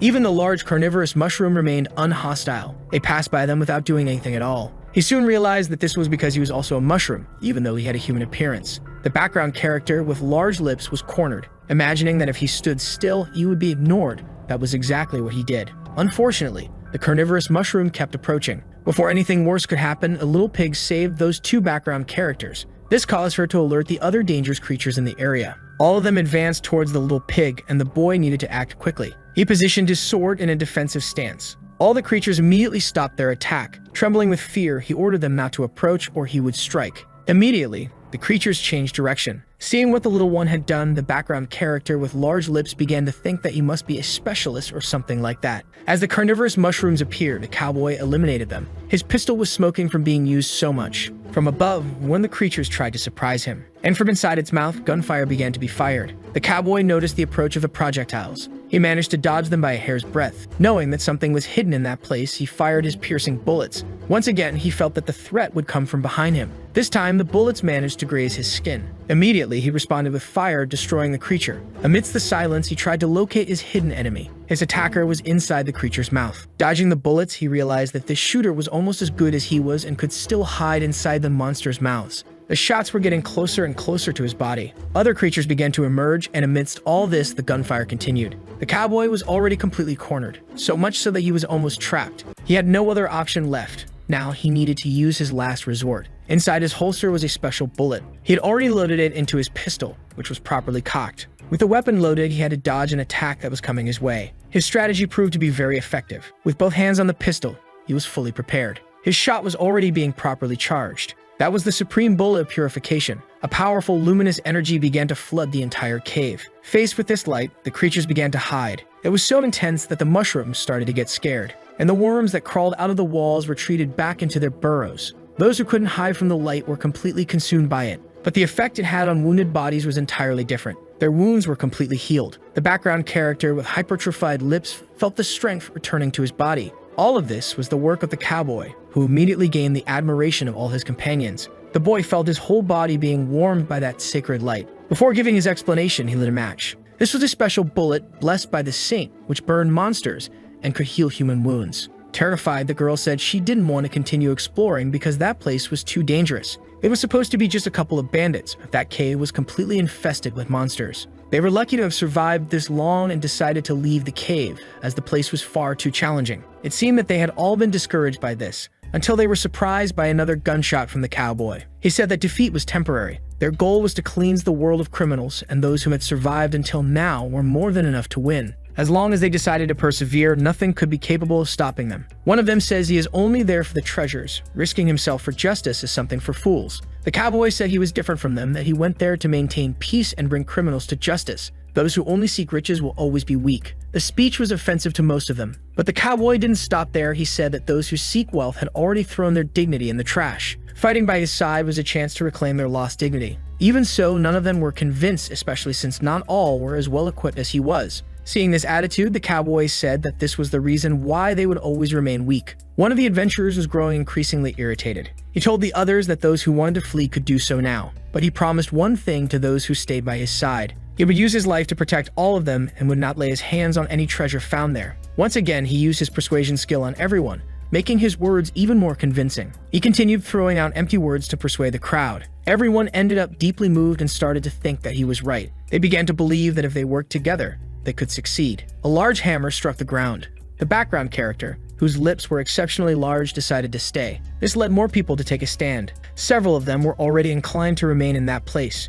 They decided to capture the bandits and clear out that cave. The boy was impressed by the cowboy's speech, which was able to change those hearts. As the saint often said, hope is very precious, and justice will always prevail. Much more cautious, they continued exploring the cave. They managed to overcome several of its obstacles, and by joining forces, they subdued the carnivorous mushrooms. The boy and the little pig were also helping their companions. Thus, many monsters ended up being subdued. Since it was already very late, they decided to set up camp, taking turns keeping watch in shifts. The group had found a very large hall within the forest. Several campfires were set up, and they began to rest. The boy hadn't expected that this adventure would take so long. It was even possible that they were lost. But the cowboy had heard his words and said that wouldn't happen. He had left marks along the way, and they would soon reach the center of the cave. He was sure that everything would be resolved the next day. The boy couldn't help but think that this guy was really cool. The cowboy was flattered by those words. He had once been a bad person in his past, but he ended up meeting the saint. He had been just a gunslinger who roamed the alleys extorting people. He had no mercy for anyone who crossed his path. Even the poor suffered at his hands. After shooting one of them in the foot, he heard the young man's screams, begging to be spared. And that was his goal. He enjoyed hearing cries of suffering. The poor soul was lamenting, until a soft light appeared over him, asking him to repent of his ways. That light completely healed the poor man's wound, which made the gunslinger very angry. The saint said that he would never find meaning in life through violence. It was when he met her that he finally realized his purpose. He had received an invitation to repent and be saved, but he would have to spread the word of hope and justice across the continent. He didn't know why he had been chosen, since he was a mediocre man who had committed many atrocities. The saint said she had seen the true value within him that made him contemplate the meaning of his existence. The presence of the saint was truly magnificent and quite captivating. Her guild produced several healing potions that were essential for adventurers. The cowboy lamented not being a priest and that his only usefulness was as a fighter, but he was content as long as he could spread justice and peace. This brief story made the boy even more fascinated. During their conversation, someone approached stealthily. It was the background character whose lips were incredibly prominent on his face. The boy ended up getting scared when he noticed that person so close. The man had come to apologize for what he had done earlier, offering the meal he had prepared before entering that cave. Very intimidated, the boy said it wasn't necessary. That charitable behavior was far too bizarre coming from someone so muscular. Only then did he notice that the meal was very well prepared. The little pig, smelling the food, became extremely interested. She didn't hesitate at all to snatch it from the man's hands. She began devouring the meal as if she were a real animal. The boy tried to teach her some manners through reprimand. She needed to have at least some good manners, but she had enough time to consume everything that was inside, licking even the little that was left. Delicately, she said the word manners, while licking a bit of the sauce that remained on her finger, bringing her pig saliva-covered finger to a specific place, smearing the boy's face with the remaining sauce. For him, that effort was useless because she was beyond repair. The polite young man said it was no problem. He had prepared several meals. Each of them could have one and were asked not to be shy. The little pig began eating as if there were no tomorrow. That muscular and intimidating man was a great cook. The boy hadn't expected such a talent. In fact, he liked cooking more than being an adventurer. His goal was to save enough money to marry his fiancée and open a restaurant. Reaching into his pocket, he took out an object. It was a photo of his fiancée, who was also a very talented archer. The boy took the photo in his hands to see who this person was. She would be in charge of handling customers while he stayed in the kitchen. The boy spent a few seconds looking at the photo. There was something about it that left him extremely intrigued. His fiancée was also a mountain of muscles. Indeed, they were perfect for each other. On the other side, the cowboy was drinking the water that little birds don't drink. He wanted to know if the boy had ever considered joining this sacred sanctuary. The boy immediately thought that he might be discovered, that his true identity as a monster could be revealed. That would help him gather information, but it could be equally risky. So he answered that he couldn't imagine himself being useful to that guild. The cowboy had a commandment from the saint to seek out people with pure hearts. By earning her recognition, one could become a fundamental member with several benefits. The polite muscular man congratulated the boy. That was an opportunity that few would have. He didn't know that as he wasn't very familiar with guilds. The noble and well-mannered muscular man said that even people who lived under rocks knew about the great guilds. The biggest ones were 6. The Warriors Guild of the Sword Saint, the one that housed the priests, the Sacred Sanctuary. There was one dedicated to beast tamers, the Tamers Alliance. There was also one for archers called the Spirits of the Forest. Another was composed mostly of mages called Firebane. And lastly, there was the Bandits Guild, the Pirates of the Sea of Thieves. These were considered first-class guilds, but many others existed, including the one he belonged to, which valued noble people who were friends of Trembleon. Smaller guilds didn't have as much influence or as many resources, but first-tier guilds could cover vast territories. Now the boy knew that Firebane was one of the largest. The Mushroom Kingdom before them had been powerless. That was why the cowboy's invitation was truly a once-in-a-lifetime opportunity. The boy said that he was still figuring out what he wanted to do with his life, so he would pass on the opportunity. But the truth was that he was terrified of being discovered. The kind and polite muscular man said that was normal. Not everything in life was an adventure. Many just wanted to save money to live their own lives. Next month, there would be a competition among the guilds. If the boy was interested, he could join and choose one that suited his purposes. Taking advantage of the topic, he asked if any of them had ever heard of the demon god Golem and his seals. The well-mannered, muscle-bound man thought that was just a myth, but the boy was thinking that if such an entity were to be revived, there must be people protecting those seals. Immediately, the cowboy became interested in the subject. He wanted to know if the boy had ever seen any of those seals and where he had seen them. The boy said he had only heard about them from a storyteller but had never seen anything related to them. However, if such an entity were revived, everyone should fight to stop it. The cowboy listened to these words with great attention. Filled with conviction, the noble muscular man reassured the boy, saying that the most powerful guilds wouldn't let that happen. His leader was also an experienced fighter. The little pig nudged the valiant muscular man, hoping for more food. The boy said she wouldn't eat any more. She had already eaten enough and shouldn't be greedy. But the kind and polite muscular man assured him that it was fine. His meals didn't enhance status, but if they could make someone happy, he had plenty of them left. That made all of his companions want to keep eating. They all ate with great joy. The cowboy is impressed by the sincerity of these people. Sitting around a campfire, they enjoy a very pleasant time together. The noble muscular man even started playing arm wrestling with the little pig. He truly is an extremely strong man,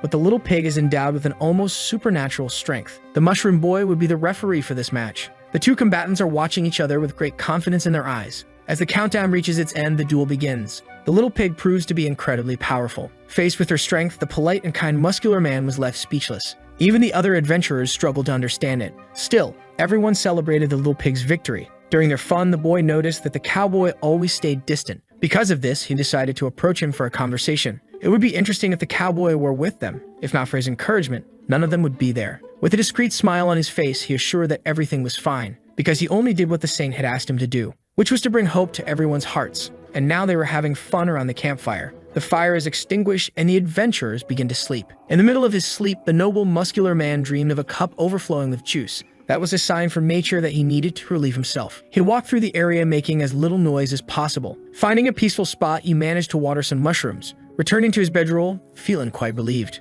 Unfortunately, he ended up tripping over someone's leg. He was immediately going to the ground. He said that person should have been keeping watch as they could be ambushed during sleep. Only then did he realize that the watchwoman was no longer among the living. Very concerned, he checked the body to see if there was still any hope. Slowly, he began to turn the woman's body, confirming in fact that there was no more life in her. That made him extremely frightened. He needed to alert everyone else while there was still time. But he didn't know that in the shadows he was being watched. His attackers were moving with great cunning. Desperate, he started shouting, warning that they had been ambushed. The figure finally landed on the ground. The voice said it was useless for him to waste his breath. Recognizing that tone of voice, he couldn't hide his surprise. The cowboy said that shouting was useless, as the sound had been silenced by his magic in that place. Slowly, he began to draw his pistol. The noble muscular man didn't know why the cowboy was doing that. With his hammer in hand, he realized that he no longer had a choice. The cowboy said the difference in power between them was immense. And in fact, the noble muscular man was aware that he wouldn't be able to defeat him. But he was capable of causing enough commotion to wake up all his companions.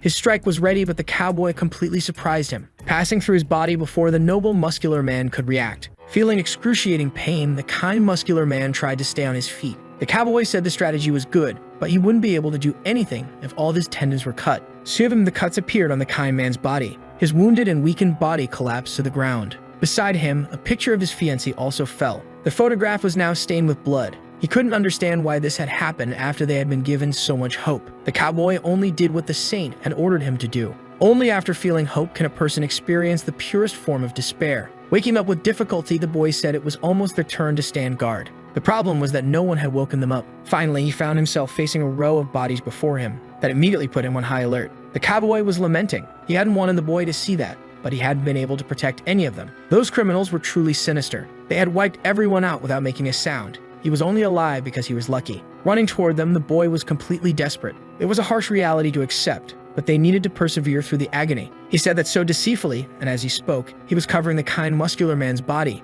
The boy watched that scene while feeling a multitude of emotions. His steps moved forward, but he stepped on a piece of paper. It was the photograph of the muscular man's fiancée. He still couldn't accept what had happened. Everyone had been so happy the previous night. His sadness was so great that he could no longer hold back his tears. That tragic outcome was unbearable. The little pig tried to console her friend, while the chronic and miserable smoker lights another cigarette. He said it was difficult, but they needed to stay strong in the face of hardship. They needed to eliminate the criminals and avenge their companions. He swore on his name that he would take them down and bring them to justice. He said this while using his persuasion skill. The boy agreed as well. They needed to avenge those people. Seeing the boy's state, the cowboys said they couldn't let their emotions take control. He knew that. He just needed a few minutes to pay his respects to the muscular man. Agreeing with this wish, the cowboy said he would be waiting for them further ahead. The cowboy walked away, leaving the grieving boy behind. He knelt down to get closer to his friend's body. In one of his hands was the photo of the woman loved by the kind, muscular man. He wished for him to rest in peace because he would be avenged, placing the photo of his old love over him. If he ever met that woman, he would tell her what had happened. He placed the photo facing him so he could see his beloved while resting in peace.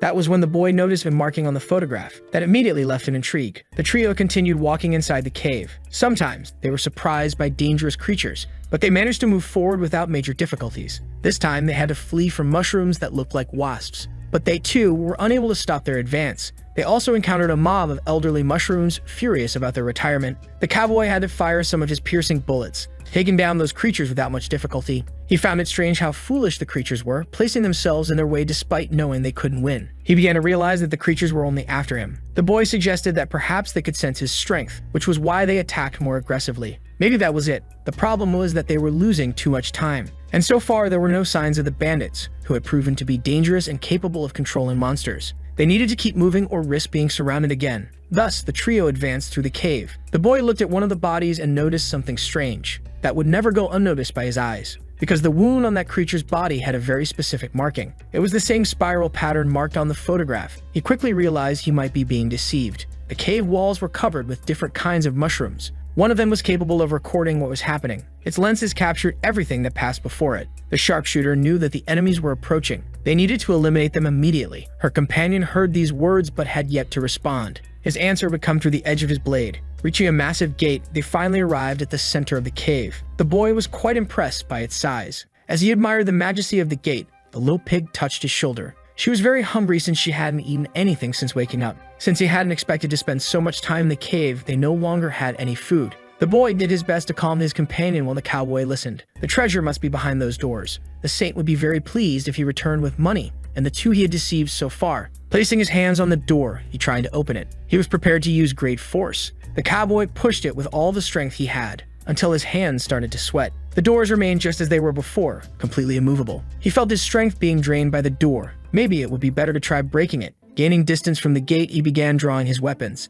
His only option now was to destroy that object. His eyes were locked onto the target, firing multiple piercing bullets. The projectiles clashed against the gate, falling to the ground completely shattered. However, the effort was not in vain. The door suffered considerable damage, but hope quickly faded as the gate began regenerating. It was composed of multiple fungi, and those structures were able to completely repair the damage taken. The boy was amazed that the gate had stopped the cowboy's bullets and was also capable of regenerating. But his weapon had multiple functions. Changing the shape of his pistol, he varied his attack. This time, he held a slashing weapon in his hands. His strikes flew through the air toward the gate, which was superficially sliced. Seeing that, the boy began sweating coldly, because now he was certain that the cowboy was a killer. He needed to move away discreetly, or it might become too obvious. The cuts managed to destroy part of the gate, but once again, it fully regenerated. That attack hadn't been enough either. The boy asked for a chance to try as well. He went to the little pig and whispered something in her ear. Putting away his weapon, he asked what the boy's plan was. He wasn't sure if it would work, but he had a special attack that he could use together with the little pig.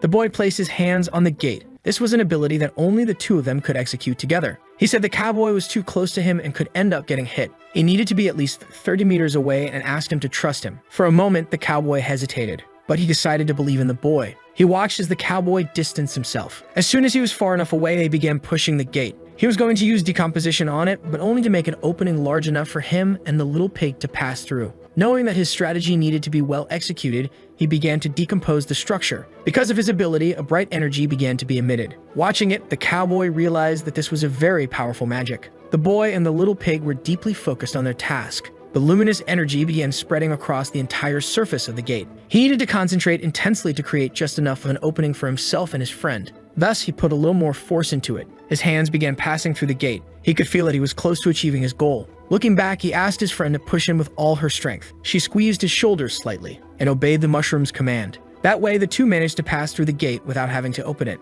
The cowboy, who remained outside, thought he would be taken with them. Abandoning his cigarette, he started running toward the opening, but it had already returned to normal. Furious, he struck the door several times, growing even more enraged as he realized he had been tricked. The system announced that the boy had successfully decomposed the gate, granting him a one-time use ability, Great Mushroom Wall. The duo was finally inside. They began running through the area. The signs he had seen were more than enough. He was certain he had been deceived, and it was only a matter of time before they became the next targets. The human heart was truly the worst thing that existed. He regretted allowing himself to be deceived by a beautiful speech. He hoped the door would keep the cowboy outside, but he and the little pig needed to be ready for battle. As they walked through the corridor, he noticed something. It was possible to see the path's markings. He just hadn't imagined it would end in a staircase. The little pig fell gracefully. The mushroom, however, hit the ground clumsily. He even lost a few hit points. Recovering from the pain, he saw something astonishing. On the other side of the room, there were countless treasures. This was definitely the treasure room. Looking at the walls of the corridor, he saw interesting engravings. It looked as if they were telling a story. Still observing the mural, his curiosity grew stronger.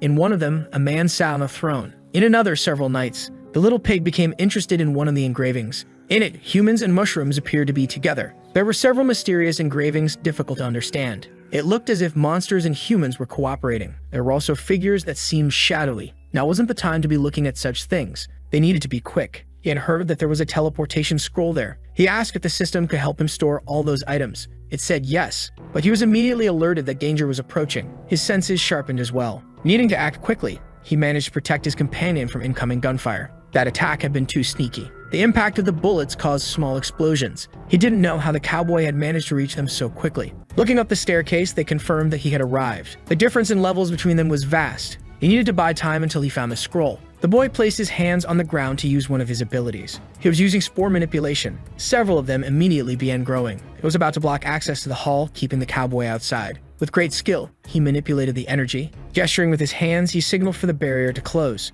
He successfully created the Great Mushroom Wall, preventing the cowboy from reaching them. He hoped that this barrier would hold him off for a little while longer. Immediately, the cowboy began forcing his way through. The boy listened, terrified, to the sounds coming from outside, until his face was consumed by the purest terror. The barrier was completely destroyed. That was even faster than he had anticipated. The cowboy said the trick was too cheap. He only needed to hit the same spot on the wall multiple times. He wanted to know when the boy had realized it, if he had found it amusing to try deceiving him. Getting into a combat stance, he asked the little pig to be ready. The only choice he had now was to fight him and avenge his friends. What he didn't know was that all of them were being watched by a mysterious duo. They managed to identify that the boy held the mushroom foil in his hands. Meanwhile, the cowboy continued descending the stairs. He manipulated his weapon in a relaxed manner. He was sure that the boy had escaped the influence of his persuasion ability. His mental strength was greater than expected. He had wanted to take both of them to the saint, but now he understood that would not be possible. The boy said he was a monster, but the cowboy had already vanished from his sight. Moving quickly, he managed to grab the boy's hand. The weak had no choice. Immediately, Sage Mode was activated. Even so, he could barely see what the cowboy was doing. That made the little pig react as well. She said he couldn't provoke her mushroom friend. That attack left her vulnerable to a counterattack from the cowboy, who landed a kick on the little pig's side. The force of the impact sent her flying. It was also enough to leave her badly injured and out of combat. The cowboy ordered her to stay still, as the saint would be very pleased to receive her. Taking advantage of the cowboy's turn back, the boy attempted an attack. But as an experienced fighter, he managed to defend against that strike. He said the boy would be sentenced immediately. His punishment at that moment would be to cease living. Knowing he needed to act, the mushroom began using his sword techniques. Even though he initiated the attack, he was being pressured by the cowboy. He couldn't maintain the same pace as his enemy. Being caught off guard by a knee strike to the head, the small mushroom was sent flying from the brutality of the impact, landing right in front of the vast treasure hoard in the room. That single strike was more than enough to take almost 900 health points from him. He knew he couldn't afford to lose there. He needed to use all the health potions he had left. He managed to grab the first one. but the bottle shattered in his hand. Right after that, the cowboy stomped on the boy's stomach with force. Even though she was severely weakened, the little pig tried to help her friend, but she couldn't move her body. The boy also found himself in a dire situation, because the cowboy was about to end everything he had started. He finally fired a shot from an inescapable distance, but the bullet was stopped by a crown that appeared out of nowhere. Behind the cheap deceiver, two figures had emerged. At last, the supposed bandits revealed themselves. They said that humans love to kill without reason, and that with them there, the cowboy's chance of survival was zero. The boy also didn't know what exactly had appeared before him. The woman had been waiting for the humans to finish each other off, but things had changed slightly. Bo, the gunslinger, was at level 84 with a human form. The cowboy continued oppressing his victim, completely unaware of the threat in the room. The boy quickly realized that this was the criminal duo and that the woman was a gunslinger. Still concealed by the smoke was the second one. The man wielded swords. He said that invading that ancient territory while talking about foolish justice, truly, humans were very confusing. This was Cage, who was at level 77. Looking more closely at him, the boy asked if the man was a dwarf. Furious, he replied that he was not, but a shinobi. Even with their appearance, the cowboy was not intimidated at all. He also hadn't expected his lies to be exposed, and those two would be the perfect opportunity. Once he eliminated them, he could spin the tragic tale of what had happened inside. His blade strike was intercepted by the samurai. That worried the cowboy because his weapon's blades had been completely shattered. That wasn't impressive to the samurai, who suggested the cowboy go back to chopping potatoes. Immediately, he unleashed a powerful assault on him, delivering multiple slashes across the body of the deceitful manipulator. Realizing he was in trouble, the liar hadn't expected the duo to be this powerful. To defend himself, he needed to change his weapon's shape once again. Now it was back to being a functional firearm. He fired several armor-piercing bullets at them. The samurai and the gunslinger were unfazed by the attack, because dodging those bullets proved to be no challenge. Even so, the cowboy managed to create some distance between himself and his opponents. The gunslinger said he was capable of using both guns and blades, but he was terrible at both. As if he had something to reveal, the cowboy displayed a malicious smile. The bullets he had fired managed to correct their trajectories. It looked as if the gunslinger had already anticipated this. Her expression could not hide her disdain. The samurai was already prepared to destroy those projectiles. She said once again that such an ability was completely pathetic. While she attacked the cowboy, the samurai destroyed the bullets. With even greater wounds, he now knew for certain that he was much weaker than those two. Not knowing their purpose in that place, he decided he needed to escape alive to warn the saint. The boy managed to recover some of his strength, going immediately to his companion. Though very weakened, she still mumbled that she needed to protect the mushroom. He asked her to hold on just a little longer, because he would give her a potion. He managed to retrieve a small vial from the system. As soon as she drank it, the little pig had 400 health points restored. It was enough for her to open her eyes more fully, realizing that her friend was in front of her. Immediately, the little pig hugged the mushroom with all her strength, because she had been very worried about him. Her embrace was so vigorous that he actually got hurt a little. Realizing that he had passed out, the little pig began wondering what could have happened. Meanwhile, the gunslinger and the samurai continued to overpower the liar. His objective had changed. He needed to get out of there alive, because his situation was becoming dire. From his holster, he drew a special bullet, which was immediately loaded into his weapon. The cowboy was prepared to use yet another of his tricks.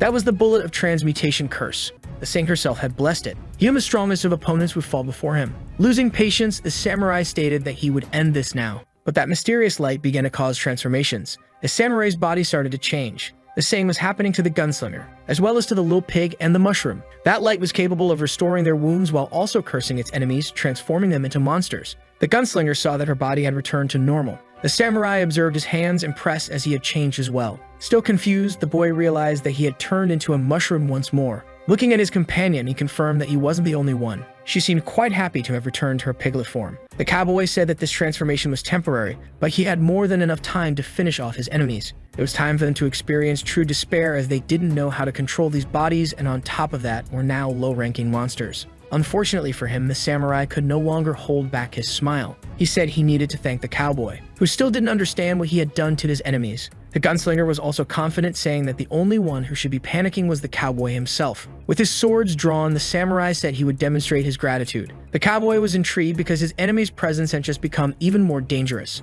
A powerful attack had been executed by the samurai. It was so fast that the cowboy couldn't react. He had been completely overwhelmed. The samurai's gratitude was to grant his enemy a swift passage to the other world. At last, he could sheath his swords, because the cowboy had been deeply wounded. Defeated by his enemies, he could not understand why they had become stronger after turning into monsters. The cowboy's body was brutally injured. He didn't want his end to come because he wished to remain by the saint's side. With the little strength he had left, he tried to reach for his emblem. As he touched it, he began absorbing all that despair. The boy and the little pig were approaching the samurai and the gunslinger. He felt a little uneasy, not knowing what he should do now. That was when he remembered that the same samurai had nearly taken his life before. It seemed like they were really going to try to finish off the protagonist. To make things worse, he and the little pig were completely defenseless. The samurai took his first steps toward them. The boy was tense, and the little pig was prepared for battle. The samurai's sword was already poised to strike. Trying to protect himself, the mushroom boy said they belonged to the same race. The samurai's hands immediately hesitated. His blade fell to the ground, losing all strength. But that alone was enough to leave the small mushroom utterly terrified.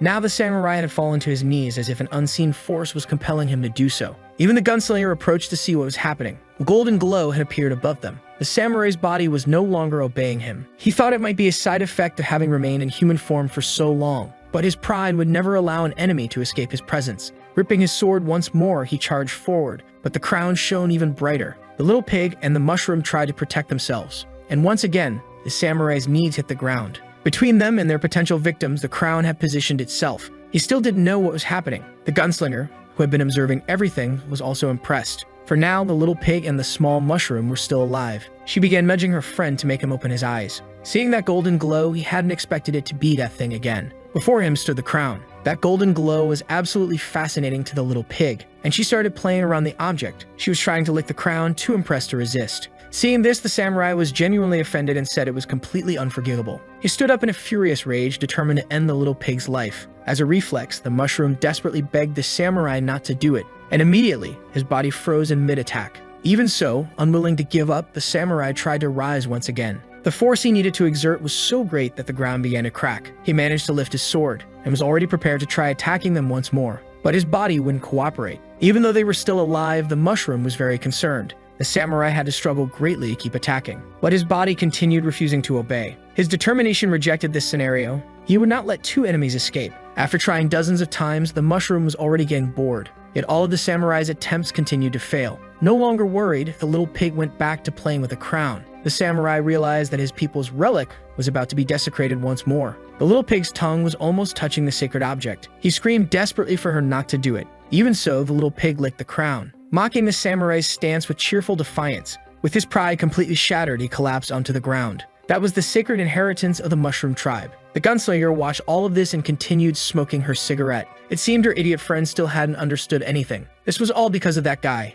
Even the small mushroom was impressed by it. It took him a while to realize they were talking about him. He said they were mistaken because he, too, had absolutely no idea what was happening. But as he was saying that, the royal crown began moving toward him. On its way, the little pig tried to reach for the object, but the crown knew exactly where it was going. It landed atop the head of the chosen one. The object began to shine with an intense glow, until it was completely absorbed by the mushroom. The system congratulated the player for obtaining a heritage item, and he immediately panicked upon realizing he had absorbed the crown. His fear was instantly suspended, and his eyes began to shine. As his body floated, his eyes gleamed even more, and the symbol of the crown was now marked on his cap. Both the gunslinger and the samurai observed intently. The little pig also had no idea what was happening, and the small mushroom's body gently returned to the ground. Since he was still disoriented, he shook his head a few times and received a system message. He had completed the mission, had become the king of an entire race, and had gained many advantages because of it. He was very curious to check his attributes now. He was a level 60 mushroom king and had grown significantly stronger. It was hard to believe what had just happened. Still furious, the samurai couldn't understand how a human had been recognized as the king of the mushrooms. He demanded that the rebel return his tribe's inheritance immediately. Gathering his pride, he tried to attack the new mushroom king, but his body failed mid-strike. The small mushroom hadn't expected that either. He was starting to find the samurai a bit foolish. The gunslinger raised both her guns. She said the samurai would never be able to harm that enemy with those attacks. Feeling a bit nervous, the small mushroom said they could have a civilized conversation. He was ignored as she fired anyway. The small mushroom was filled with immense fear, but what happened above his head seemed more like a celebration. Fireworks were illuminating the cave's interior. The gunslinger was pleased. They had completed the mission given by the former king by finding his successor. Knowing this, she began to approach, and promptly bowed before the small mushroom. Removing the hat from her head, she offered her greetings to the new king of the mushrooms. Beside her, the samurai still struggled to accept reality. Just like the small mushroom, who still didn't understand what had happened. He couldn't believe he had become the king of an entire race. In a very beautiful place, the sacred sanctuary was located. Rose petals decorated the environment, which seemed cheerful and pleasant. Some people were there seemingly to meet with the saint. The music that filled the air came to a gentle end. She knew that the cowboy had appeared, wishing for his soul to rest in peace. The symbol on that object seemed to be glowing intensely. Finally, they had gathered enough to spare. The cowboy also found the last ingredient we needed, said Fenrir. Provocatively, Kamazat stated that no one would think he was intelligent if he kept saying only the obvious. The old man didn't like the comment and asked if the bat wanted to fight him. Barbaro, who appeared to be a priest, asked if everything had been confirmed. The saint confirmed that yes, the last ingredient had been found. A dreadful symbol was appearing on the water mirror. Before leaving, she announced that the meeting was almost upon them and that they all needed to fulfill their roles. She stated that she was counting on the bat to continue monitoring those people. The young man was well aware of his task. As for Barbaro, his job was to keep an eye on the other guilds and inform the saint about the movements of the Sword Saint. Understanding his orders, he agreed to carry them out. Only the old man had no assigned task. He asked the saint what he should do. The bat said he was just a guard dog and should be useful by behaving like an animal. Filled with rage, the old man called the bat nothing more than a rat that learned to fly and threatened to teach him a lesson. Completely unfazed, the bat replied that it was time to teach this dog a few lessons. Both were ready to start a violent fight. Immediately, the saint calmed the old man and said she only felt safe because he was there. He was very grateful for that comment. The time was approaching and victory would certainly be theirs. She hoped that the great demon would accept the offering they were about to present. Soon, they would offer someone with a pure heart. The last ingredient needed to break the seal was the head of a pure-hearted individual. These seals were located in the land of the dead. The bird was approaching the glowing stone. It landed on top of it. Curiously, it began looking around. The other stones were also glowing. Soon, the small creature looked at the others. They too were glowing intensely. This made the small creature ask if its friends were there. Gradually, the shape of its beak began to transform, becoming something similar to a sound amplifier, and the small creature declared that the meeting was about to begin. The stones in the area began to glow even more. On one of them, a woman's silhouette became visible. The mysterious shadow that had witnessed the Mushroom King's battle was also there. Her identity remained completely unknown. The old man with a broccoli-shaped head was also present at the meeting, as well as a man whose chest was a wall clock. Zuzu noticed that one of them was missing. The stone where Su was supposed to appear remained empty. Ignoring his absence, the meeting commenced. The progress of each of them would be analyzed. The broccoli-headed man disliked this place because he couldn't hide anything there. His progress was nearly complete.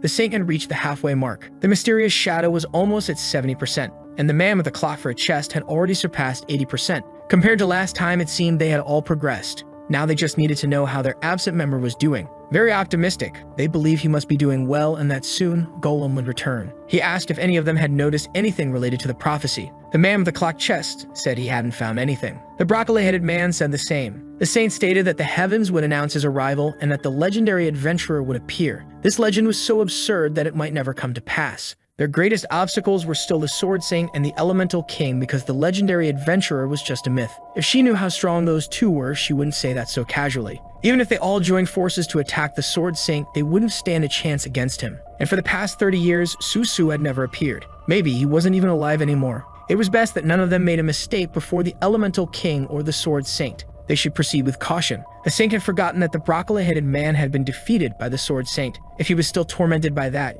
it might be useful. He said she should mind her own business because her lackeys were useless. The creature intervened, saying that everyone there was an ally. Until now, the shadow had said nothing. The clockman assumed that the broccoli head would be able to defeat the Sword Saint once he broke the seal under his responsibility. But the creature said they couldn't be sure of that. As far as she knew, the Sacred Tree's plan had been ruined, which would hinder the absorption of Golem's power. Remembering this made the broccoli head extremely angry. The creature worried that it had said something inappropriate. "This is a disgrace," said the saint. "Perhaps the broccoli will be their downfall." Once again, he told her to stay out of it. He had his own solutions to his problems. If she tried to interfere, she would pay for it. After those words, he vanished. The saint would love to see him try and disappeared as well. The silent shadow also left the meeting. Very disappointed, the creature had hoped they would stay and play with her. She hoped at least someone would remain. The clockman realized that soon he would have to do a favor for this creature. He said he couldn't stay because he still had many things to do. He disappeared immediately after those words. The poor creature wished he had stayed a little longer. Once again, all of them had vanished.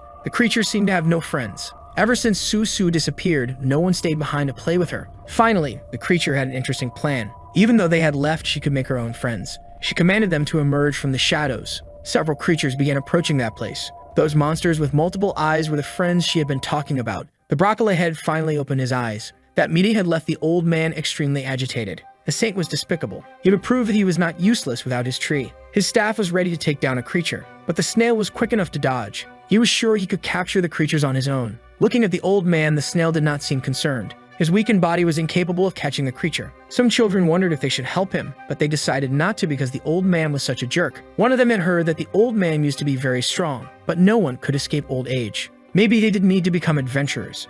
They could make money in other ways. so they left the place while the old man struggled to catch a snail. Struggling to stay on his feet, he was hit by a skateboard. The old man collapsed to the ground, completely defenseless. Behind him stood an enraged snail, filled with hatred. The creature bit the old man's rear. When he chose that seal, he thought the task would be easy. He never imagined he would become so weak every time he left the cursed stone. The whole situation was utterly outrageous. Finally, he managed to gather some shriveled fruits, but his effort had been considerable. Once he had been one of the most powerful people, and now snails were a great challenge to him. It was that boy who ruined all of his plans, and every day he longed to take revenge on him. The protagonist was still in the Mushroom Kingdom. He and his new companions remained in their monster forms. The little mushroom wanted to know what was happening. Looking over the plains, the gunslinger said the kingman was recovering, and indeed, the grass was growing back. Meanwhile, the little pig was playing with one of her apples. But what the little mushroom really wanted to know was how they had ended up in this place. He had only thought about this location, and suddenly, they all appeared there. With that thought, he activated his domain ability. Maybe it was something that kings possessed.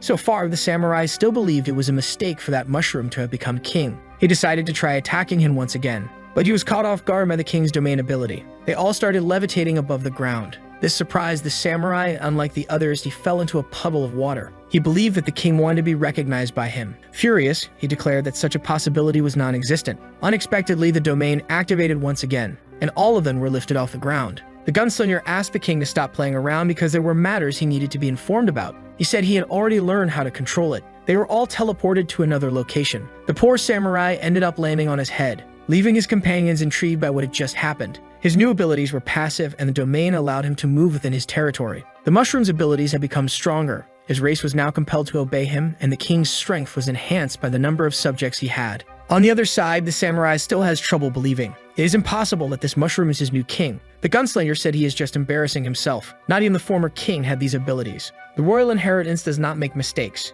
Even if the samurai does not approve, that is the new king. He knows this, even if he does not show it. All the former mushroom kings had a royal form. Even so, that little mushroom had not yet transformed. Faced with this, the little mushroom came to a conclusion. He should have changed form. Having received the title of king, he should have undergone a powerful transformation. He asked the system why he still remained an ordinary mushroom. The system began searching for information that could answer this question. Since he became an adventurer, he is stuck in that mushroom form, even though he has the attributes of a king. Indeed, that is what happened. He sacrificed his ability to evolve in order to become an adventurer. Seeing him talking to himself, the samurai became even more convinced that something was not normal. The gunslinger approached the new royalty. Perhaps all of this was the work of fate. She asked if he had been hit by the falling stars, but the little mushroom did not understand. Days ago, while searching for the new king, they were struck by a light, gaining the ability to transform into humans. The samurai believes this is the work of the evil humans. If he ever found the one responsible for this, he would slice them apart completely. Without explaining what had really happened, he agreed with her. He and the piglet transformed into humans after being struck by stars.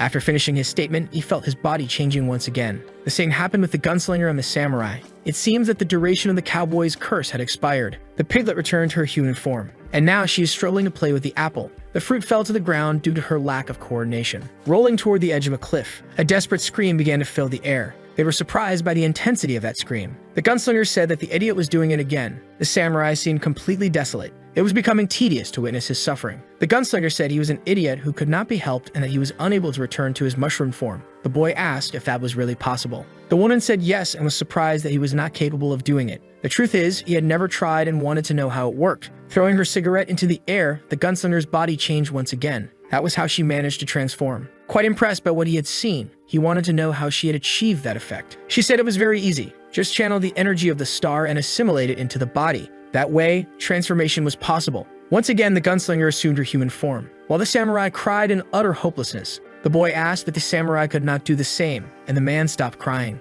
He approached them to respond. It was easy to say, but not everyone could control that energy in a refined manner. In front of the samurai, the boy changed form. He had never thought of that possibility. He believed he would remain human forever. After that, the samurai's misery only grew. Full of affection for her friend, the piglet began to smother him against her chest, and the gunslinger said that it was not difficult. The samurai was just a fool. To this day, he does not know how to control his mana, which causes him to remain in an intermediate transformation. He is neither a complete human nor a complete monster, and cannot use all his power because of this. The samurai said it was not that simple. He said she was used to controlling mana, and that the boy had the advantage of being the king. If it was so easy, the girl should be able to do it too. Immediately, the little mushroom encouraged his friend to try. Without realizing it, she began squeezing him quite hard. and she was trying to return to her piglet form. But she was not able to transform either. Smiling smugly, the samurai said once again that it was not as easy as they imagined. As he smiled, the little mushroom offered an apple to her. And in that moment, something happened to the piglet's body. She managed to transform to the delight of her friend. Faced with this result, the samurai no longer had any excuses for his incompetence.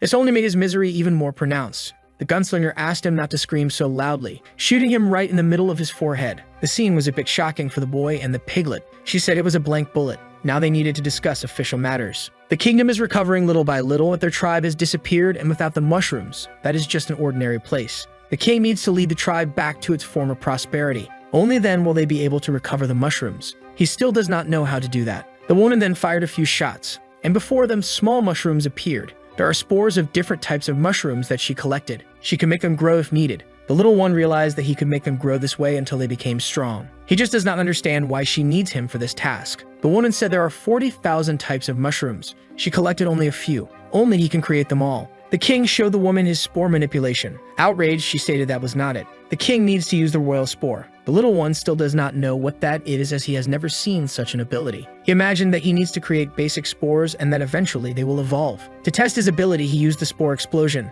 commanding the small mushrooms to appear. The woman watched as the little one tried to put his hypothesis into practice, but nothing had happened so far. The system said that a king has many abilities. He needs to unlock his full potential. The woman also confirmed that there is still plenty of room for the little one's skills to develop. Then he wanted to know if this lady could help him gain experience quickly. Immediately, she pointed the gun at his face. She recommended that the king call her by her name and not lady. Her name is Bo. Almost making another mistake, he said he would do as Big Sis ordered. With a smile on her face, she revealed that she knows a way, as her task is to help the king grow. The boy also did not want to be addressed as Majesty by her. He said she could call him by his name. She wanted to know why. The boy feels that he is not yet the king of mushrooms and that he is too weak to restore their former glory. He believes that one day he will be able to lead them to prosperity. And when that day comes, he will accept being addressed as Majesty. With this speech, he acquired the persuasion skill. The gunslinger was impressed that the little mushroom was not arrogant. He could be a great king one day. Knowing his motivation, she agreed to call them by his name, Duomo. He wanted to know what they would do now. While they talked, the samurai regained consciousness.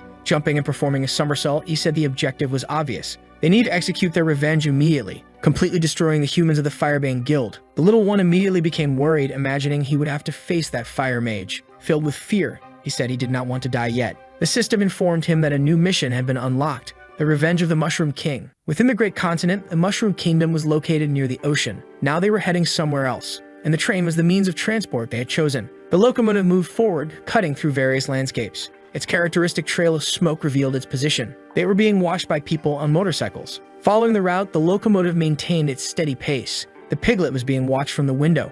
A threatening biker seemed focused on her. He certainly had some undisclosed objective. Continuing their journey, the small mushrooms group pressed on. Inside the carriage, people kept moving non-stop. The people there seemed to be enchanted by something. It was the gunslinger's beauty that caught the men's attention. Because of that, the samurai could not hide his anger. Moreover, he was constantly ignored due to his strange appearance. The gunslinger was pleased. The human form made traveling outside the kingdom much easier. In his original form, the samurai said he would be much faster than that locomotive. Despite always talking about revenge, he did not even know where the Fireband Guild's headquarters were. The train was heading to the volcanic region. They needed to get off near that area to reach their destination and board the ascending platforms. Hearing that, the little mushroom began to imagine what they were. A man approached them carrying a glass of wine. The gunslinger noticed his presence. So did the little mushroom. The arrogant fat man wanted to know how such a beautiful woman was with commoners, inviting her to join him in the more luxurious section. Without giving him any attention, she simply asked him to disappear. Looking to the side, the fat man assumed he was being rejected in favor of the hideous man standing beside her. He must have come out of some filthy cave. Before he could say who he was, the samurai drew his sword. With a single slash, he sliced the wine glass,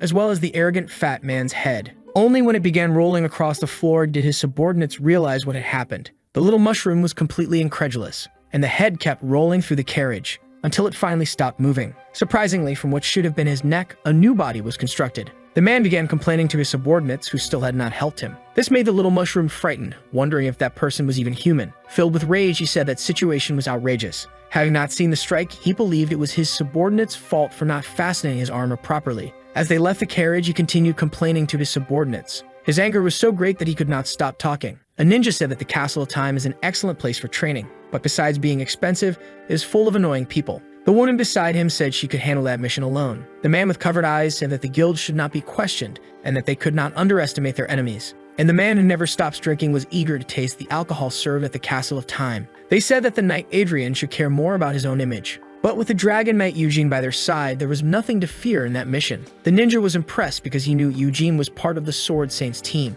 They did not need to be tense. Their guild was full of specialists. They were getting stronger. After hearing those words, the girl remained silent. The one who hides his eyes said that if the knight were more disciplined, he would have been promoted already. But if that meant he had to stop drinking, he would rather stay C rank for the rest of his life. Indeed, he was a determined man. After hearing that justification, the one with covered eyes no longer knew what to say. His companion had emptied yet another bottle of alcohol. He turned his attention to Elife, wanting to know why the girl had joined them. The ninja answered that the reason was obvious. It was because they were strong. But since she belonged to the elven tribe, she could have joined the forest spirit. The ninja did not imagine that her access to that guild could have been facilitated. It was not that easy, but that woman was excellent with the bow and arrow. The woman said she was not attracted to the forest spirit. Having said that so casually left her companion speechless. She wanted to forge her own path without her father's help and wanted to prove that to everyone. Trying to lighten the mood, the habitual drunkard said he would share his drink with them, but he was refused. Meanwhile, the locomotive continued its journey until it finally arrived at a station. The desembarkation door opened.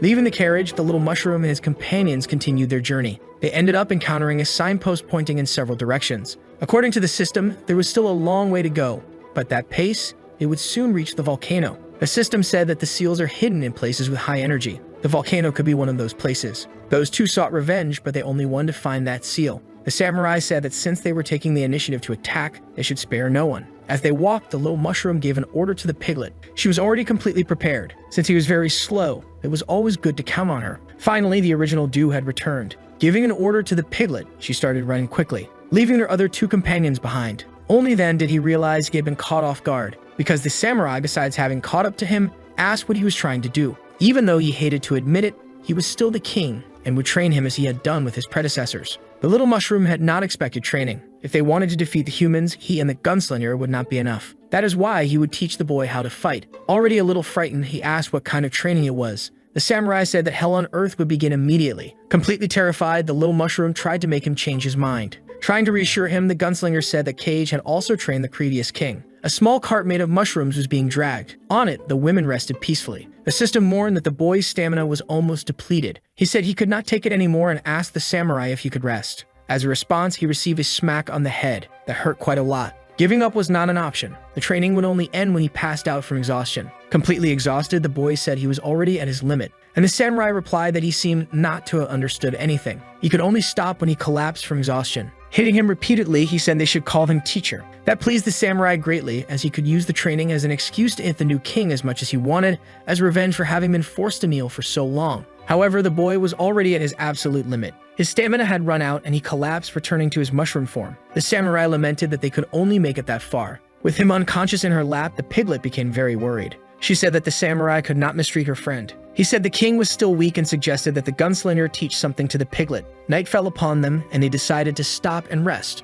Slowly opening his eyes, the little mushroom saw his friend. But what he heard was different. It was the samurai's voice ordering him to wake up. Finally, the little one saw that he was in someone else's hands. He was startled, imagining that the piglet had turned ugly. He thought he was still in the middle of training and did not know what had happened. Looking at the samurai, he asked where the gunslinger and the piglet were. Both were resting peacefully. Complaining that he was too noisy, the samurai also said that the king was very weak and could barely do anything. Soon, the boy remembered what had happened. His head ached a lot. He learned from the system that he had been unconscious for 6 whole hours. He needed to be cautious. If this happened when he was alone, he would be in danger. Not knowing who he was talking to, the samurai asked if he was speaking to someone. The boy said he would have died if he had been alone in that place. But he did not need to be so pessimistic. His training had only just begun. The fault for not being able to evolve was his own. He thought that by being human, he could break his limits. But he was too hasty. No matter what he learned, he would always be trapped in that form. Faced with this, the samurai asked who told him that evolving was necessary to become stronger. He also wanted to know who told him that low-level monsters could not grow stronger. The little mushroom swore that this was common sense.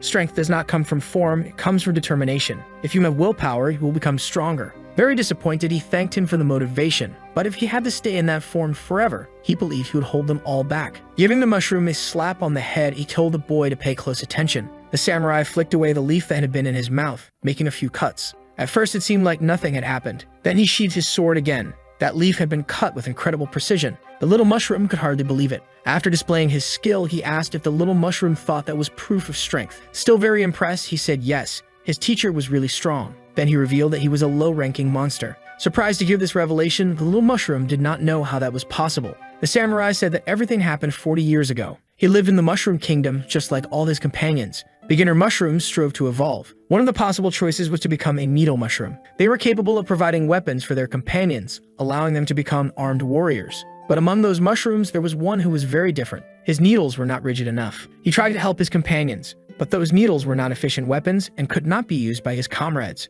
Because of his inability to be useful, he became a joke to the other mushrooms. Overcome with shame, he ran away to hide his sadness. One fateful day, the kingdom was invaded by humans. The king ordered his subjects to defend the land with courage. On the other side, there were several dangerous adventurers. Among the mushroom army was the one considered useless. Summoning all of his courage, the mushroom attacked the adventurer, but his needle was completely ineffective. It was not rigid enough to be used as a weapon. Since he was practically unarmed, he was easily subdued by the adventurer. Even though he was useless, his companions were worried about him. He stood up once more, even though he was injured. Grabbing another of his needles, he returned to battle. That adventurer started mocking the mushroom. Besides being stupid, he was incredibly weak. His guild leader should not even be concerned with that kind of monster. With his sword in hand, he was ready to finish off the creature. But at the last moment, the mushroom was saved by someone. That scene immediately left him in awe because he saw someone wielding a sword. The presence of that mushroom on the battlefield caused the adventurers to flee. But he was much faster than the humans and managed to save several of his companions. The more he looked at that samurai, the more amazed the mushroom became. Several barrels of wine were being taken to the front lines.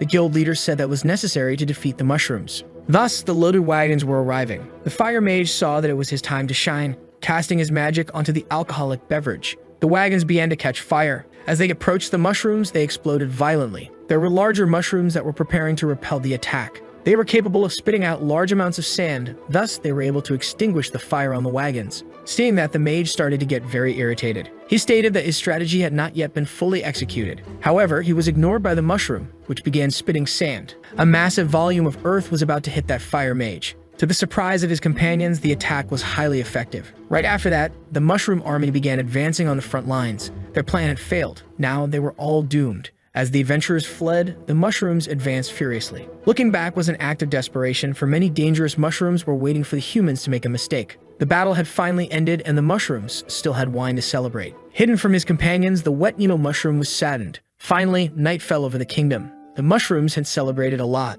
Even the king was completely drunk. Only one mushroom did not take part in the tribe's festivities. That was when he noticed the formation of a suspicious magic circle. A person was materialized in that place.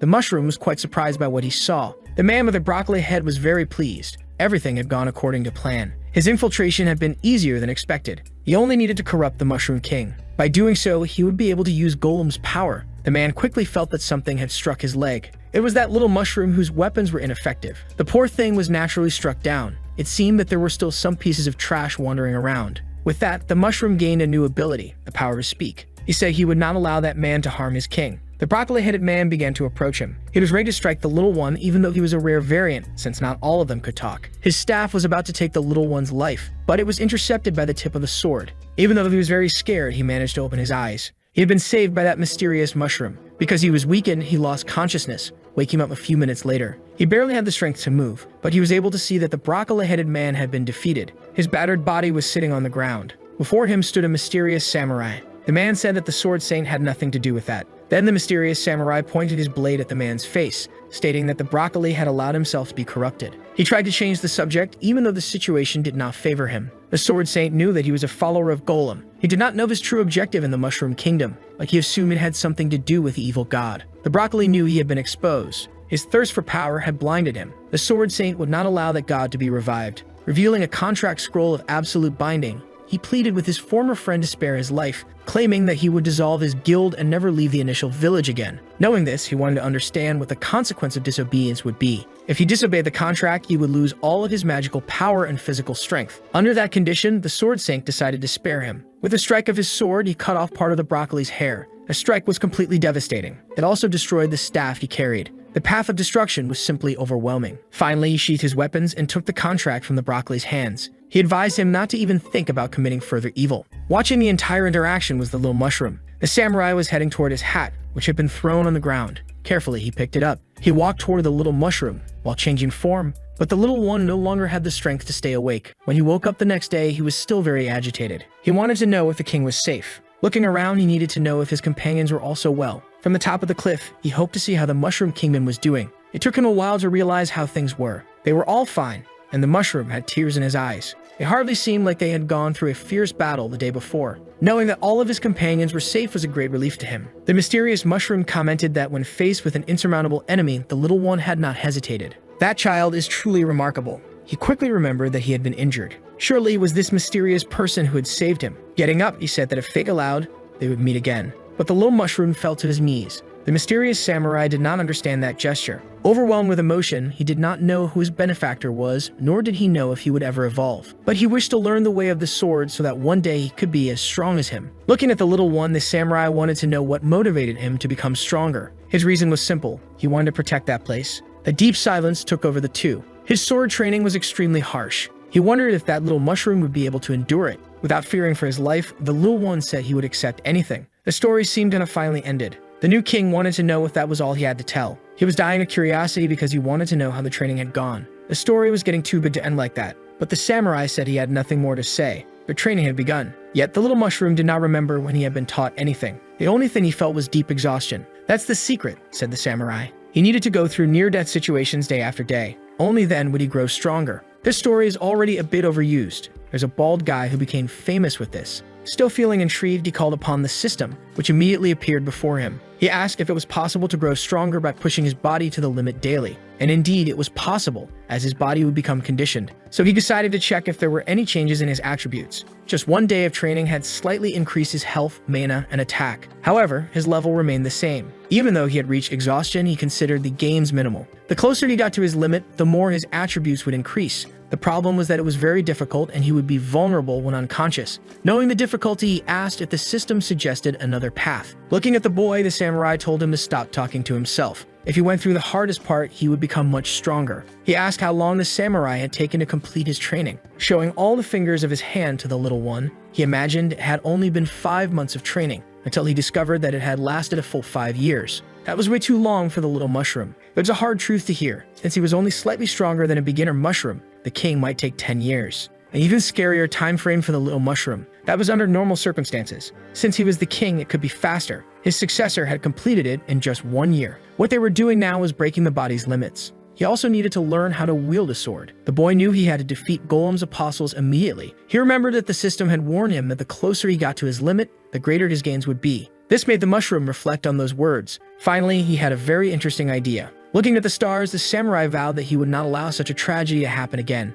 Soon, he realized that the little mushroom was completely ignoring his words. Leaving the clearing, the little mushroom said he had something to do. He asked the samurai to rest. Without reprimanding the mushroom, he told him to call him master. To make him learn this, he would train him even harder. He placed his sword and the hat he carried on the ground. As he looked at those objects, his mind was flooded with memories of the days when he patiently imitated his master's movements and of the teachings he absorbed daily, until one day, his skills were put to the test in battle. He was not able to master his emotions. The king had transformed into a completely corrupted creature. That was a very painful memory buried deep in his heart. In the middle of the forest, there was a lake. It was full of creatures inside. One of them raised its head above the water. Soon, its companions began to do the same. They were swamp fishmen, fierce creatures but gentle with their own kind. That lake was full of them, and they were having fun. A mysterious shadow appeared over the lake. The dark entity began observing those creatures. There was a bell in one of its hands. The sound of that instrument captured the fishmen's attention. Immediately, they transformed. Now they were completely filled with aggression. The ferocity that overtook them was immense.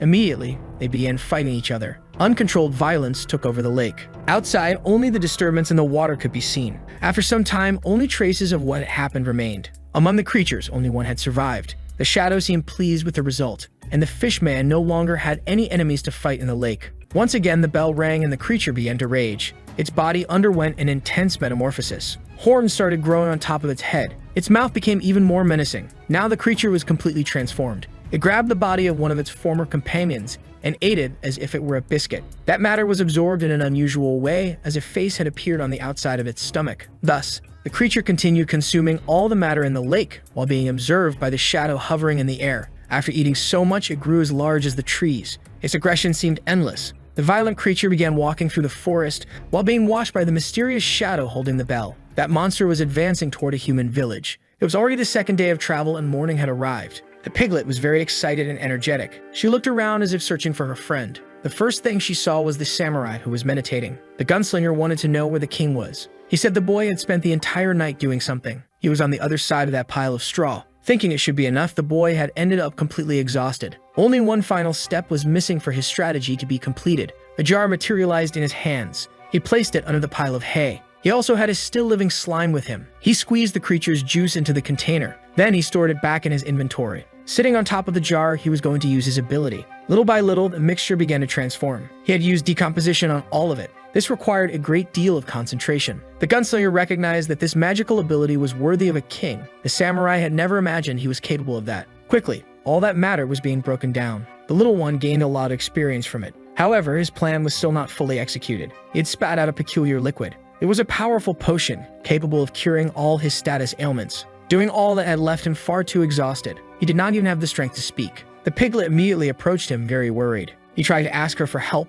pointing to the potion he had just made. She immediately identified the flask. Full of hope, he thought he would be helped by her. Seeing that the little one had collected the flask, he gave her a positive signal. The piglet managed to open the container. Now all she had to do was make him drink some of it. The little mushroom waited for his companion's help, who seemed to understand what she needed to do. Unexpectedly, she decided she should drink the entire contents of the flask. He could only watch as the liquid disappeared. After an entire night of work, that was not what he had expected. The piglet believed she had helped her friend, while he was completely powerless. Because she drank all of it, her body became incredibly energetic. It was as if she had undergone a brutal transformation that caused her to reach an astonishing level of power. Her body and vitality were significantly enhanced. The poor mushroom no longer had the strength to stay awake. Once again, his stamina reached zero and the poor thing lost consciousness. Since that incident, 3 days had passed. The piglet had been training with the gunslinger. Opening her eyes, she seemed to notice something. Her mentor also noticed it. The boy was very engaged in his training, but upon seeing her dear friend, the piglet decided to run toward him. However, Bo would not make it easy for her. The piglet was almost caught in a fumble net. There was no way to dodge it. The poor thing was completely trapped, forcing her to change form immediately. She was upset about being caught in it. The gunslinger decided to approach her. She noticed that the piglet could speak better, but still had poor focus. That was why she needed to continue training with her. Knowing that she needed to get stronger, the piglet agreed. On the other side, the boy continued suffering greatly. His energy was almost gone, but this time he had some of the potion he had prepared. That would be the secret to accelerating his grueling training. Once again, his stamina had run out. But before losing consciousness, he took another sip of his potion. That gave him so much strength that pulling that weight was no longer difficult. The samurai was very impressed with the boy's speed of progress. He explained that all of this was due to the potion he had been drinking during training. Ignoring the explanation, the samurai assumed that the result was because he was an excellent teacher. Realizing he had been ignored, the boy agreed. He had a theory that he would be able to progress faster every time he pushed himself to his limit. But the samurai interrupted him. If he had the energy to talk, he had even more energy to pull that load. He needed to understand that since he had stopped at an initial stage, he had to work 10 times harder than an evolved monster. There was no time for laziness. Comparatively, he had many barriers to break through. That was why he had to keep training hard. This way, he would be able to surpass his limits. But right after breaking them, he would need to train even more to break through another barrier. This was the path he had to take to become stronger, until one day he would truly become powerful, agile, and resilient. He needed to go through all of this to stand on equal footing with the strongest creatures. The boy was already fully aware of his difficulties. He ended up being struck by the samurai once again, but he did not understand why. That difficulty was no longer enough. It was time to make his training even harder. He now had to pull that load while dodging attacks. On the 4th day of training, his suffering had already reached absurd levels. Meanwhile, the piglet was also training with the gunslinger. By the 8th day, the boy was being pushed harder and harder. The same was happening with the piglet, who needed to refine her concentration. By the 12th day, the load he had to pull had increased significantly, and the piglet was already able to catch thrown objects without needing to open her eyes. Even as night fell, he continued training. After 20 days of training, the progress was already very noticeable. A huge creature stood before the piglet. It was a level 55 stone giant, an elite and very dangerous monster. Finally, it was time for her to be tested. Her trainer ordered the piglet to defeat that creature. That creature was capable of increasing the hardness of its body. The piglet struck it repeatedly with all her strength. Her attack, besides being ineffective, left her exposed to a counterattack. Even though she defended against it, she was thrown far away. The gunslinger advised her not to focus on brute force. Many enemies would be stronger than her. She needed to identify weak points. The piglet realized she needed to change her strategy. Immediately, she began to concentrate. Her wild instinct ability had reached level 4. Before being caught off guard by the creature, she managed to avoid its attack. Thanks to her agility, it was easy to dodge those strikes. Soon, she identified weaknesses in the monster's body. This way, she knew exactly where to strike her enemy. The piglet's eyes were filled with great determination. She landed a hit on the first weak spot. Then she struck several more. To defend itself, the creature had to reinforce its body once again. It took the opportunity to try and attack the piglet while she was off guard. She would definitely have been caught by that attack, but the creature's body was completely destroyed. All that remained of it was a large pile of stones. Saying that she had managed to defeat the creature, she asked if she could play with her mushroom friend now, something that was promptly allowed. She might be a little childish, but she learned very quickly. As the king's companion, she had very rare talents. The samurai said that his disciple could not become dependent on those potions if he wanted to grow stronger. Due to the intense effort, the boy was almost completely dehydrated. The potion he had been drinking had run out. He believed he could keep training anyway, until once again he reached complete exhaustion. The system was warning him of what was about to happen, and his body collapsed to the ground, unconscious. The samurai praised the boy's effort. Since he had reached his limit, he decided they would end the training there. But something unexpected began to happen. His body started to glow. The samurai was very impressed by what he was seeing. Even the women could not say what it was. His body was shining as if he were a small lamp. He was definitely undergoing some kind of transformation. He had successfully broken through his first barrier. His growth rate had now accelerated, and he had also gained experience points and leveled up. The result was truly astonishing. He felt that his entire body was much lighter.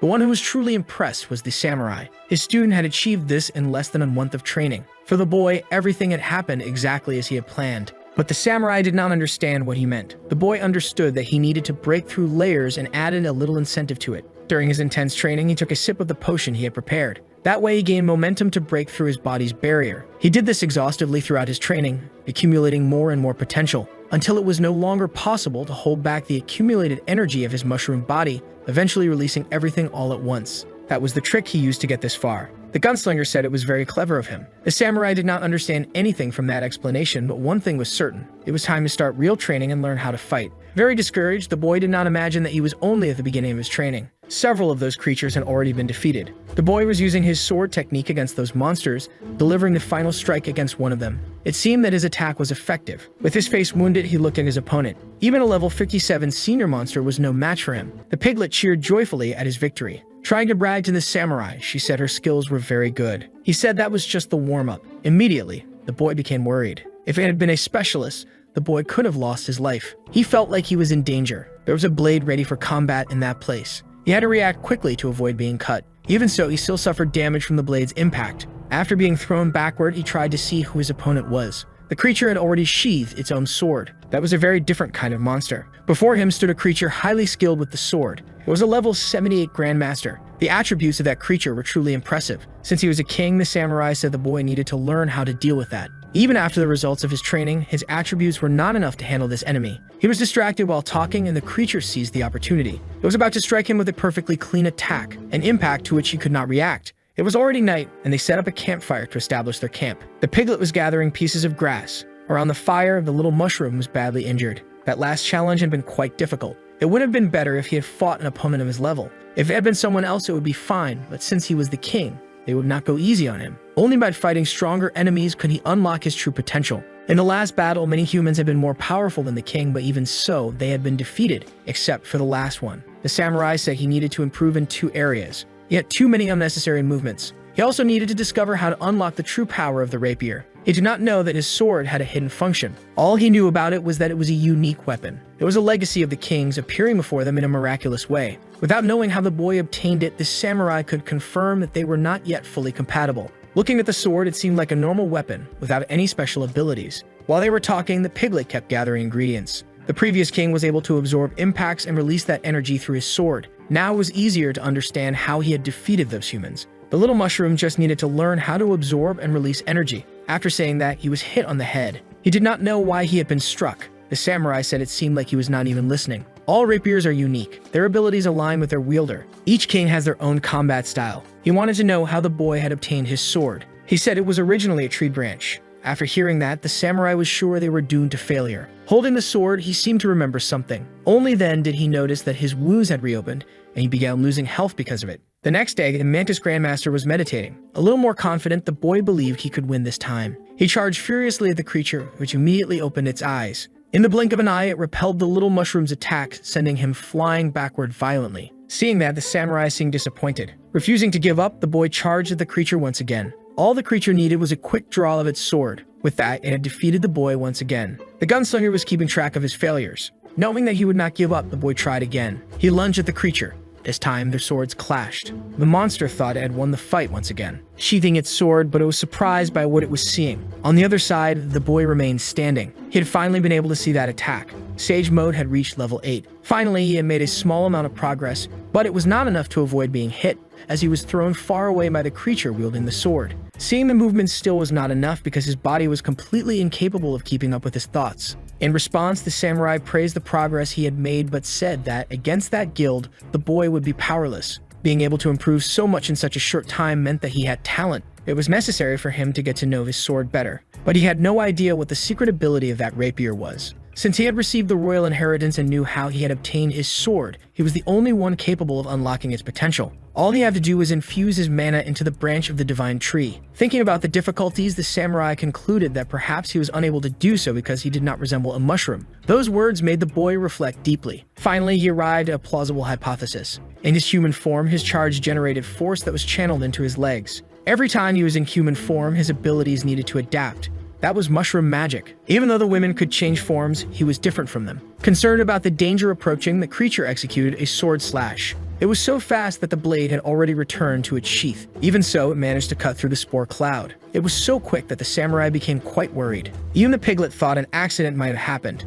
The creature was the first to realize that it had missed its target. By changing his forms, he was able to combine abilities into one. Before being struck by the creature, he used Spore Explosion to defend himself. This time, he was in his human form and close enough to his enemy. He believed that the rapier could store magical energy. He launched another barrage of attacks at the creature. This time, he managed to make it retreat. The samurai noticed that his pupil was using transformation abilities during combat. Seeing that the rapier was glowing, it seemed he was getting closer to his goal. However, the creature had become much more dangerous. Beating its wings, its speed increased significantly. It could move incredibly fast.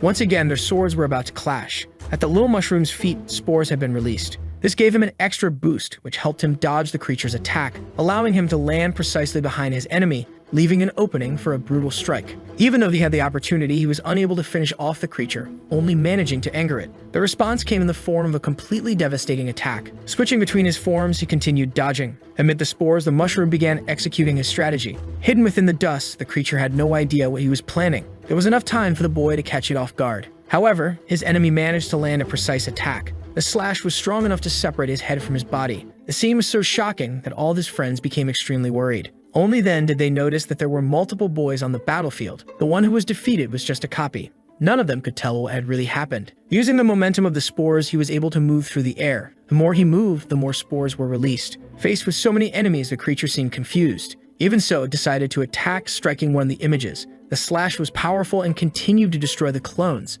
This was the unique ability of the Mushroom King. Its name was Royal Spore of the Mushroom King. The enemy had just sheathed its own sword, only to be completely caught off guard by the barrage of cuts that struck it. There was nothing it could do about it. Once again, his friends remained amazed. Finally, the creature collapsed, having been defeated. Slowly, the clones began to disappear, until only the real one remained. The system congratulated him on defeating an elite creature. In addition to the experience gained, his inheritance ability also improved. With the battle concluded, the piglet was celebrating joyfully. Those spores could only create basic mushrooms. Since he was also a basic mushroom, he could create clones of himself. He was the only king capable of doing so. The mushroom tribe was in good hands. After seeing all of that, the samurai fully agreed with his friend. After the series of battles they had gone through, the creatures bowed respectfully. Continuing on their path, the samurai bid them farewell. The boy wanted to know if they had already met before. They had encountered each other when his master was still training him, but back then his friend had not yet evolved. Now he was not going to give explanations. He wanted the boy to keep pulling the cart. The gunslinger knew that the king could use a map to guide himself. She wanted to know if they were still far from their destination.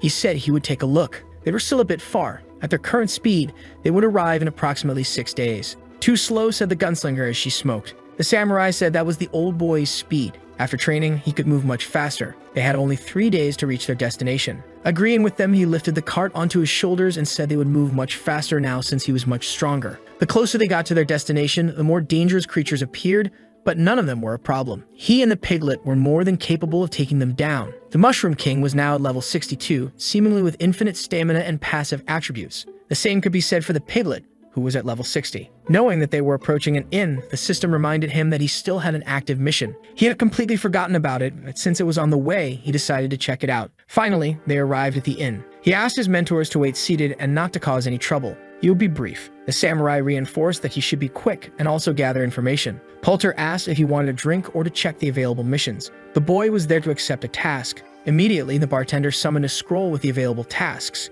His last mission had been to capture the due of criminals. Those who had accepted the mission had disappeared, and no one had collected the reward yet. Since he was the only one who had come so far, he would receive the full reward. Receiving all that money, he remembered his friend, the muscular man, who was a very polite and kind person. The piglet noticed his brief sadness and made sure to cheer him up. Since there were new missions available, she asked him to take a look. Now there were A and S difficulty missions. The easiest ones were B difficulty. It seemed that many monsters were attacking the cities. These missions were quite difficult. There was an outbreak of dangerous monsters attacking villages. Many had already been completely destroyed. Even though the Sword Saint was sending his men, they were not enough. A monster capable of destroying a city was truly dangerous. Even the major guilds were suffering casualties. The boy wanted to take a mission along the way, but he was already wondering if it would be better to avoid problems. In response, the samurai said that strength did not matter. They were not stronger than the enemies they would face, but it would contribute to his training. That motivated the boy. He wanted to know which monster was closest to the route leading to the volcano. The closest one was an A difficulty mission, but there was a problem with it.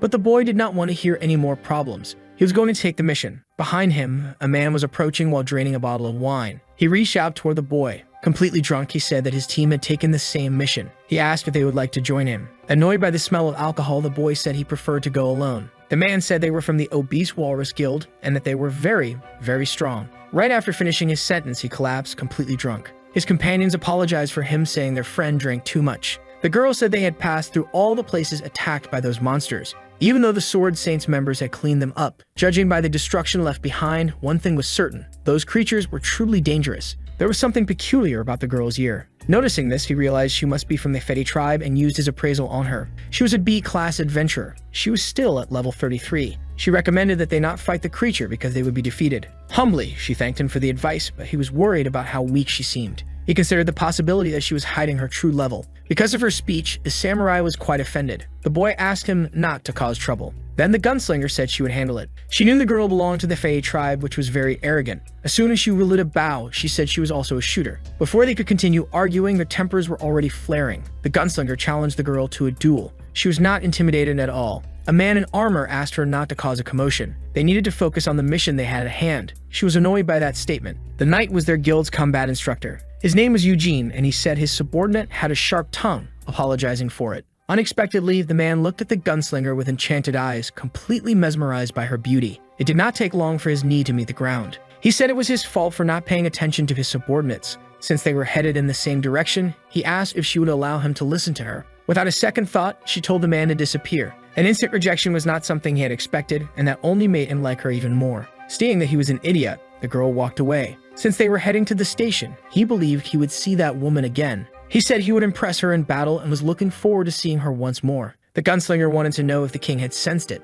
The boy asked if she was talking about the aura of a monster in that knight's body. Not just any monster. It's a dragon. Taming a dragon was no small task. That guy could be anything, but weak was not one of them. The boy imagined that he might be a legendary knight, having never seen a dragon before. The samurai said that the last dragon that attacked the Mushroom Kingdom ended up as a snack to be enjoyed with his alcohol. The gunslinger said they should get moving or their target might be stolen. The boy was eager to see a knight like that in action. In the city, people were in complete panic. Everywhere they passed, there were ruins. It was unbelievable that a monster had done that to a human city. He sensed an energy in the direction they were heading, a powerful magical fluctuation. Stealthily, they began observing what was happening. The gunslinger asked him to change forms so as not to reveal his true identity. Immediately, it all transformed. They needed to find some sort of advantage. The samurai was supposed to go with them, but it would be bad if he were identified. He could not hide his frustration at being unable to transform. Without saying a word, he decided he would follow his team. They were looking for a high vantage point. Meanwhile, the city continued to be destroyed. The creature responsible for it was truly powerful.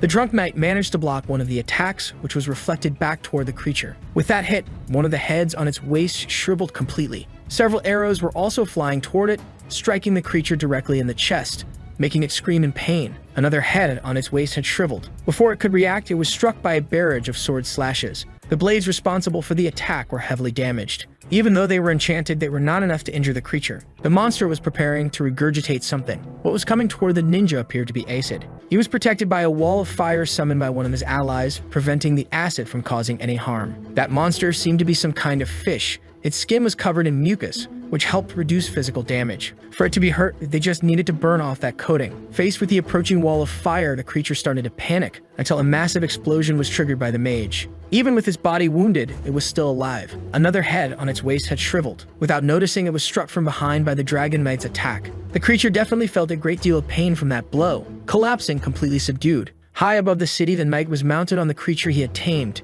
As the dragon flew, he launched himself toward the city to attack, delivering one of his most powerful strikes against the creature, completely shattering the ground. The townspeople were celebrating the adventurer's performance as they had defeated the creature that had destroyed the village. The force of the impact was truly devastating, raising a massive cloud of dust. From above, the small mushrooms team observed the battle. That knight's attack was truly ferocious. The samurai, however, seemed unimpressed. Even if he had tamed a dragon, he was still just an ordinary person. That attack is way too flashy. Humans love wasting mana on inefficient strikes. The knight's team believed the battle was over. The girl was overly confident, thinking she would soon surpass that knight in strength. An object pierced the ground beside them. They were shocked to see that it was the knight's lance stained with a red liquid. This sight began to make them very uneasy. The knight did not know what was happening. His power was being drained. Tentacles of light were immobilizing his body. Desperate, he called for his dragon to help him. The magnificent creature prepared a devastating attack, but its jaw was pierced by something, being completely sliced apart in the process. Seeing his dragon subdued, the knight unintentionally destroyed his own underwear. His subordinates did not hesitate to act.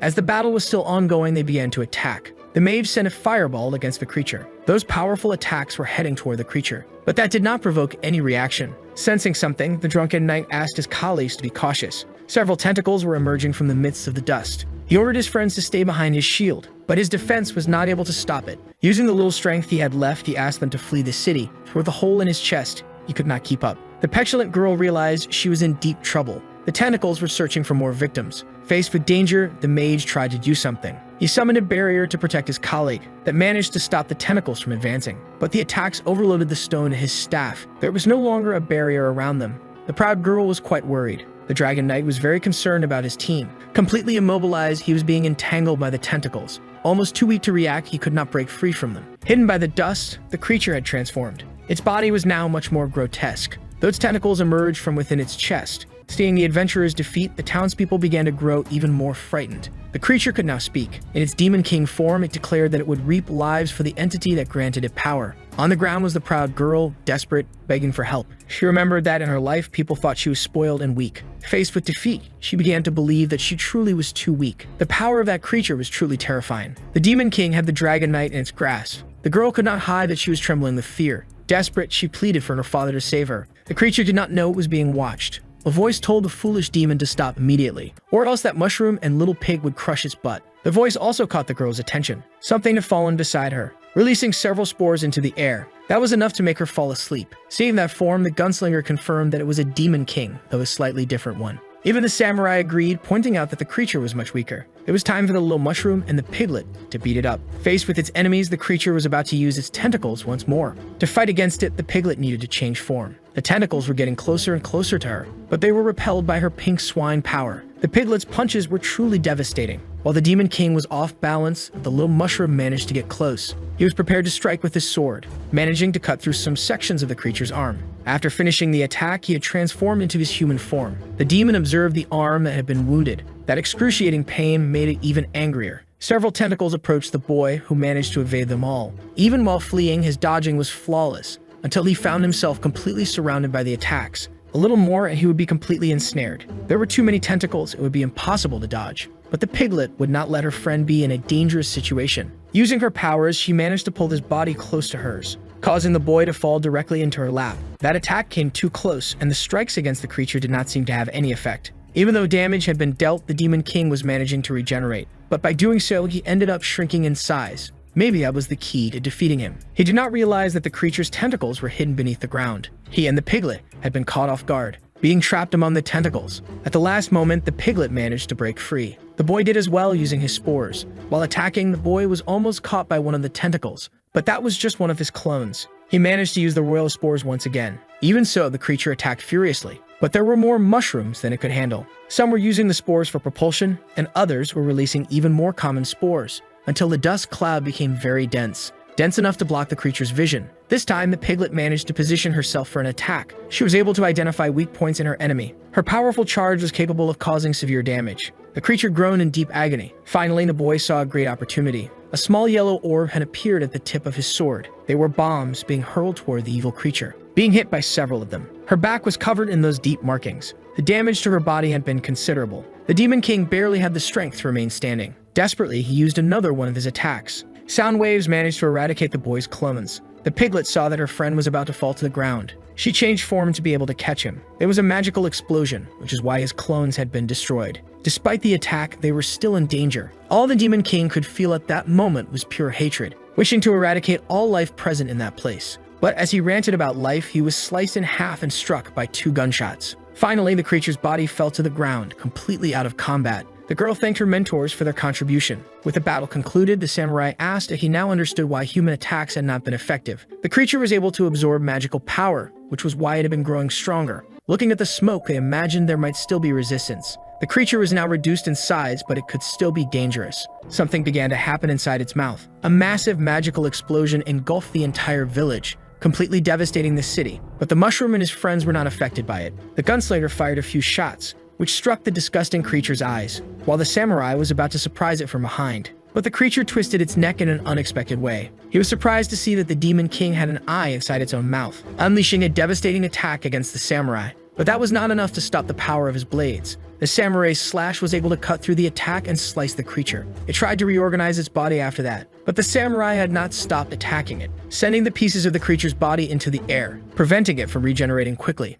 The attempt was good, but the chance of that attack working was non-existent. He delivered several even more precise cuts, turning the Demon King's body into disgusting jelly. The pieces fell to the ground, landing on mushrooms that restricted their movements. The pieces tried to reorganize themselves again, but having been separated for too long, they ended up drying out until they died. The gunslinger asked if they should help the little mushroom. Looking at the enemy, his samurai believed they would be able to defeat it. Several tentacles were emerging from that eye, and the piglet managed to dodge them all. She accurately identified the creature's weak point. With determination in her eyes, she was about to launch her attack. Before she could strike, she was caught off guard by a tentacle that emerged from the ground. The boy advised her not to be impatient and to wait for an opportunity. Highly focused, she agreed with him. The cloud of spores was obscuring the creature's vision. This was the opportunity he wanted to create for his friend. The piglet began digging into the ground. The grotesque creature was attacking uncontrollably, but those attacks were ineffective against the boy, who dodged skillfully. Switching between his forms, he managed to get close to the enemy, creating a dense cloud of spores around it. Because of this, the smoke grew thicker and thicker.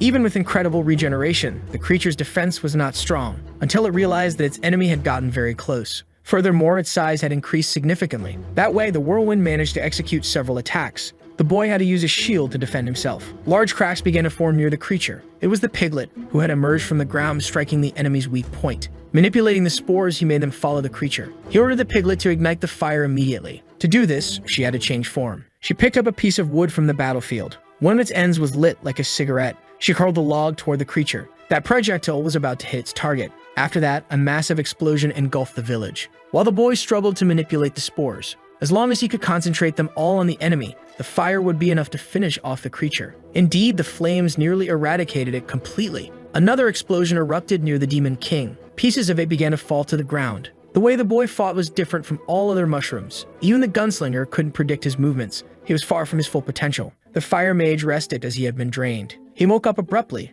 as if in the middle of a nightmare. But he was inside a room, recovering. Knowing that he was alive, he began to worry about his companions. His concern quickly gave way to the pain his body was feeling. To recover, he pulled out a health potion, drinking its contents immediately. He was so weak that he let the bottle fall to the ground. After that battle, his entire body was sore. Blocking that last attack drained all his mana, and his internal wounds were severe. The door to the room began to open. With a few vials in his hand, the boy saw that the mage had already woken up. Imagining that they had been saved by him, he thanked the boy, who handed him a potion, knowing that the mage's body was very weakened. He believed it would not be enough to heal his wounds and that he would need to return to his guild's headquarters for treatment. His wounds were extensive. He could barely finish speaking. The boy simply watched as the mage hesitated to drink the potion. He had to force the contents into his mouth so that he would recover quickly. Immediately, he began to feel the healing take effect. His body had strengthened instantly. He had never consumed anything like that before. He had only heard that great alchemists were capable of making such things. The taste was delicious, as if it had been made by a god. Even the boy couldn't believe the transformation that had taken place.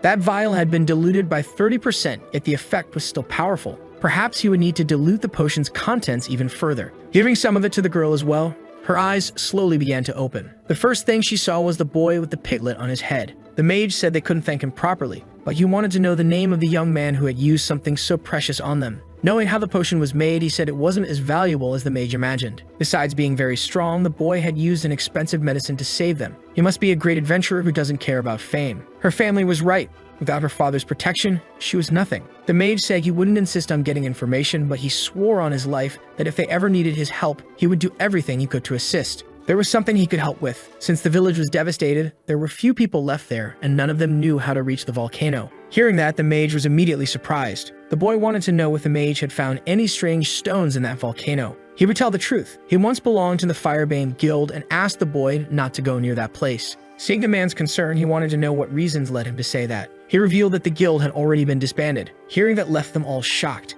Hearing that made the samurai angry, as they had yet to complete their revenge. The boy asked him to calm down since they hadn't heard the full story yet. The mage was recovering from the scare he got from the samurai. The gunslinger wanted to know what kind of danger had led to their dissolution. The girl said it was the undead. The dead and the monsters in that volcano had been infected by a miasma that turned them into undead. A small wound was enough to cause complete infection. That was truly dangerous. The gunslinger knew that mushroom spores could do the same thing. All the samurai wanted to know was whether the fire user was still alive. If it was Gilheim, the mage couldn't say for sure, but with his strength, it was unlikely that he had perished. Knowing that, the boy asked why the other guilds hadn't gone to help. There was an agreement between them. They would never enter another guild's territory unless invited. Otherwise, it would be considered a declaration of war. A month had passed since the incident, and they had not asked for help from anyone. The news of the dissolution was only a rumor. Knowing about the miasma, the gunslinger wanted to know if the others didn't understand how dangerous it was. There were many undead inside that volcano. Because of its structure, they remained trapped there. As long as no one approached,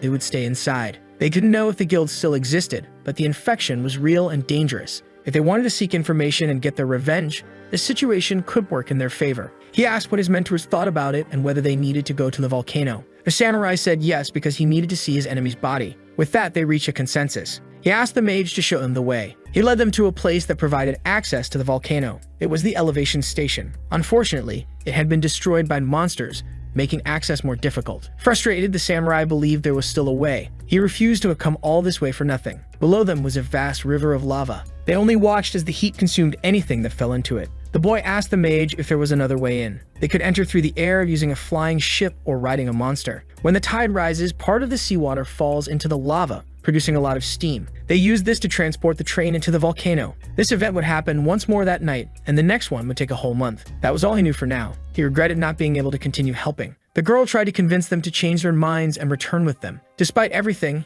he was the savior of her entire team. Her guild would be grateful for that, and he could meet her tribe. Seeing their closeness, the piglet began burning with jealousy, headbutting the girl, because she didn't like all that friendliness. He told his friend not to be rude, as that woman hadn't done anything wrong. But the piglet had trouble hiding her murderous intent. The waves were getting stronger and stronger. Gradually, water began to fall into the lava. As the situation was getting worse, the mage recommended they leave before they were burned by the steam. The gunslinger said that the train was just a tool and it could be replaced. Hearing that, the mage wanted to know if she had thought of something. Immediately, she fired a shot toward the tracks. From it, a very old mushroom emerged. The humans were perplexed by that summoning. The poor mushroom started walking toward the steam. Despite the heat, that was very refreshing for him. The gunslinger managed to climb to the top of the mushroom. She said he would prevent them from being burned by the steam, urging her companions to climb up as well. Immediately, they obeyed her. The girl outside said that this was very dangerous, but the boy was going anyway, because it was his duty as an adventurer. The piglet remained full of jealousy, while the conceited girl was lost in love. More water fell, producing even more steam. All that heat started rising toward them. That strange mushroom seemed to be enjoying it in an extremely questionable way, gaining momentum to rise even higher. The fire mage had to use a barrier to protect himself from the heat. They needed to go back now and report everything that had happened. The girl was determined. She wanted to become as strong as Du Mo. The higher they climbed, the more terrified the boy became. He was already completely desperate from that movement. The steam made them ascend very quickly. All while that suspicious-looking mushroom was having the time of his life. Small hares were walking along the ground. They noticed that something was approaching. The object that came from the sky smashed into the ground with great force. It was that strange mushroom. Having reached the volcano, the system granted the boy several experience points, though he was feeling very nauseous from the trip. At least they had arrived safely. That was the volcano they had been searching for all this time. Looking around, he could see that there were several volcanoes clustered together. The samurai didn't care about that. All he wanted was to finish off his enemies. Still apprehensive, the gunslinger told them to stay on alert since she hadn't seen any undead yet. The piglet was complaining about the excessive heat in the area. The boy seemed to have a coin that would help with that. He broke it immediately, granting them the blessing of fire, a gift from the mage. That would block the heat for a while. Since they were there, he asked the system where the golem's seal was. The system was already annoyed with the same question. All it knew was that it was in a place with a lot of energy. The boy was disappointed with how useless the system was. The system retaliated, saying that it was the player's fault for changing the game's rules. Not willing to read that complaint, he shut the system off. Now, he could only count on himself. The samurai told him to stop talking to himself. If he was looking for the place with the most energy, it was certainly that volcano, which was also likely the base of all their enemies. Knowing their destination, they began their march, while the strange mushroom waved them goodbye. The fire mage couldn't believe his friend was leaving the guild, but she had already made up her mind. After this, she would return to her own city. The girl realized that the need to become stronger was something more intense than her own ego. As they walked, they were suddenly surprised by motorcycles speeding past them. They had no idea who those people were, much less when it just happened. A new character had just been added to this story, and he had a very rebellious haircut. The steam continued rising everywhere, and that biker saw that his path was blocked. He and his team had no way to continue their journey. Knowing they couldn't pass, one of his subordinates suggested they turn back. He looked at the burning magma without fear. He warned that he would go alone from that point onward. If he didn't return within 10 days, his companions could leave. He began revving his powerful motorcycle. The power and torque were enough to make him soar over the tracks. His subordinates, who were completely bald, were in awe of the power a man with hair possessed. They watched as that long-haired man managed to ride his motorcycle over the lava. Having no hair themselves, they were quite terrified by this, because they couldn't see the motorcycle anywhere. Finally, it burst through the magma with an overwhelming aura. That was the biker rebel's uncontrolled mode. His powerful motorcycle completely ignored the fact that it was riding on a non-solid surface. He continued his journey defying the laws of physics, but the magma was running out. Before him stood a massive rock wall. Certainly, that would be no match for a true delinquent. Once again, the wheels of his motorcycle ignored the laws of physics. Gravity to them was just a word in a dictionary. Faced with so many incredible feats, his subordinates became emotional. The power of a man with hair was truly overwhelming. They could only watch as the motorcycle ignored the vector of gravity.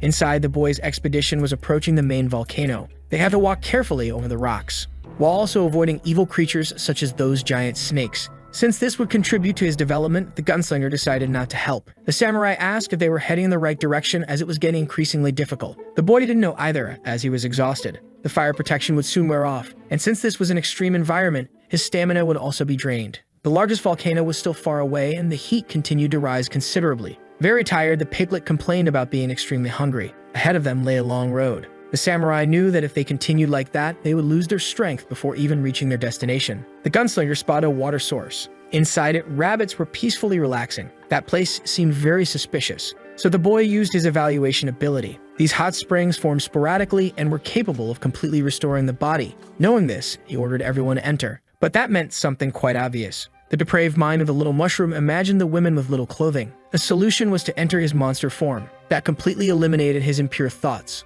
Only the samurai had no idea why he was stuck in that form. The gunslinger said that the magic within him was conflicting, but he no longer cared. At least he had managed to recover a bit. Perhaps by using those stones, he could craft something to help them resist the heat. Thinking of something, he got out of the water, climbing onto one of the rocks. Immediately using his decomposition ability, gradually that rock began to crack. The ground beneath it also started to crack. The decomposition had failed because there wasn't enough material. Knowing this, he decided to try on the largest one. After climbing the biggest object he had found, a mushroom sat on it, determined to decompose it. The process had begun. He was exerting a lot of force. The decomposition was underway. The boulder started to crack. The system declared it a success, but an anomaly had occurred. Looking at him, the samurai warned that it was becoming dangerous. They all got out of the water immediately. It seemed like something was in there. It was as if a person had fallen into the water, and the little mushroom realized there was something inside that mineral. With the hot spring ruined, the samurai blamed the mushroom for it. But the boy had managed to gather a few small stones. They could ward off the heat as long as they remained in contact with them. The samurai found it hard to believe. He noticed that his foot was touching something hot. He observed it for a few moments,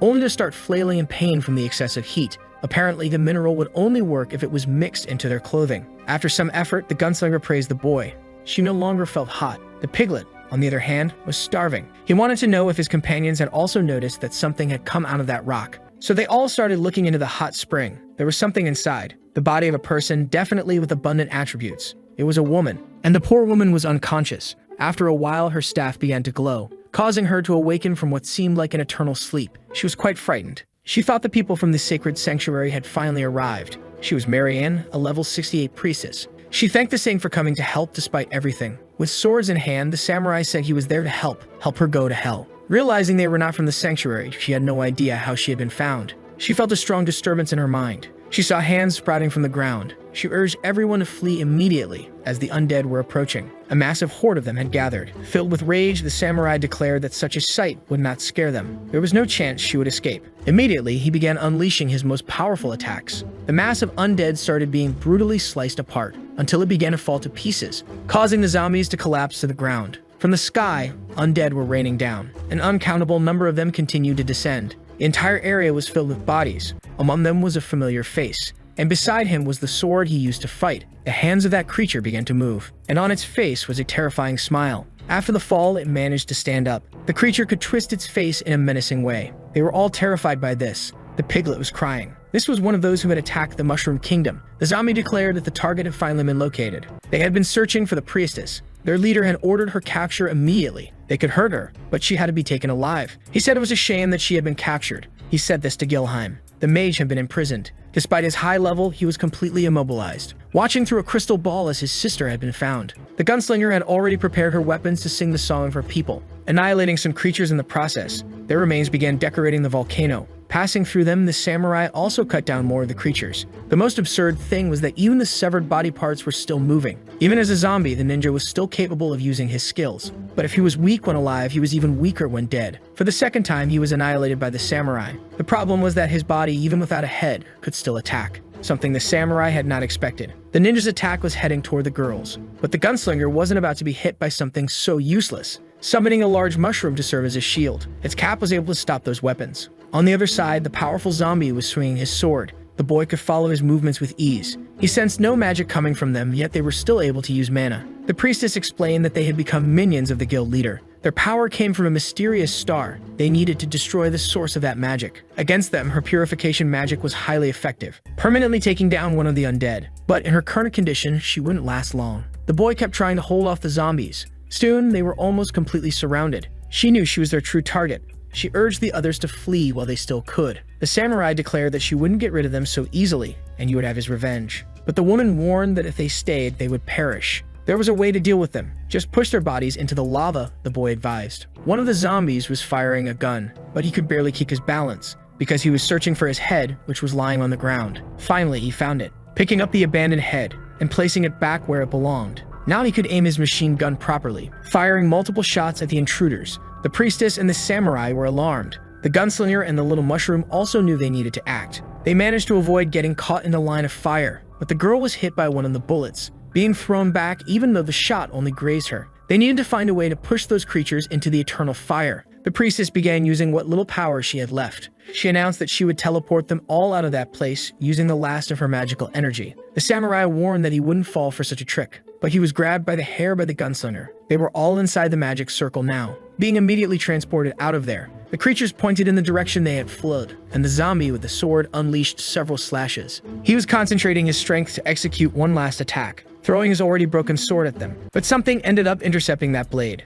landing in the middle of the battlefield with overwhelming force. That left the zombie quite intrigued. The other mediocre creatures also had no idea who this intruder was. His boots, perfect for riding a motorcycle, began stepping onto the ground. His virile and masculine figure was approaching them. He was the perfect delinquent. Knowing they wanted to fight, he announced that he would help them all. Above, the teleportation sphere continued flying, until they landed in a place far from the zombies. Having exerted herself so much, the priestess had weakened considerably. Immediately, she saw a sword pointed at her head. The samurai warned that if she used magic, she would face a contentious divorce between her head and her body. He wanted to know why they had attacked the Mushroom Kingdom and where the fire user was. After hearing this question, she wanted to know if he belonged to a guild and what he wanted with Gilheim. Still feeling the sword at her neck, the samurai declared that he was the one asking the questions. The woman revealed that the mage had been captured.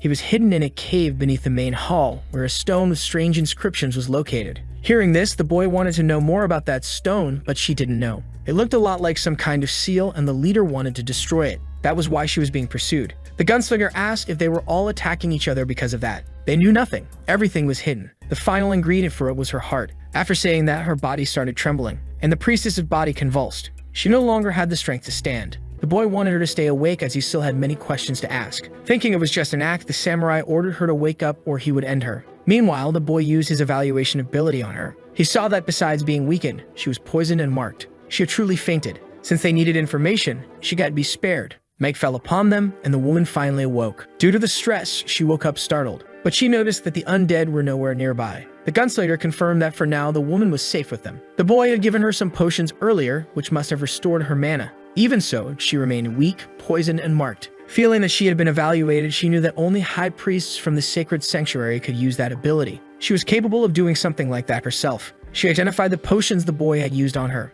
but she was unable to evaluate those people. The boy realized that this was what it felt like to be evaluated. Feeling the same sensation, the samurai advised the human not to do that again. She apologized for her rudeness. Besides, her ability had failed, and they had all sensed it. They must be very strong. The gunslinger told them to calm down. They needed to talk now, figure out what had happened there, and why they needed that woman's heart. And with that, understand why the Mushroom Kingdom had been attacked. It all started with that attack. Their leader had two objectives. They needed to obtain the king's crown and create a large number of corpses, with their members perishing in battle. The boy assumed the bodies had been used in research for undead control. The only thing left to explain was the crown. She didn't know either, but it was one of the items needed to break the seal. Learning that both the crown and her heart were necessary ingredients surprised the boy. The gunslinger wanted to know how the priestess had managed to escape until now. She had been poisoned on the day their leader was confronted about his plans. The fire mage wanted to know what his last request had been. The leader had asked for the girl's heart. That way he could leave that team. Without his medicine, she would die anyway, so she would use her heart for a better purpose.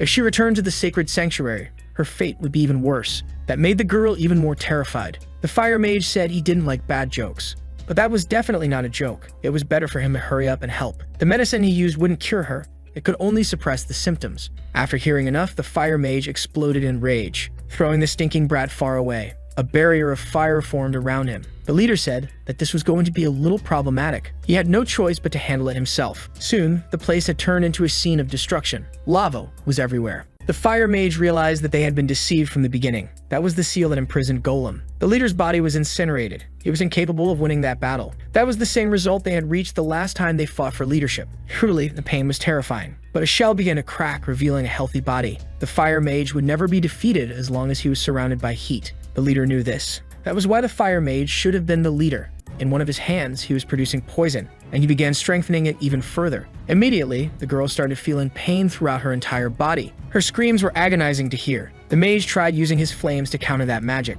but his ability had no effect at all. As strong as he was not skilled at handling curses. A mysterious presence was hidden within those sacks. Snakes emerged from them quickly. They managed to bite the fire mage. The damage was done, but he was able to use a defensive technique. The armor of the fire knights sliced off the snake's heads, and it completely covered the mage's body. Maintaining that defense while trying to dispel the curse would weaken him too quickly. Then from the ground, a hand appeared. Other bodies were also being revived. The fire mage was now cornered. The leader said that his new subordinates never got tired. Now he found himself in yet another battle. Once they had exhausted their strength, the leader would collect the priestess's heart and turn the fire mage into his loyal slave, transforming all that land into his enormous laboratory for macabre experiments. The woman told the mage to run away, but he refused to abandon her. He needed to suppress that poison at all costs. Her pain was increasing continuously as the fire mage struggled to save her. His magic was gradually suppressing that curse until he was able to envelop her completely. The leader said that this was a foolish gesture. He was only delaying the inevitable. Faced with this, he summoned the Spirit of Flames. He asked for her help to get Marianne out of that place. It was the first time she had seen her master so disturbed, but she assured him she would help. The woman was enveloped in blazing flames, to the leader's despair, who ordered his minions not to let her escape. Even that menacing wolf had been turned into an undead. The creature's paw was nearly upon them, but the fire spirit burned it away effortlessly. The wolf was no match to stop her. Thus, she managed to take the priestess outside, leaving the mage alone with his enemies. The leader said he was persistent in wasting his time. The mage no longer had the strength to resist. He was completely surrounded by zombies, who were about to finish him off. But the leader declared that his suffering would be long and unnecessary. To protect herself, she had used a transformation spell, hiding her body within that mineral, sending a plea for help to her former guild, the Sacred Sanctuary. The samurai couldn't believe his kingdom had been destroyed because of some stones, and the gunslinger wanted to know how much she knew about the seals that the leader wanted to destroy. She didn't know much. All she had heard were rumors, and she didn't know the details. The boy said that the seal contained the power of Golem. Whoever broke this seal would receive the power of that entity. They were all surprised to realize that the boy knew this. The gunslinger asked if it was a power similar to what the former king had received. Maybe it was, but he couldn't say for sure. There were 6 stones in total that sealed this entity, and Golem's apostles were working to revive him. The gunslinger realized that they had turned the former king into a demon to defeat him and take his crown. Filled with rage, the samurai assumed that the priestess had contributed to the fulfillment of that plan. Indeed, she had helped, but she hadn't known their true intentions. For having massacred his land, she deserved to be punished. But the boy prevented the samurai from doing anything. The gunslinger told him that he should also restrain his attacks, but he wanted to fulfill his revenge. And after everything she had done, he couldn't understand why he was being stopped. The gunslinger said that this was the will of the current king. The boy stated that he would help him achieve his revenge. But it made no sense to end her now. They needed to destroy whoever was truly behind the attack. Knowing that there was reason in those words, the samurai calmed down. The boy wanted to know if the leader wore long black robes, but he usually wore a lab coat, a white one. Using his magic, he managed to reveal who he was. He looked like a child.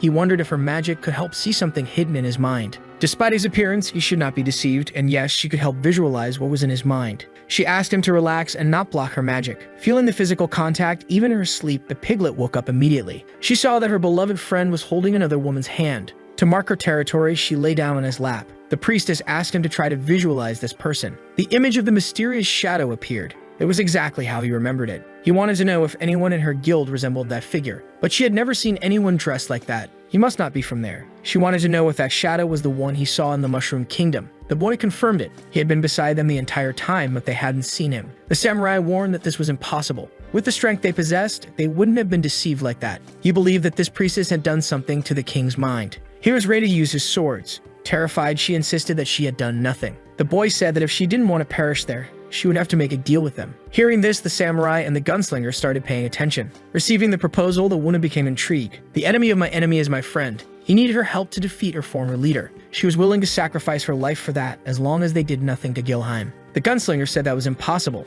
That mage deserved to pay with his life. Faced with that issue, the priestess refused the offer. The samurai warned that her value alive after this was meaningless. She asked to be finished quickly. That way her enemy would lose the final ingredient. The boy ultimately agreed to her condition, but he would also need the fire mage's help. Upon hearing that, the samurai became furious as he wanted his revenge. They needed to take down the mastermind, the true villain. In this endeavor, the fire mage could redeem himself for his mistakes. He wanted to hear the gunslinger's opinion. Indeed, it was reasonable. But until he proved himself useful, she wanted the option to eliminate him at any moment. Since the two had settled, the samurai wouldn't interfere. The gunslinger continued to puff on her cigarette, while the boy approached the priestess. She was very grateful for the trust she had received. After that, he extended his hand to her. From that moment on, they were a team. Because of how things had happened, she became quite emotional. Finally, they shook hands. The system announced that they all now belonged to the same team. After fighting for a long time, the delinquent realized that those creatures wouldn't die. He had already taken down several of them. That wouldn't be a problem. He decided he would finish them all, until he was surprised by something emerging from the ground. It was a zombie head, trying to bite him at all costs. It managed to sink its teeth into the delinquent's muscular arm. He watched as the creature struggled to pierce his skin. Its strength was insufficient to hurt him. Simply contracting his muscles as hard as steel, the creature's jaw shattered. The head rolled across the ground like a ping-pong ball. The remaining zombies were now completely terrified of that man. None of them wanted to continue that session of suffering. From the top of the pile, a head began descending. The bodies were merging, as if forming something monstrous. They had fused together to create an even larger creature. It seemed it was time for the delinquent to use his secret weapon. Inside his storage, there was a special item for this. Now he had a massive speaker. While the creature was forming, he fiddled with the device. He needed to figure out which button to press. The speaker turned on and music started playing. The song made the delinquent's body start dancing. The sound waves were truly infectious. He had been overtaken by the power of music and began pummeling the creatures to the rhythm. Immediately, he executed a powerful jump. He was now face to face with the newly formed zombie. At that exact moment, the drum solo started playing. Each strike of the drumstick was a punch he landed on the zombie. The drumming became increasingly intense. The drums were being beaten non-stop, and the music was gradually accelerating. The powerful sound was taking over the delinquent's body, until finally the cymbals came in. It was electrifying. Gathering all the power of his stylish hair, he continued destroying the creatures. His enemy was being brutally and mercilessly oppressed. The song wasn't over yet. It was time for the perfect beat. The delinquent was dancing to get into the groove. He was practically a Michael Jackson of violence. Finally, the music had reached its peak. The zombies became uneasy at this sound. Through the eye of one of them, the battle could be observed. None of them recognized that person, said the girl as she accessed the memories of all the bodies. This made the leader quite intrigued. She wanted to know what orders the leader would give now. This had already gone too far. It was time to finish off that delinquent. He continued dancing to the rhythm of his favorite song, while the creatures got up once again. Their bodies had merged to create a massive wave. Once again, they had formed an enormous creature. Each of those creatures was a living weapon. They began vomiting something toward the delinquent. Several attacks were coming his way, but the music had not stopped playing. Using all of his swagger and style, the delinquent repelled the attacks with even more violence. His punches were faster than the attacks coming at him. The music became more lively, but the attacks also kept multiplying. One of them managed to hit the side of his head. That made him truly angry. Concentrating all of his furious power, he commanded that nothing interrupt his dance. But the sheer volume of attacks was more than he could handle, until his speaker was completely obliterated. Looking back, the delinquent lamented the loss of such a precious item. For a brief moment, he stood still, and the attacks piled up. He was hit by all of them at once. Thinking they had won, the zombies began to celebrate. Their bodies gathered near the epicenter of the explosion. Immediately, the place was engulfed by the undead, who had formed a massive sphere around their enemy. But the radiance of his stylish hair shone with violent intensity. From inside the sphere, his power was emanating like never before. It was so intense that it burned the creatures' bodies. The delinquent punched a gaping hole in the middle of the zombies. The rage of his hairstyle was so great that even the stone melted. He was only at 20% of his full power, deeply upset that they had broken his speaker. He demanded that the coward hiding face him, for he was a level 83 boar king. Even the zombie girl was scared as that creature's power was only at 20%. There weren't many people with such brute strength. The leader had never heard of someone like him. Seeing that he was familiar with fire, he assumed he was an ally of the imprisoned mage. But he was only worried about Marianne and hoped that this person hadn't been sent by the sacred sanctuary. After being brutally beaten, the zombies started to flee. But the delinquent warned them that his beating session was not over. Even so, the zombies continued to run away. It was really annoying to have to deal with weak creatures. Since he was already furious, he wouldn't let them escape so easily. His feet burned with fury. Thinking it over, he decided to let them flee, as he got more important things waiting for him. He gathered a small portion of molten stone in his hands, performed a quick gargle with it. After swishing it around, he spat the contents onto the ground. He also washed his face with the molten stones. That sensation to him was relief. He knew he needed to be quick, as his brothers were waiting outside, and his little piglet was still waiting for food. Carrying the burden of being the only real man in that place, he continued on his way. A winged creature was flying over the desert. It was a level 97 dragon queen who seemed to be looking for something. Gazing into the distance, she seemed to spot some creatures. Immediately, she went on high alert. She didn't know what they were, but she was attacked mercilessly. Her weakened body fell onto the icy ground. Tasting that flesh, the man didn't like it one bit. Those creatures were not supposed to be outside. The bat scoffed, saying his companion was useless and couldn't do anything right. Hearing that, he asked the saint for permission to rip the bat's face off with his bare hands. That would make him very happy, as the bat was certain he could beat him up. Fenrir boasted, saying that last time the bat had been defeated by him. The saint ordered them to shut up, as this was a golden opportunity. Marianne would be the perfect sacrifice, but it was a shame that she had defiled her body. For a while, she wouldn't be able to do anything to Marianne, but she sent out a call for help. This was her chance to obtain the heart she needed. Before them, a mysterious portal had appeared.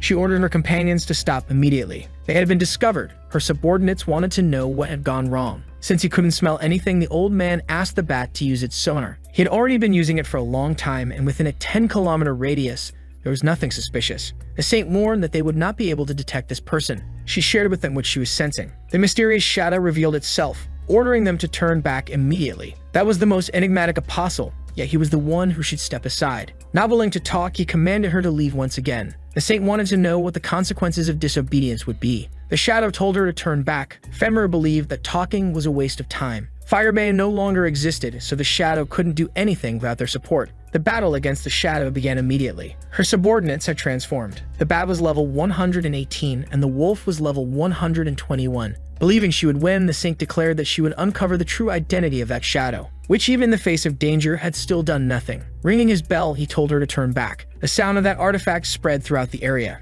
From the ground of that frozen desert, portals began to open. Both the bat and the wolf became worried. Threatening creatures had emerged. Several of them were scattered across the frozen desert. With arrogance, the wolf declared that those demon kings were far too weak and that even with numerical advantage, they couldn't do anything. But among them, there was one truly formidable creature. It was the dragon they had just defeated on the way there. The shadow remained patient. Even with this display of power, it once again advised them to turn back. Through magic, the woman saw the enemy's base. She had shared everything she knew about her former guild, and the gunslinger affirmed that they needed to plan their attack. The priestess said she couldn't go with them as the poison in her body was a way to track her. Perhaps the boy could do something about it. He had already used his best potions and nothing had worked. Her condition was even more complicated. Her curse had 2 layers, and if the first were broken, she would die. Maybe the boy could decompose the curse, but the samurai thought it was a wasted effort. If she were left alone, she could be captured and the mushroom asked to try. Since she was cursed, her death was only a matter of time. Even if he failed, she wouldn't regret it, but there was something she wanted to know.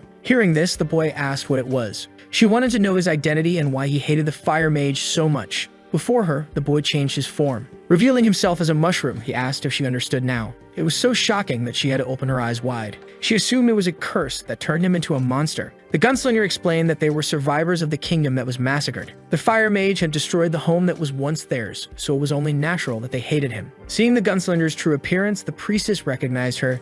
She said they had only been following orders. The samurai had had enough of hearing excuses. Surely, she should remember him. The priestess observed him closely, but her mind couldn't reach any conclusion. Even so, she tried hard to remember something. She assumed he was just some ordinary human who had lived in those lands. Too outraged, the samurai declared that he was also a mushroom. She apologized for being mistaken. The boy explained that due to special circumstances, he was stuck in that form. The gunslinger stated that they had a temporary truce, and that her former leader would pay for what he had done. Afterward, they would decide what to do with the fire mage, and if she betrayed them, she would pay too. As long as she could save the fire mage, she didn't care about being used as bait. Since she had said what she needed to, it was time for the boy to put his strategy into action. The priestess said she would cooperate with anything. The mushroom stated that it was simple. He just needed to enter her body. Marianne became extremely embarrassed at the possibility. The samurai was outside the cave. As a true mushroom, he had no interest in human women. Marianne had her back turned to him, asking if from that position he could do it. Having such a beautiful view, the mushroom said it was perfect. By now, he had already decomposed many different things.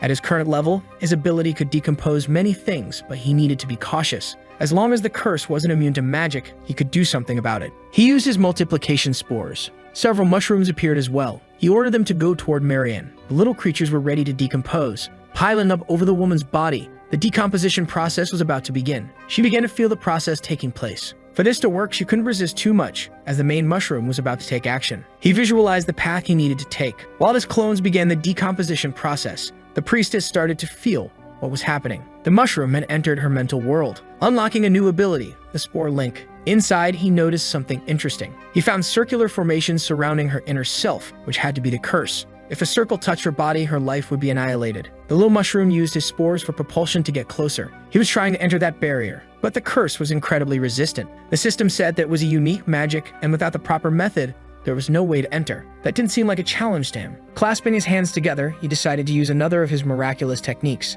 Several spores were released around the curse. He ordered his tiny mushrooms to attack the barrier. They began to sit on it, covering almost its entire surface, until nothing could be seen anymore, only mushrooms. This allowed him to use the decomposition ability on the barrier. In the real world, his friends were waiting. The piglet seemed very worried, and the gunslinger reassured her, saying everything would be fine. He surely had a plan. The eyes of his clones were glowing brighter and brighter, while the priestess seemed to be feeling some pain. Inside, the mushroom was trying to destroy the cursed barrier. His clones were putting in a lot of effort. Cracks began to appear in the barrier. They were getting closer to the main objective, until the cracks grew even larger. Then the clones exerted even more power. Because of this, her inner self began to awaken. She found herself completely surrounded by mushrooms. It was not a pleasant sight, as all she could see were their backsides. Finally, that barrier was destroyed, and in the real world, the mushrooms emerged from her body. Marianne now felt great relief. The clones disappeared, as if their mission had been completed. For successfully breaking the curse, the system announced that he was now resistant to magic and poison.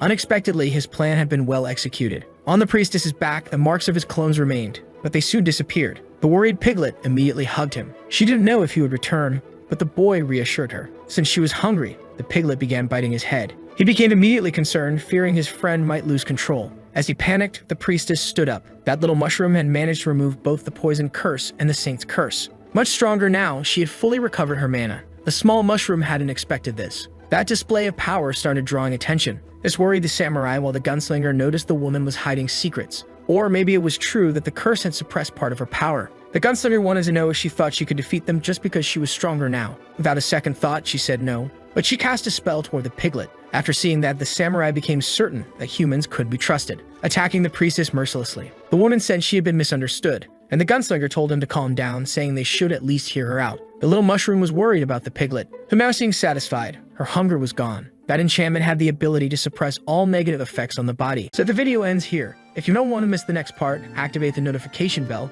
and see you next time on Tob's channel.